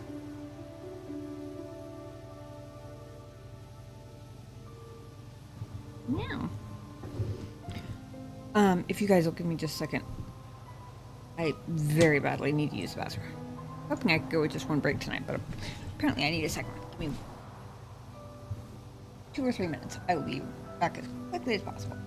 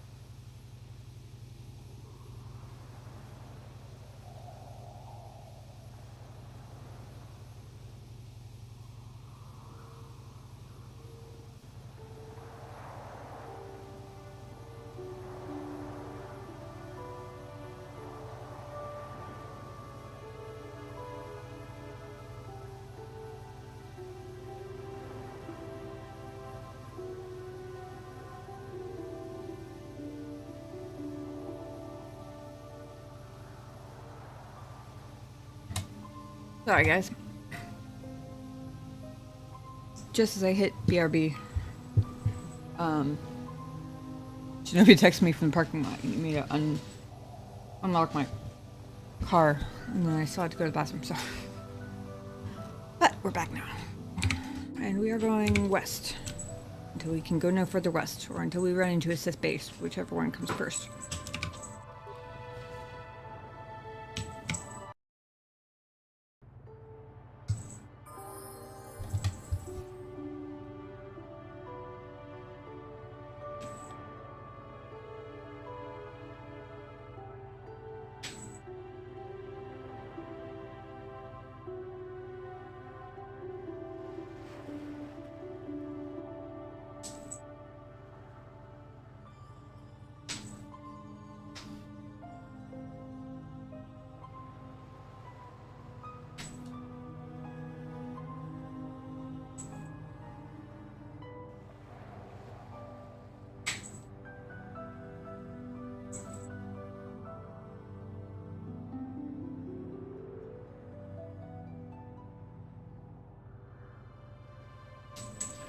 Okay. More west than this.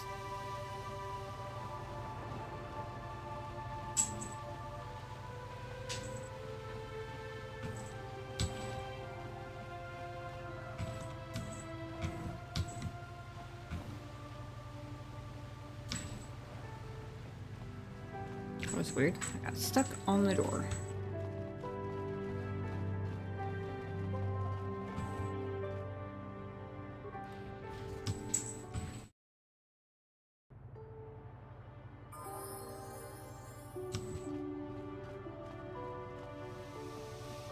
Jolie, it is you. Jolie. I need your help.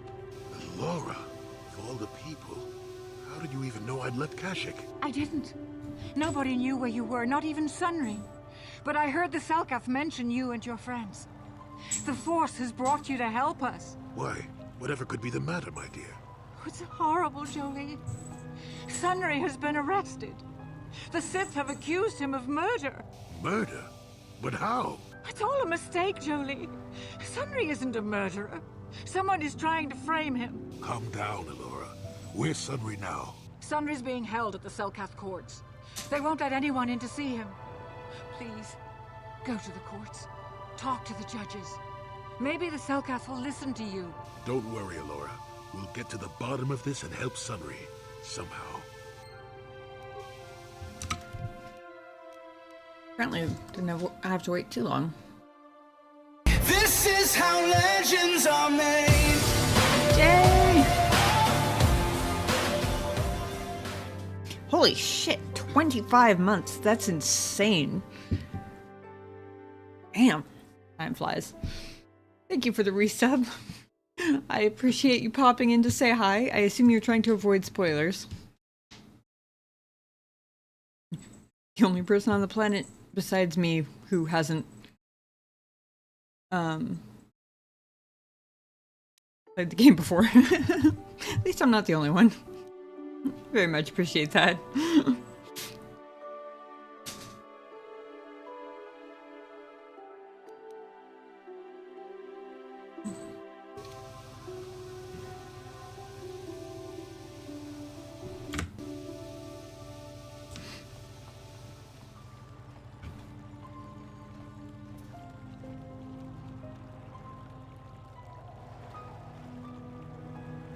Looks so good still. Yeah. Yeah, it's impressive for 2003. Pretty sure I have it on like ultra graphics, like the highest I could possibly set it to.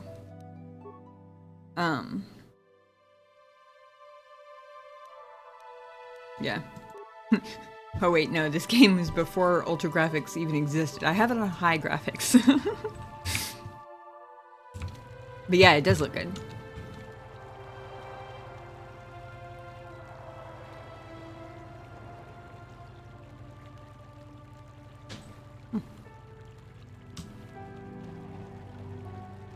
Oh, that's south. Hold on.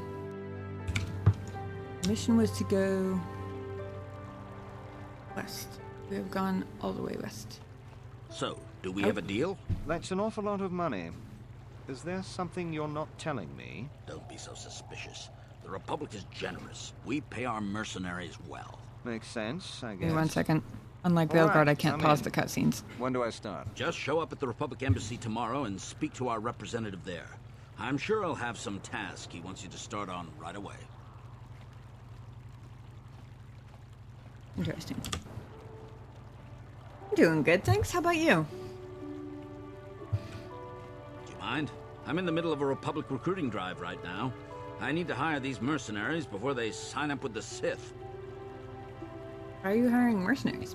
In case you hadn't noticed, there's a war on. If we don't hire these mercs, the Sith will. Now excuse me.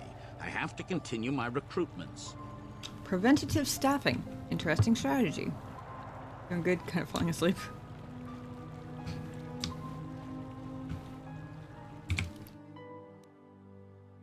Yeah, this is gonna end up being a slightly earlier night for me too. And by slightly earlier, I mean not 4:30. Don't even know. I can make your hands clap. Said I can make your hands clap. Thank you, Jay. 100 bits, very much appreciate that. Trying to decide if I need to talk to everybody with a name or whether I focus on finding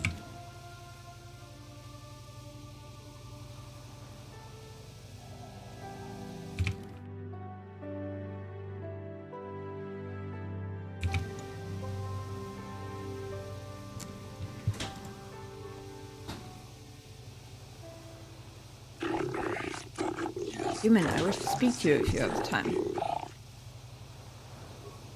I did click on you. Greetings, human. My name is Melko Boss. I hope you are enjoying yourself here in Otto City. The floating city is beautiful, is it not?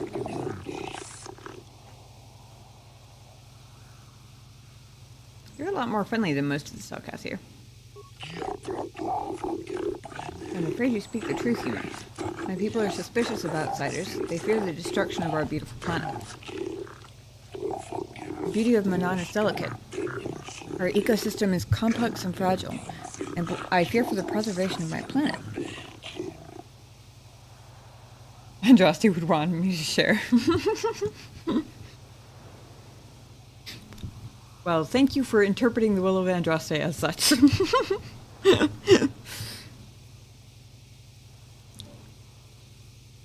What are you talking about?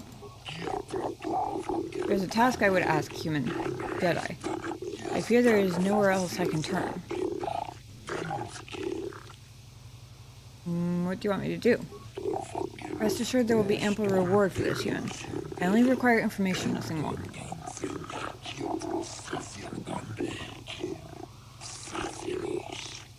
The Republic has been hiring mercenaries, many more than usual.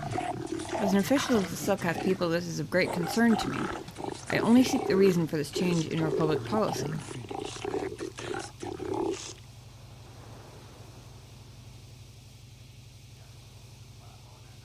Why do you need me for this? I cannot trust anyone else. The Republic obviously wants to keep their secret. I've inquired often as to their purpose and been rebuffed.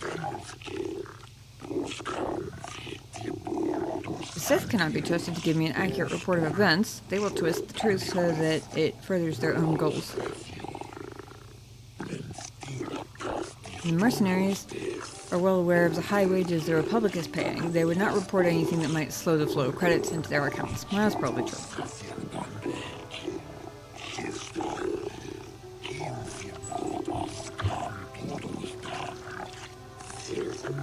Uncover the truth behind the Republic's actions, and I will pay you 500 credits. I don't know if I like this. Aren't the Republic supposed to be the good guys? Be careful here, kid. Start poking your nose in a place it doesn't belong, and you might not like what you find.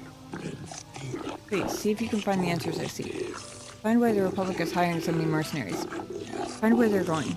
Find why they do not return. Oh, now that's interesting.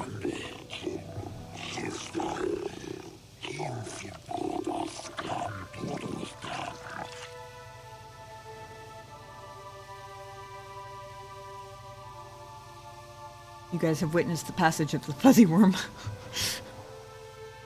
And stick dragged along behind.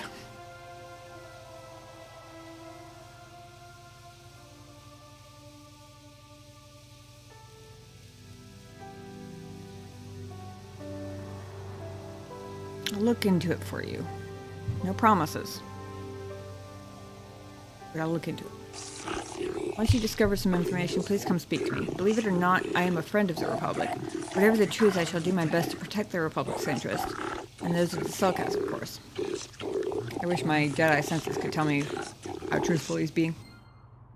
Ghost looks so good.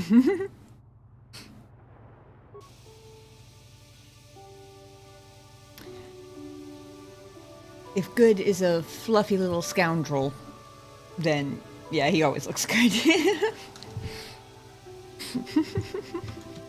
Ghost, come here, you're getting compliments.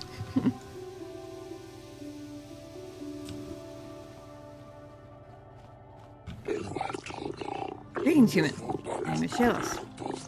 I heard it said you are no friend of the Sith. Is this true? Well, I mean, I'm a Jedi, so...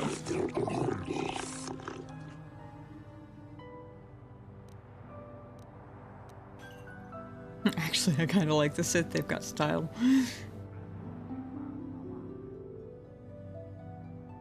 I'm too much of a literalist. My first thought was, actually, I'm not sure that's true. The ones that I've seen all kind of dress just as, like, samey as the Jedi do. It's really all kind of boring. The only people dressed good are the people who buy their own armor.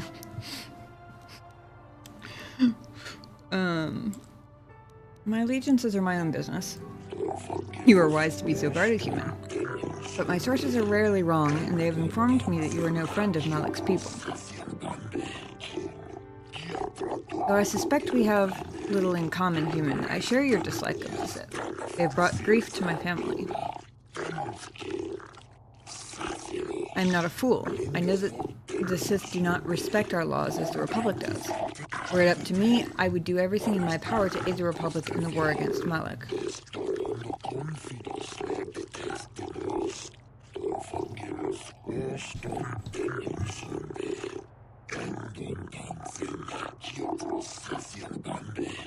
But intergalactic politics stay my hand. Still, I know the Sith are evil, and I fear what they will do to my people. And what they may be doing now.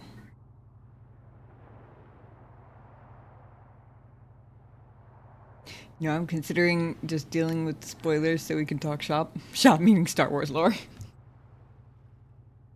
That is entirely up to you, Jay. You know you are always more than welcome. I do love having people around to talk whatever with. But also, I do understand that spoilers can be annoying. What are you doing?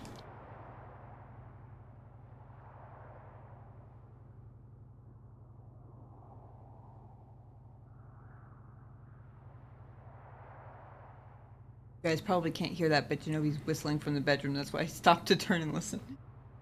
On for you.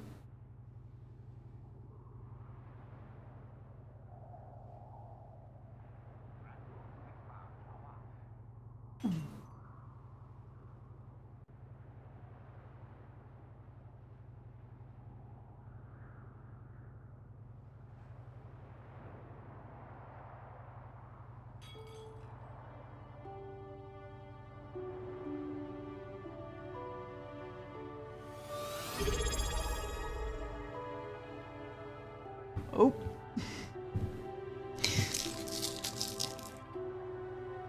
It has redeemed ghost sighting.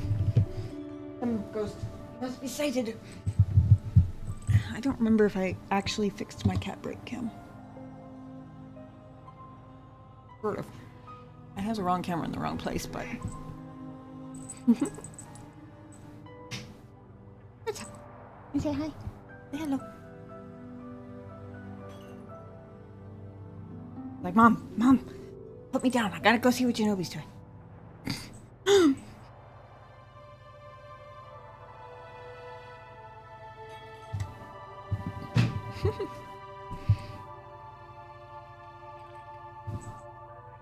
There's the remake comes.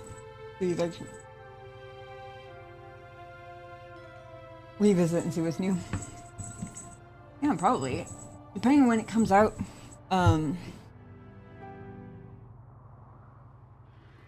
Because feel free to correct me if I'm wrong, if anybody in chat knows different, but pretty sure there's still no, like, even estimated date for it, right? In which case, yeah, by the time it comes out, probably.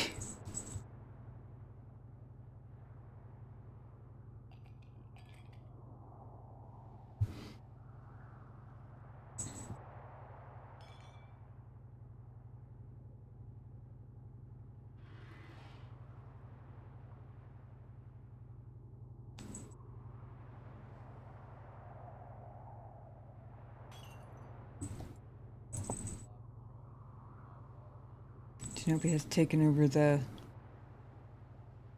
cat cam. Thank you for that.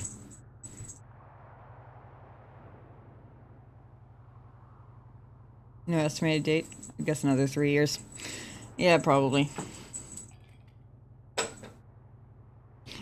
guess the next thing to wonder is whether it'll come out before or after the next Mass Effect game.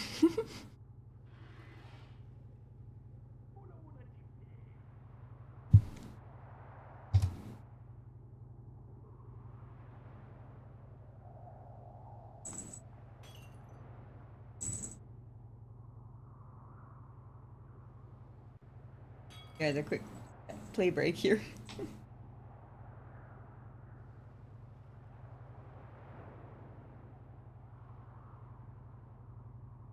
I think the FPS on the cat cam can't quite keep up with the cat. He's so big. To be fair, he's laying on a box that is really not that big. But big and strong looking. You hear that, Ghost? All your fluff is passing for muscles.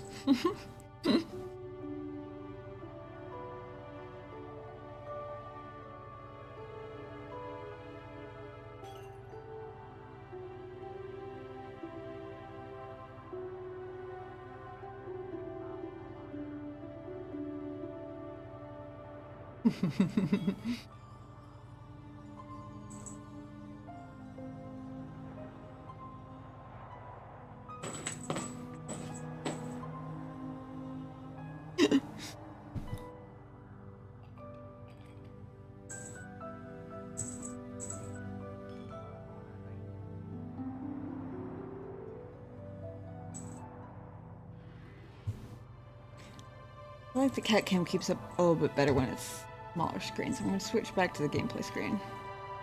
But I'll leave it up there for you guys. Thank you for Genovi for manning the cat cam so you guys can actually see what's going on.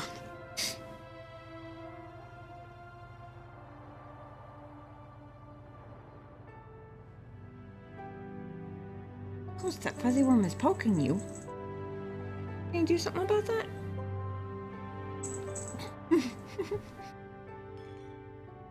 Good job.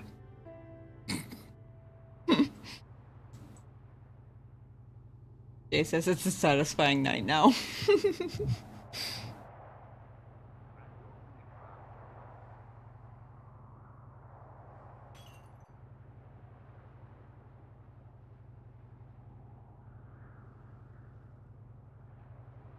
You know, actually, I guess it would be more like a Star Trek universe. My brain just did this, like, very quick, like, bounce tangent where I was thinking that if there was some way to, like, dispense presents in addition to, like, alerts and things, then anytime somebody, like, cheered bits or subscribed or resubscribed or whatever, I would totally just, like, make it so that you would get a tuft of ghost fur. Just a little tuft. I would probably make it a tuft in a Ziploc bag because otherwise it will go everywhere and you will never get rid of it again.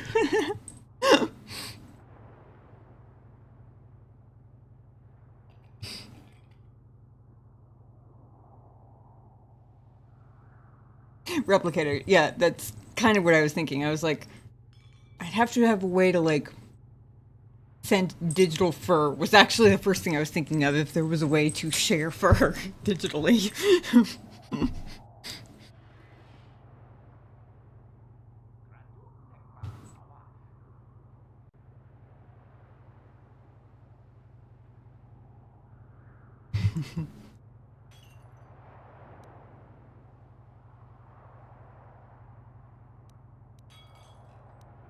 What are you talking about, Chalice? Many of the Selkaths have vanished. Human. Most who have gone missing are on the cusp of adulthood. The youth who will someday leave this planet. My own daughter, Shasa, is among those who have disappeared.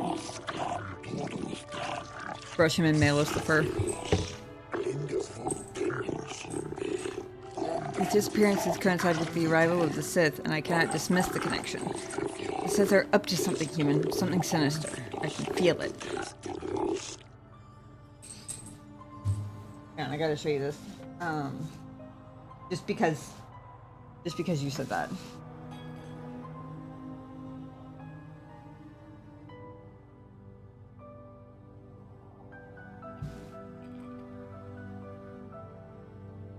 See all this? This is the last one or maybe 2 times of brushing that I just pulled off the top of the trash can. Like, there's probably 6 times this much currently sitting in the trash can next to the desk from his brushings. It's just like the softest, like, it's softer. It kind of feels like that, like the cotton stuffing that you would find inside like a stuffed animal. It kind of feels like that consistency, except it's even finer and it's more like rabbit fur in terms of like softness. It's crazy. I have never felt a cat so soft. But also I don't think I've ever known a cat that shed quite so much.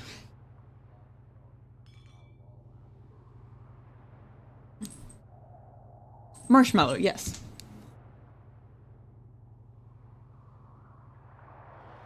Would have also been a rather appropriate name for him, honestly. Thank you, Genobi, for your cat camera services.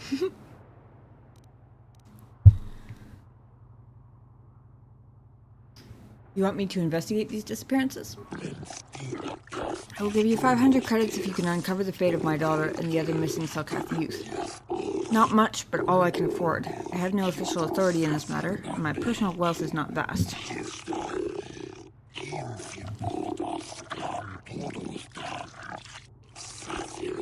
There's no one else I can turn to, human. The Republic agents are too closely watched by the Sith, and the Otto City authorities cannot act without proof of Sith involvement.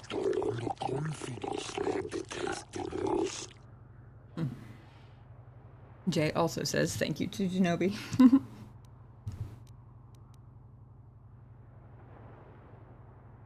I've got better things to do than look for missing tadpoles. Oof. I shall look into these disappearances for you, Chalice.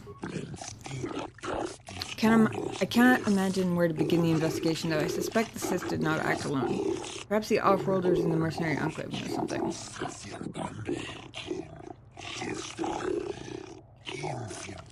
Nice to stop by, but it's so late and I got work tomorrow. Yeah, it's okay. Honestly, I've got maybe 35-40 minutes left in me and then I'm done for the night too, but thank you for coming by, Jay. It was good to see you. I hope you have a good rest of your night. Thanks again for the bits and the crazy 25 months resub. Still can't believe it's been that long.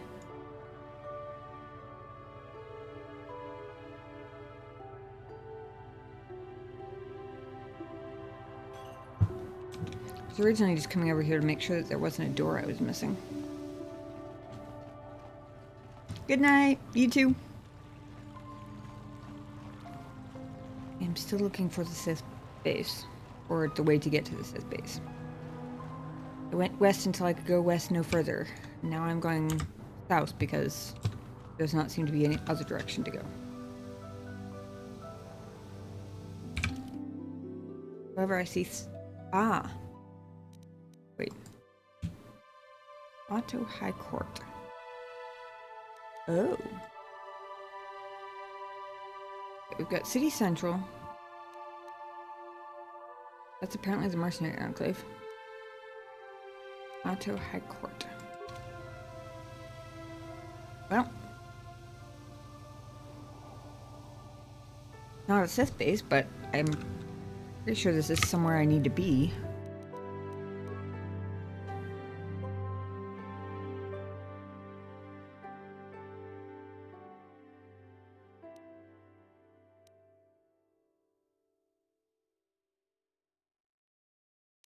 Yes, okay. Bottom line, may the Force be with you.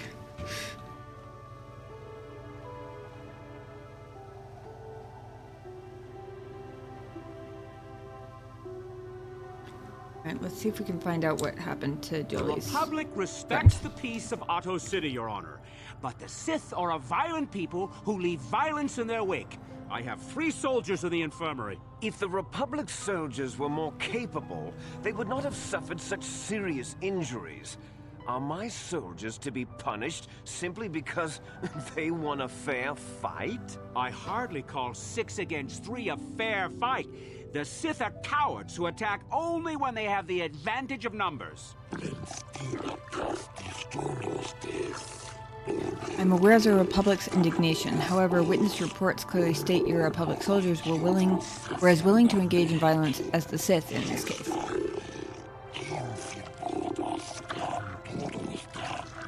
They were provoked, Your Honor. The Sith goaded them into this fight. Taunts and threats are not sufficient provocation in the eyes of this court. Words can be ignored, which is what your men should have done.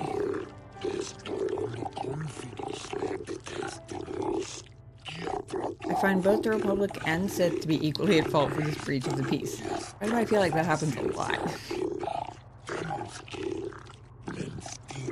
I should throw all parties involved into the Otto City jail, but since no Selkaths were harmed in this conflict, they'll show mercy and levy a fine of 10,000 credits to both sides. Damn.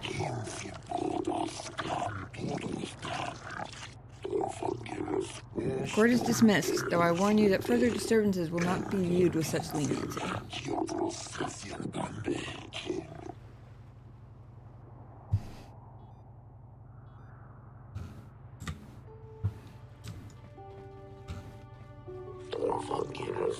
I'm Judge Shelkar, acting on behalf of the Selkath government of Manaan. It is my task today to answer the needs of off-world citizens of both the Republic and the Sith Empire.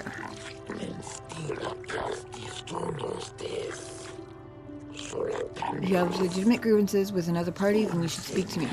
You should first, however, consult with the Republic Embassy before pressing formal charges.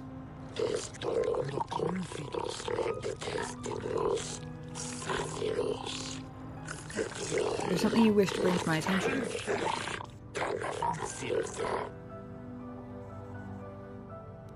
How did you know I was from the Republic? Your ship registry is originally from the Republic world of Dancel. Therefore, you are a Republic citizen. Interesting. Not a world I think I've heard of. Or are you saying you stole your ship? No, perfectly legitimate. I mean, its owner isn't going to come and lay claim to it, so mine now. I see. Is there more you need?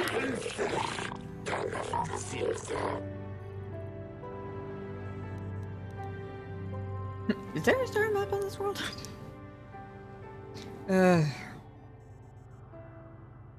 One lead at a time before I start asking everybody about the top secret thing I'm looking for. Looking for top secret things is not easy, damn it. We'd like to investigate the murder case involving Sunri. That is acceptable, I believe. In the non-legal tradition, the defendant can have an arbiter who tries to prove his innocence in court. Uh-oh. Am I gonna have to give a speech? This arbiter is a neutral party that can investigate and present evidence in the trial and argue on the defendant's behalf. As you are a Jedi, I believe you could fulfill this role adequately. I suppose you're Sunry's only hope. We have to at least try to help him. Of course. So be it. You are now appointed arbiter in the case of Sunry versus the Sith Empire. Your name and position have been recorded in our files. I will inform you of the pertinent facts in this case. You have a limited amount of time in which to investigate and organize a defense of your client, and I advise you to use it wisely. Uh-oh. That's 2 quests I'm on now that both have limited times. Sunry was seen leaving a hotel, leaving behind a dead Sith woman, Alasa Huros. Oh, Huros. He has been charged with murder and is being held in the Otto City prison facilities. Due to his crippled status, hold on, I missed something. Witnesses claim to have seen the killing and are being detained at the hotel in question pending the trial. Manager of the hotel has been informed of your appointment. I missed part of that. I'm gonna have to go back and look at it. Alasa was found dead of a blaster wound with an incriminating Republic medal clutched in her hand. This information has been uploaded to your datapad. Okay, it would be wise to review all information before the trial starts. You may question Sunry or the witnesses. The evidence in this case is heavily stacked against Mr. Sunry. I believe it will take some doing to absolve him of guilt. Sounds like a pretty cut and dry setup to me. Yes, but it almost seems too heavily stacked, doesn't it? Very suspicious. Yeah. And I also interview the judges here, including myself, to get a better idea, of the pertinent factors in this case.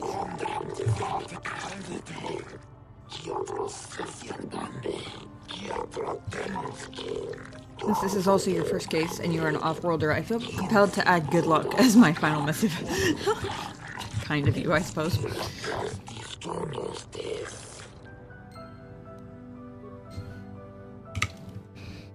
What was that bit I missed? Been charged with murder and is being held in the Otto City prison facilities due to his crippled status. He's being kept in a solitary holding cell. Interesting. Didn't feel like expanding on that one, huh?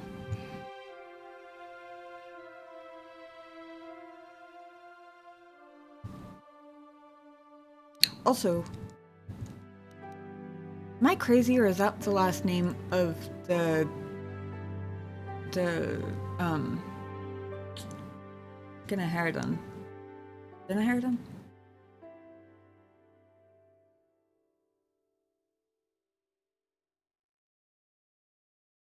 Ganaharadon,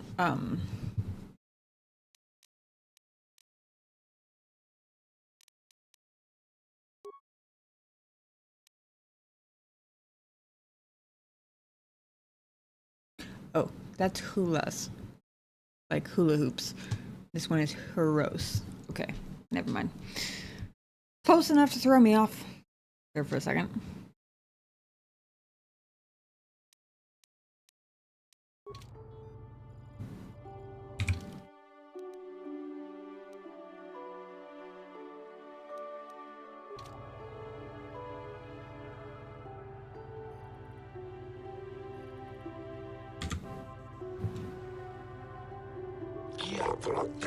Ah, the Arbiter. Since you've been permitted to defend Sunry against these accusations, I shall assist how I can.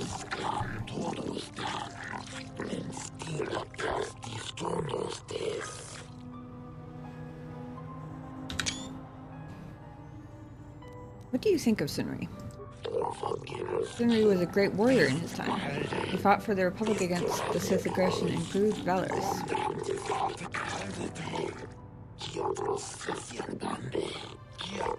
I have great respect for his accomplishments and find it tragic that he finds himself in his current condition.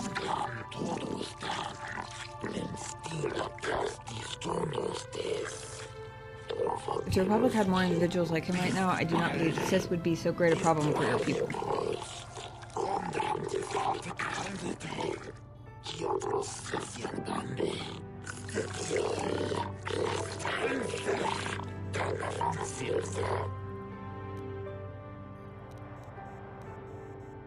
Is there anything suspicious about this case?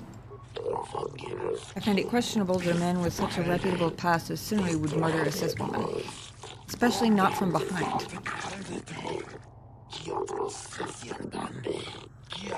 But knowing the Sith, there was probably some deception involved. They seek to do the same thing to us here.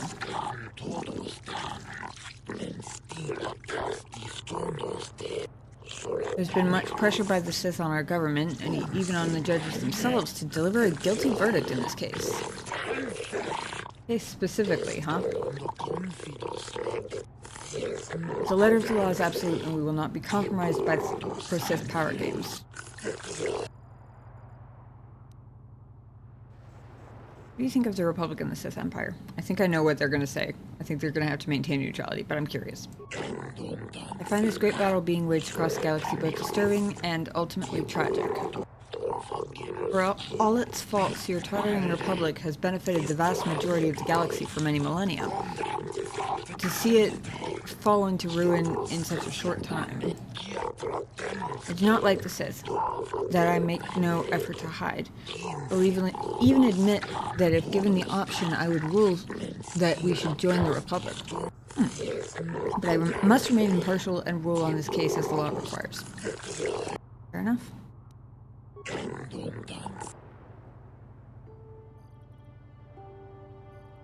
Naleshikan. Suppose I must spend some time talking to you since you are here in an official capacity. What do you need? What do you think of Sunri?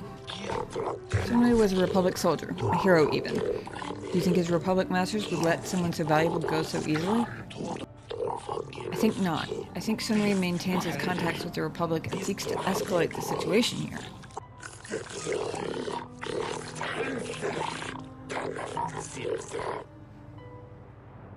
I feel like I'm missing something with that. Is there anything suspicious about the case? I find this case to be fairly straightforward. Sunri is from the Republic, Velasi from the Sith.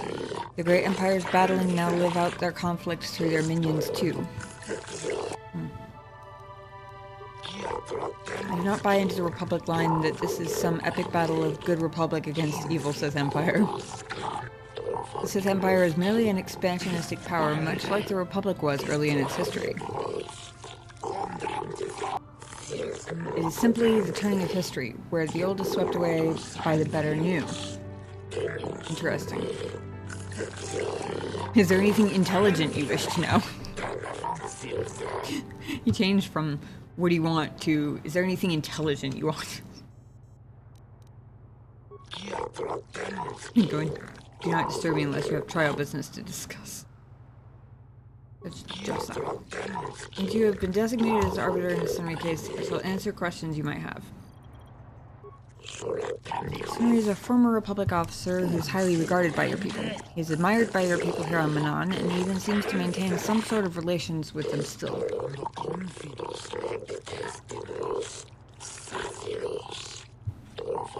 He is capable, if he is as capable as some of the Republic citizens still believe him to be, he is certainly capable of actions that would result from this murder.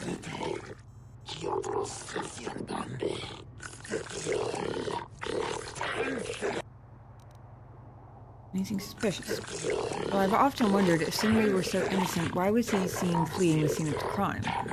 Why would he have been running if he had not committed the crime himself, or was at least aware of what had occurred? Maybe because there's a murderer on the loose? I don't know. First thought that came to mind. Case seems fairly simple and obvious to me. The Republic types stick together, however, and I assume you will go to lengths to defend him.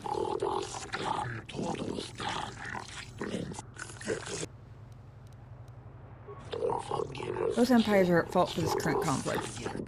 The Republic in the past for laying the foundations upon which the Sith Empire grew, and the Sith now, obviously, for starting the war. Interesting. But no matter the wrongs that have been done in the past, the Sith now have no cause for renewing hostilities. It almost seems as if they just want to conquer everything. Gee, you think?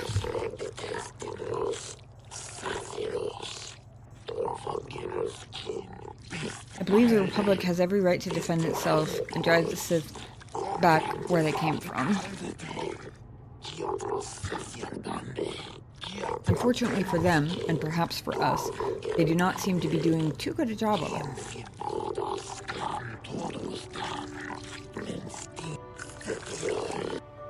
Okay. One last judge to talk to. I shall answer questions pertaining to the case and those questions only. It's almost like they heard me asking all the other judges what their thoughts about the Republic and the Sith were. What do you think of Sunri? I find the idea that some half-human cripple could murder someone as obviously competent as the Sith Alasa questionable at best.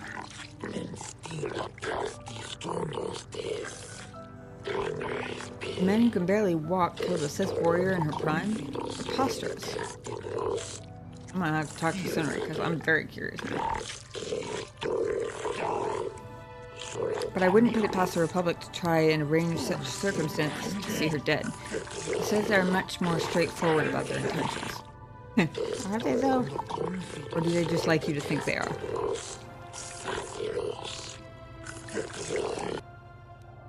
Being suspicious? I find it presumptuous to assume that the cripple Sunri could kill Alasa. I think there must have been another there who killed her. Perhaps one of the witnesses.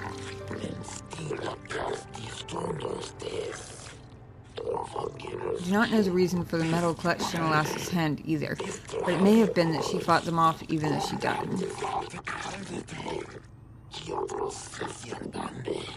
I think this may be the work of some Republic conspiracy, and I'm not afraid to say so. The only means I have of hurting the Republic is through Sunri, then so be it. Well, shit.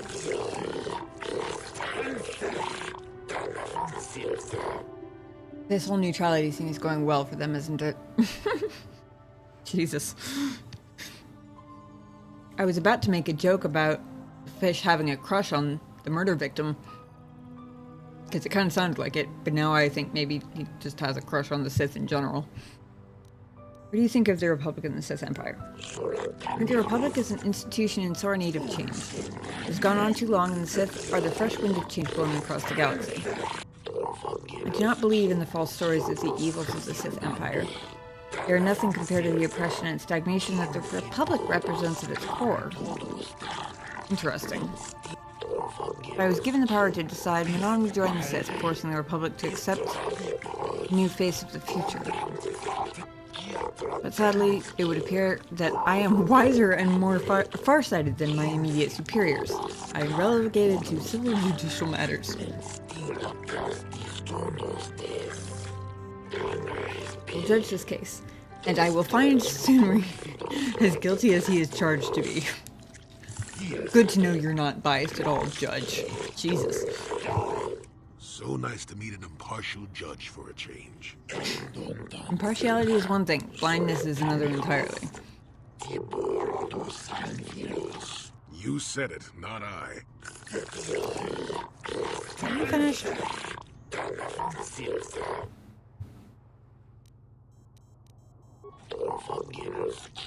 Do not bring frivolous topics to discuss. I only deal with trial information.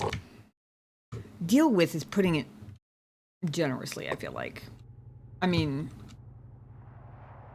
you deal with trial information by telling me how impossible it is that he could be guilty and simultaneously telling me that you'll find him guilty regardless of the evidence, so, you know.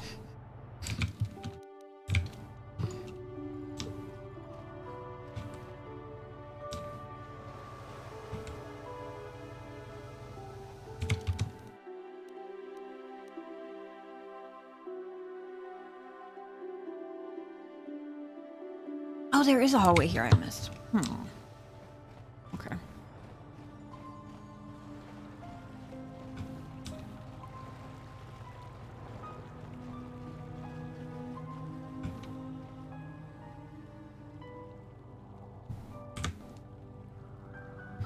I'm guessing this is either a prison or a Sith base. That's definitely prison. Sith base remains elusive. You may come and go as you please, Arbiter. You will find the door unlocked. If you wish to begin your trial, you must make the request with the warden. Shall then be passed on to the judges.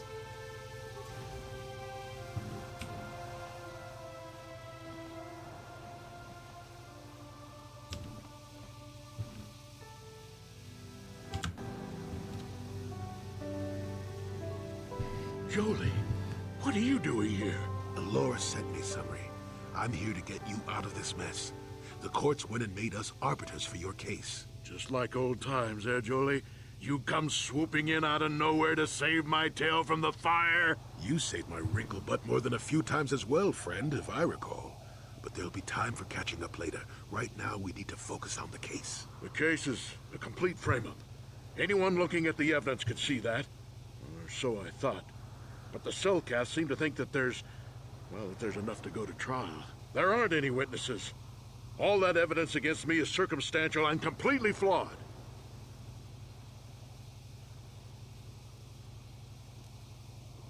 Let's go over the evidence. Well, I was at the hotel, I admit. And I did meet Alasa there that night, but it's not what you think. I was working with Republic intelligence. We were pretending to feed information to the Sith. Well, I turned Alasa into a double agent working for us. It was going well, too, until she turned up dead. Maybe the Sith had found out I was turning her and had her eliminated. But let's look at the facts they've given. Alasa was brutally killed. Think about that. She was a Sith, trained in battle, and I'm just a crippled old man. My war injuries make it difficult for me to walk, even to hold things. See how my hands are shaking? How could I kill a Sith warrior at close quarters? I ask you. Further, they say they found my hero's cross at the crime scene. Would I leave my war medal behind if I killed someone?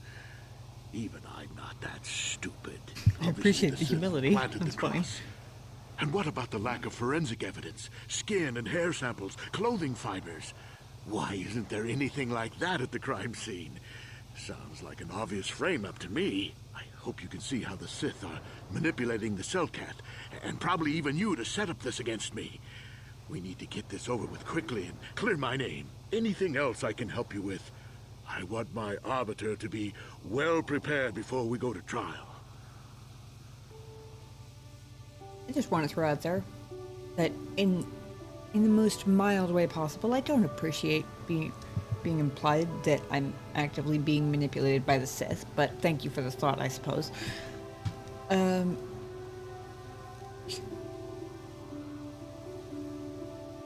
To be fair,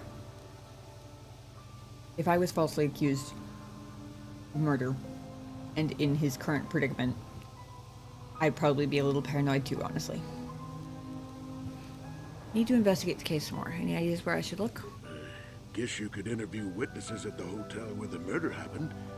The Cellcath already did that, but the fish folk don't have much rapport with offworlders. Maybe one of them was holding something back. But I think you'd be better off investigating the Sith themselves. Maybe you could find some proof they planted evidence to frame me. Though that might mean figuring out a way into the Sith embassy. Anything else I can help you with? I want my arbiter to be well prepared before we go to trial. You know, it's turning out rather convenient that I accidentally stumbled into this quest first.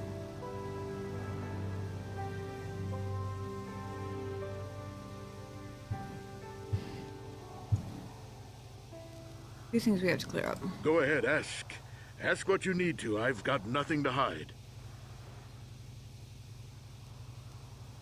The judges said you left after the shot was fired. How would they know?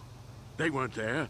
I heard some of the witnesses said that too, but I swear she was alive when I left. I wonder if the Sith have been putting pressure on people to get them to convict me. It wouldn't surprise me at all.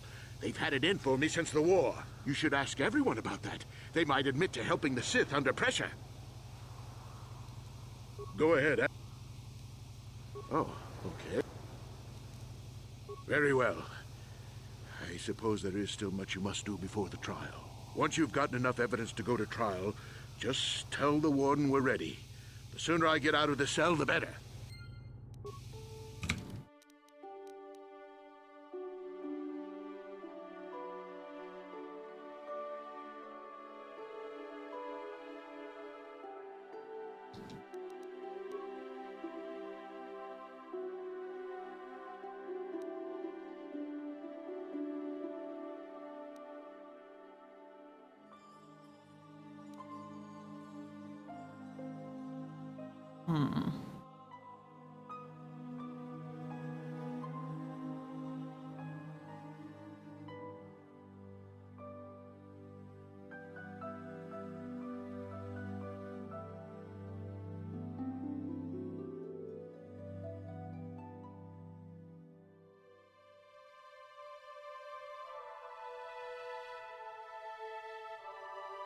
I'm wondering how they got his war medal.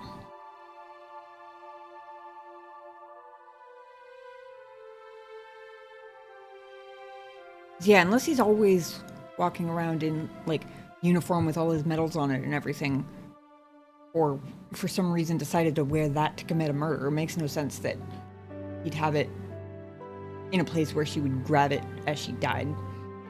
It does seem way too convenient. But also, how'd they get it? I guess unless it's a generic thing that, like, they could pick up anyone and it would look like it was, like, if they're not personalized, I guess, would be a better way of phrasing that.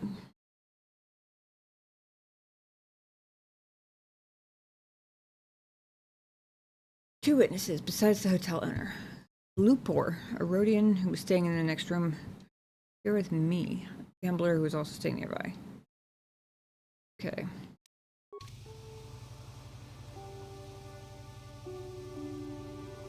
Got something on your mind, dude? Oh, I get it.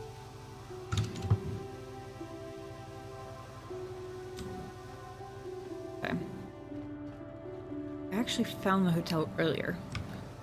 Would I know how to find it again? Absolutely not. But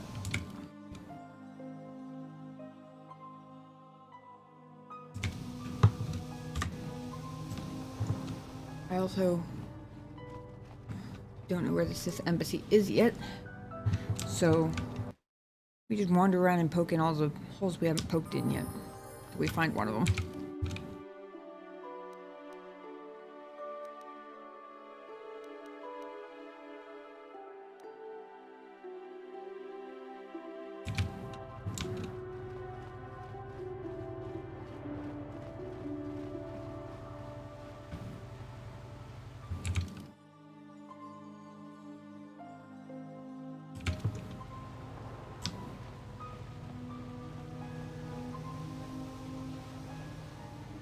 Honestly forgot. Manaan turns me around. Thought it was west. Hey, that's okay. You accidentally took me to the court first, which actually turned out to be a good thing, because now I can, hopefully, only have to break into the Sith embassy once instead of twice. If I'd gone to the embassy first, I wouldn't have known I needed to look for murder trial evidence while I was there.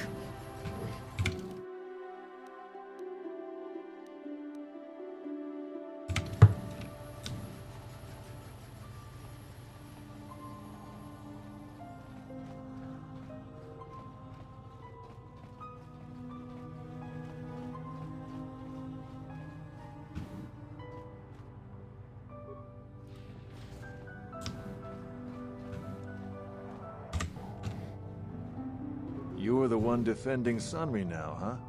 Well, the hotel's open for you. And I guess I gotta answer any questions you want too. Tell me what you saw the night of the murder. The Sith woman, Alasa, rented a room in the hotel. An hour or two later, Sunry comes in and goes to her room. A couple hours later, I hear a blaster shot and see Sunry running. He can't run good because he's a cripple, but he still was going pretty fast. I would swear he started after the shot, though.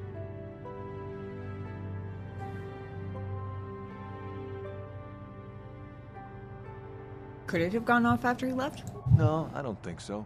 I mean, it's possible, just barely. But I wouldn't say that to the court. Mm-hmm.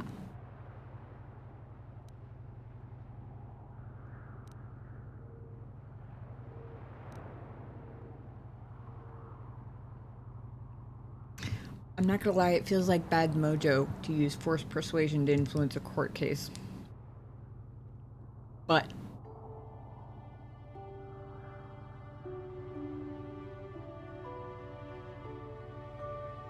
too peaceful. You could testify it happened after he left. No. No way I'm lying to the court just because you want to get your Republic buddy off or whatever. I have no interest in going to prison. What do you want to know? What do you know about Sunry and Alasa? Alasa used to rent rooms here every week or so. Then Sunry would come by a couple hours later and stay all night. It doesn't take a genius to figure out what was going on. Who are the witnesses? There were only 2 other people in the hotel when it happened. One was a Rhodian named Glupor. Seems like a really dirty, shifty type. Normally I don't let his kind in here. I'm a reputable businessman, you know. But there weren't many people here, so I decided to take a chance. The other is a regular named Feareth Me. He's a Pazak player. Probably an addict, but he claims he's big in some circles. Don't know anything about him other than that. Anything else you want to know? Well, okay. Let's go talk to them and come back. I'm guessing they're still here.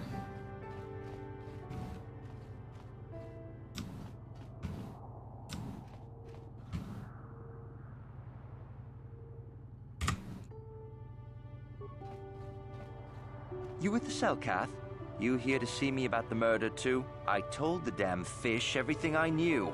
What more do you all want from me? Do I look like a fish? Actually, wait, don't answer that. What do you know about Sunri and Alasa? Sunri, I only heard of once or twice in passing. Some sort of old-time war hero against the Sith. Seen him around in the hotel, too. Going to Alasa's room always, of course. Kept the rest of the building up half the night with her damn antics usually. Interesting. I will say, this crippled old war hero managed to have himself an affair with a Sith warrior in her prime. He certainly came up with a compelling excuse for meeting her there. I'm curious what else this guy has to say about it. I mean, Sunri was having a relationship with Alasa? I'm not saying anything like that. What they did in that room, in private, is their business. And there isn't any rule against Sith and Republic seeing each other for personal reasons. Although if you think her Sith master didn't know, you must be fooling yourself. Sith master? Oh, well, Alasa was a Sith, so of course she'd have to have someone above her. Yeah, I didn't see anything. Wow.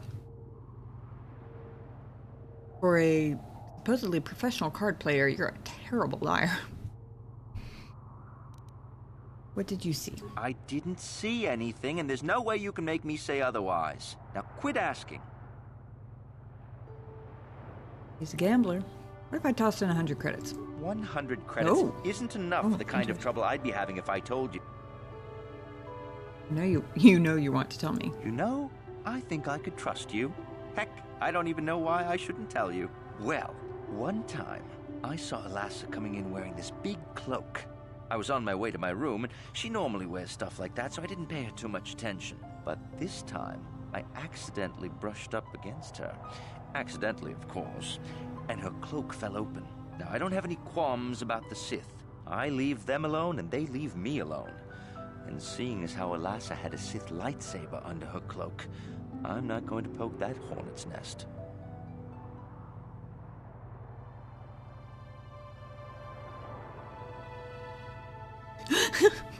Option 3 is I have a lightsaber too, you know.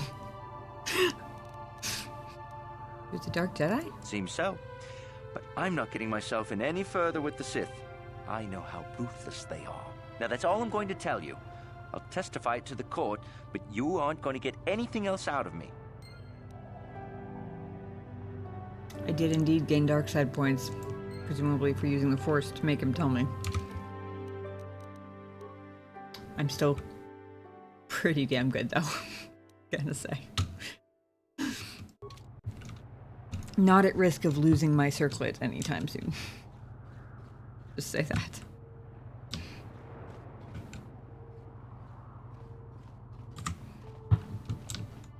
In my defense, I did try both the other persuasion options first. You here with Selkath? You have questions for Glupor? Glupor already say everything he knows. I can ask him about the star map. Interesting. If he has been intimidated by the Sith, I wouldn't dare. But, interesting. I have questions about the murder of Alasa. Glupor tell everything to Selkath. You not know? Glupor have no reason not to say. Glupor tell everything. Everything about murder, everything about Sith Lady's room. Why were you at the hotel? Glupor staying at hotel. Glupor not very rich. Hotel much too rich for Glupor to live at. But Glupor saved for weeks and have enough to stay here for a few days. Using Glupor's chance to live better for a while.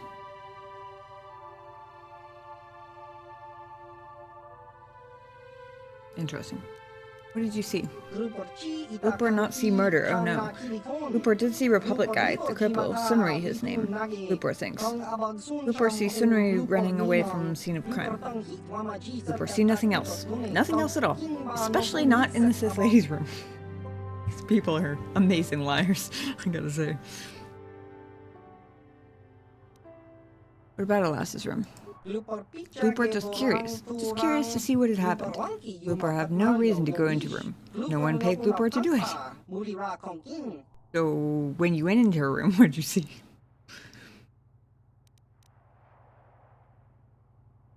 If regular persuasion will work on this one. I mean, he's already bursting at seams, practically telling me already, so maybe. Someone pay you to do something in that room, Glupor? How do you know someone paid Glupor? Well, Sith man came up to Glupor after murder, before Selkath arrived. He said he'd give Glupor good money if Glupor put metal into Sith's hand. There we go. Glupor good. Glupor plant evidence and leave no trace. But Glupor not recognize Sith man anyway. Glupor not recognize humans very well. It's okay, we all look the same. But so do you, so it's okay. No use to Selkath, so not bother to tell him. Well, that and the Sith man say he killed Glupor if Glupor speaks. Oh no. Glupor think he can't talk more right now. Glupor feels the need to lie down. Maybe just stay here.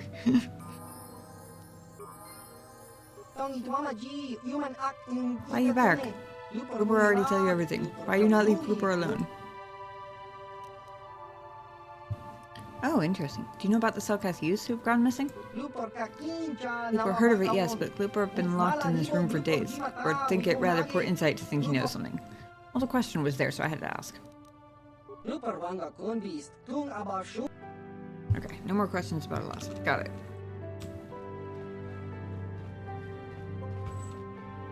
I bet this is her room.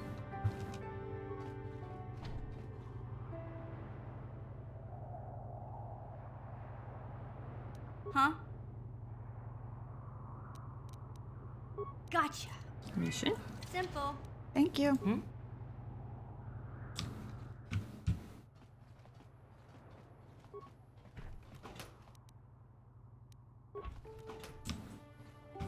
A single med pack. Well. Glad we didn't waste any supplies. Attempting to break in there.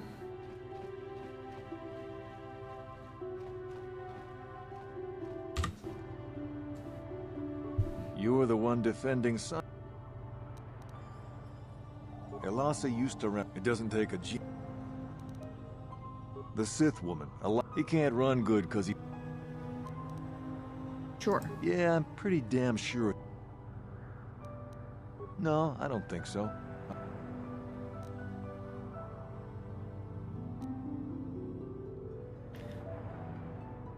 Good thing I have way more money now than I had back on Terrace. Pay you 200 credits to say it? No. No way I'm lying to the court just because you want to get... Oh, weird. Wait. I think I clicked the wrong one by accident. No. No way. No? Well, no. Interesting. I clicked the 200 credits option. It got rid of the first option, but it lets me keep asking him the 200 one.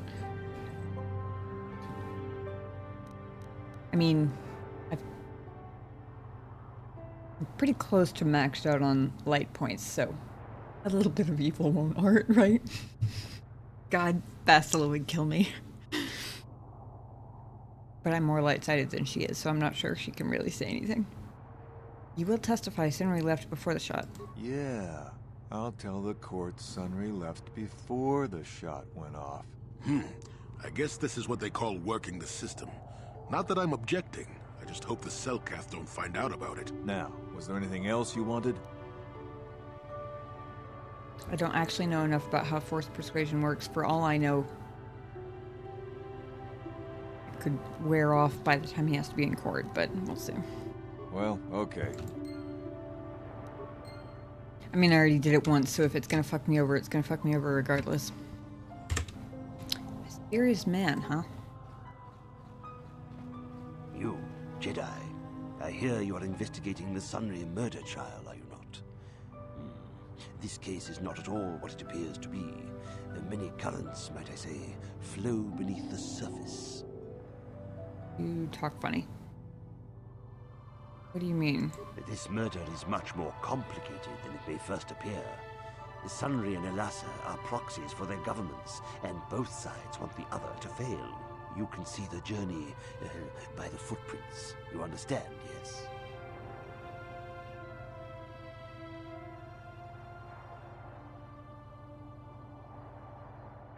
Think so? Kinda?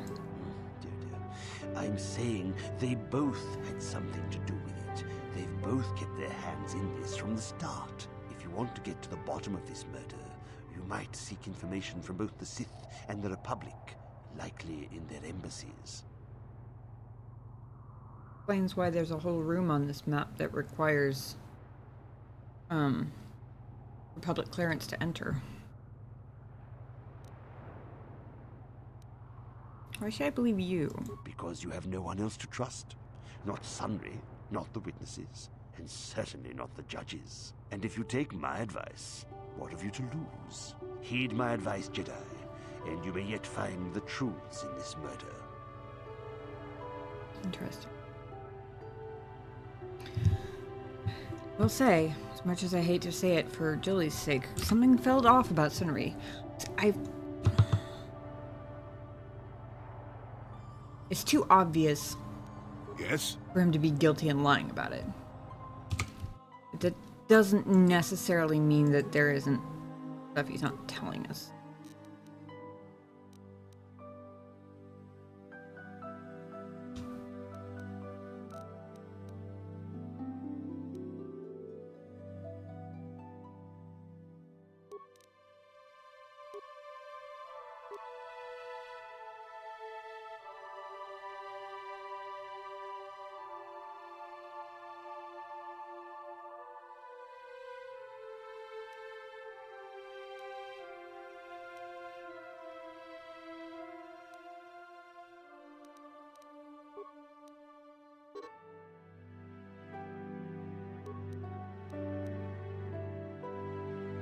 Oh, he had multiple power points. Wait.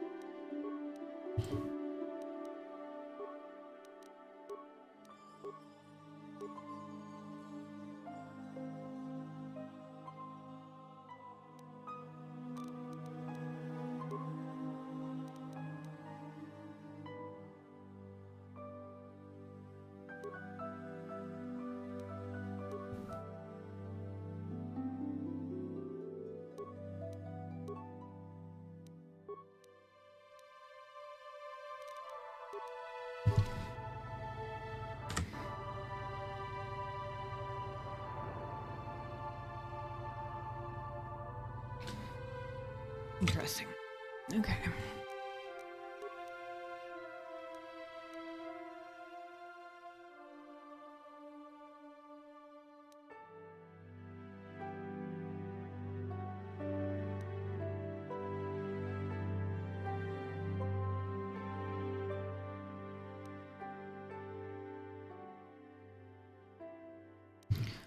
One more thing and then I'm going to need to call it for tonight, but I do want to talk to Elora. While I still remember where to find her. I know when I come back in a week, I will have completely forgotten.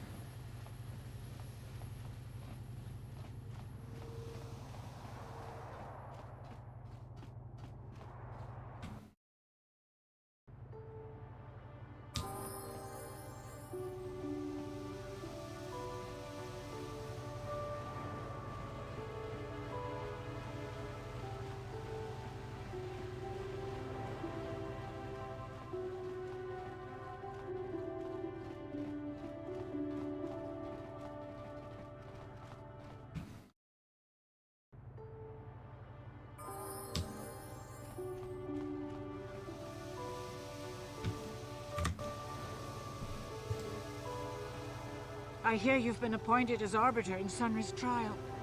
My husband is innocent. Please don't let him go to jail for a crime he didn't commit.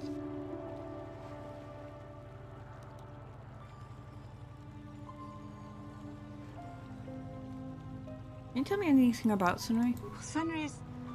he's a cripple. There's no way he could have overpowered the Sith woman like they claim. That's true. I'd forgotten about that. Let's not forget that he would have to have been considerably older than the Sith woman. Are you saying someone your age couldn't overpower a woman? I'm a Jedi, and one who was living alone in the Shadowlands until recently. That keeps you in shape, damn it. We're talking about Sunry here. And there's no way he would do something so dishonorable as hit her from behind. Sunry's a decorated war hero. He's a hero of the Republic. Oh, that's weird. I took away my persuasion option.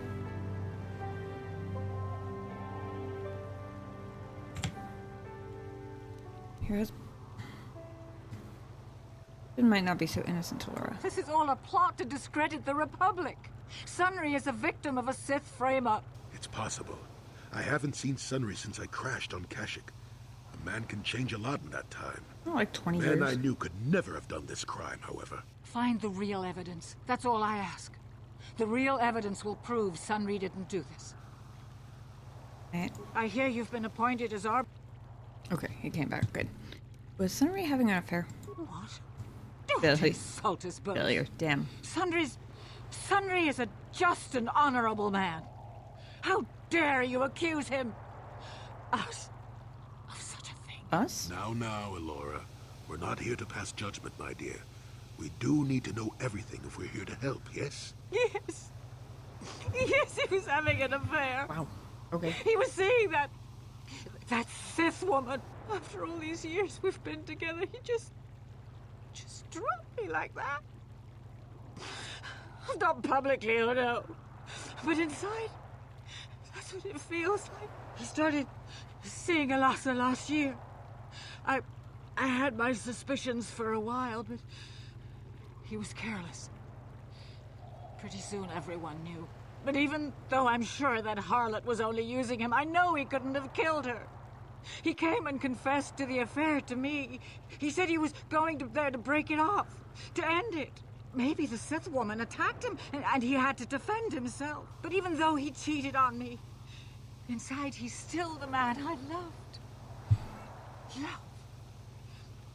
He's too kind and gentle to have killed her in cold blood.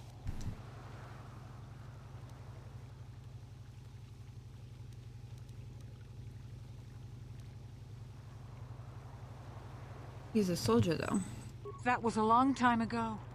In a war far, far away. He's changed now. Settled down. Oh, just please, prove his innocence.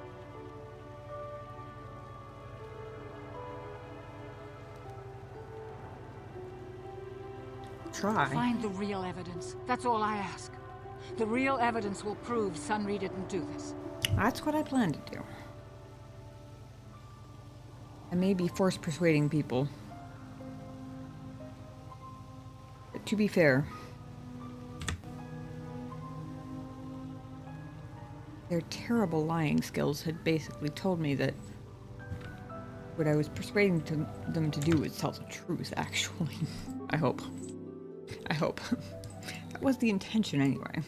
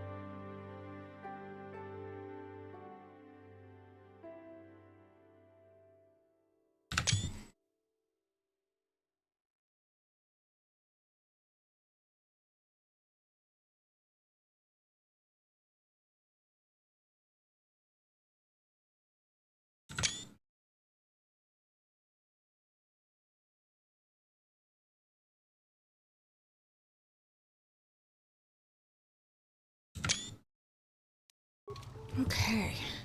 Well, that was very interesting. Fortunately, a fascinating little galactic murder mystery is going to have to wait until next week. Because it's late and I am very tired. Not as late as last week. By comparison to the last, 2 weeks, I'm practically going to bed at a reasonable time, but it's still 3:15 a.m. So, it's all relative. Or as my dad would say, it's all about the relatives. Thank you guys very much, as always, for hanging out with me. I always have fun with you guys. Get the follows and the subs and the bits and the chat, and even if you were just lurking, I appreciate that too. I hope you guys have an absolutely fantastic week. I will be back next Monday, 9 p.m. Eastern Time, as per usual. I don't think there's any reason why I would be running slightly late next week like I was this week. Yeah. You too, son. Thanks for hanging out. Hope you guys have a fantastic week. Take care of yourselves, be kind to each other, and I will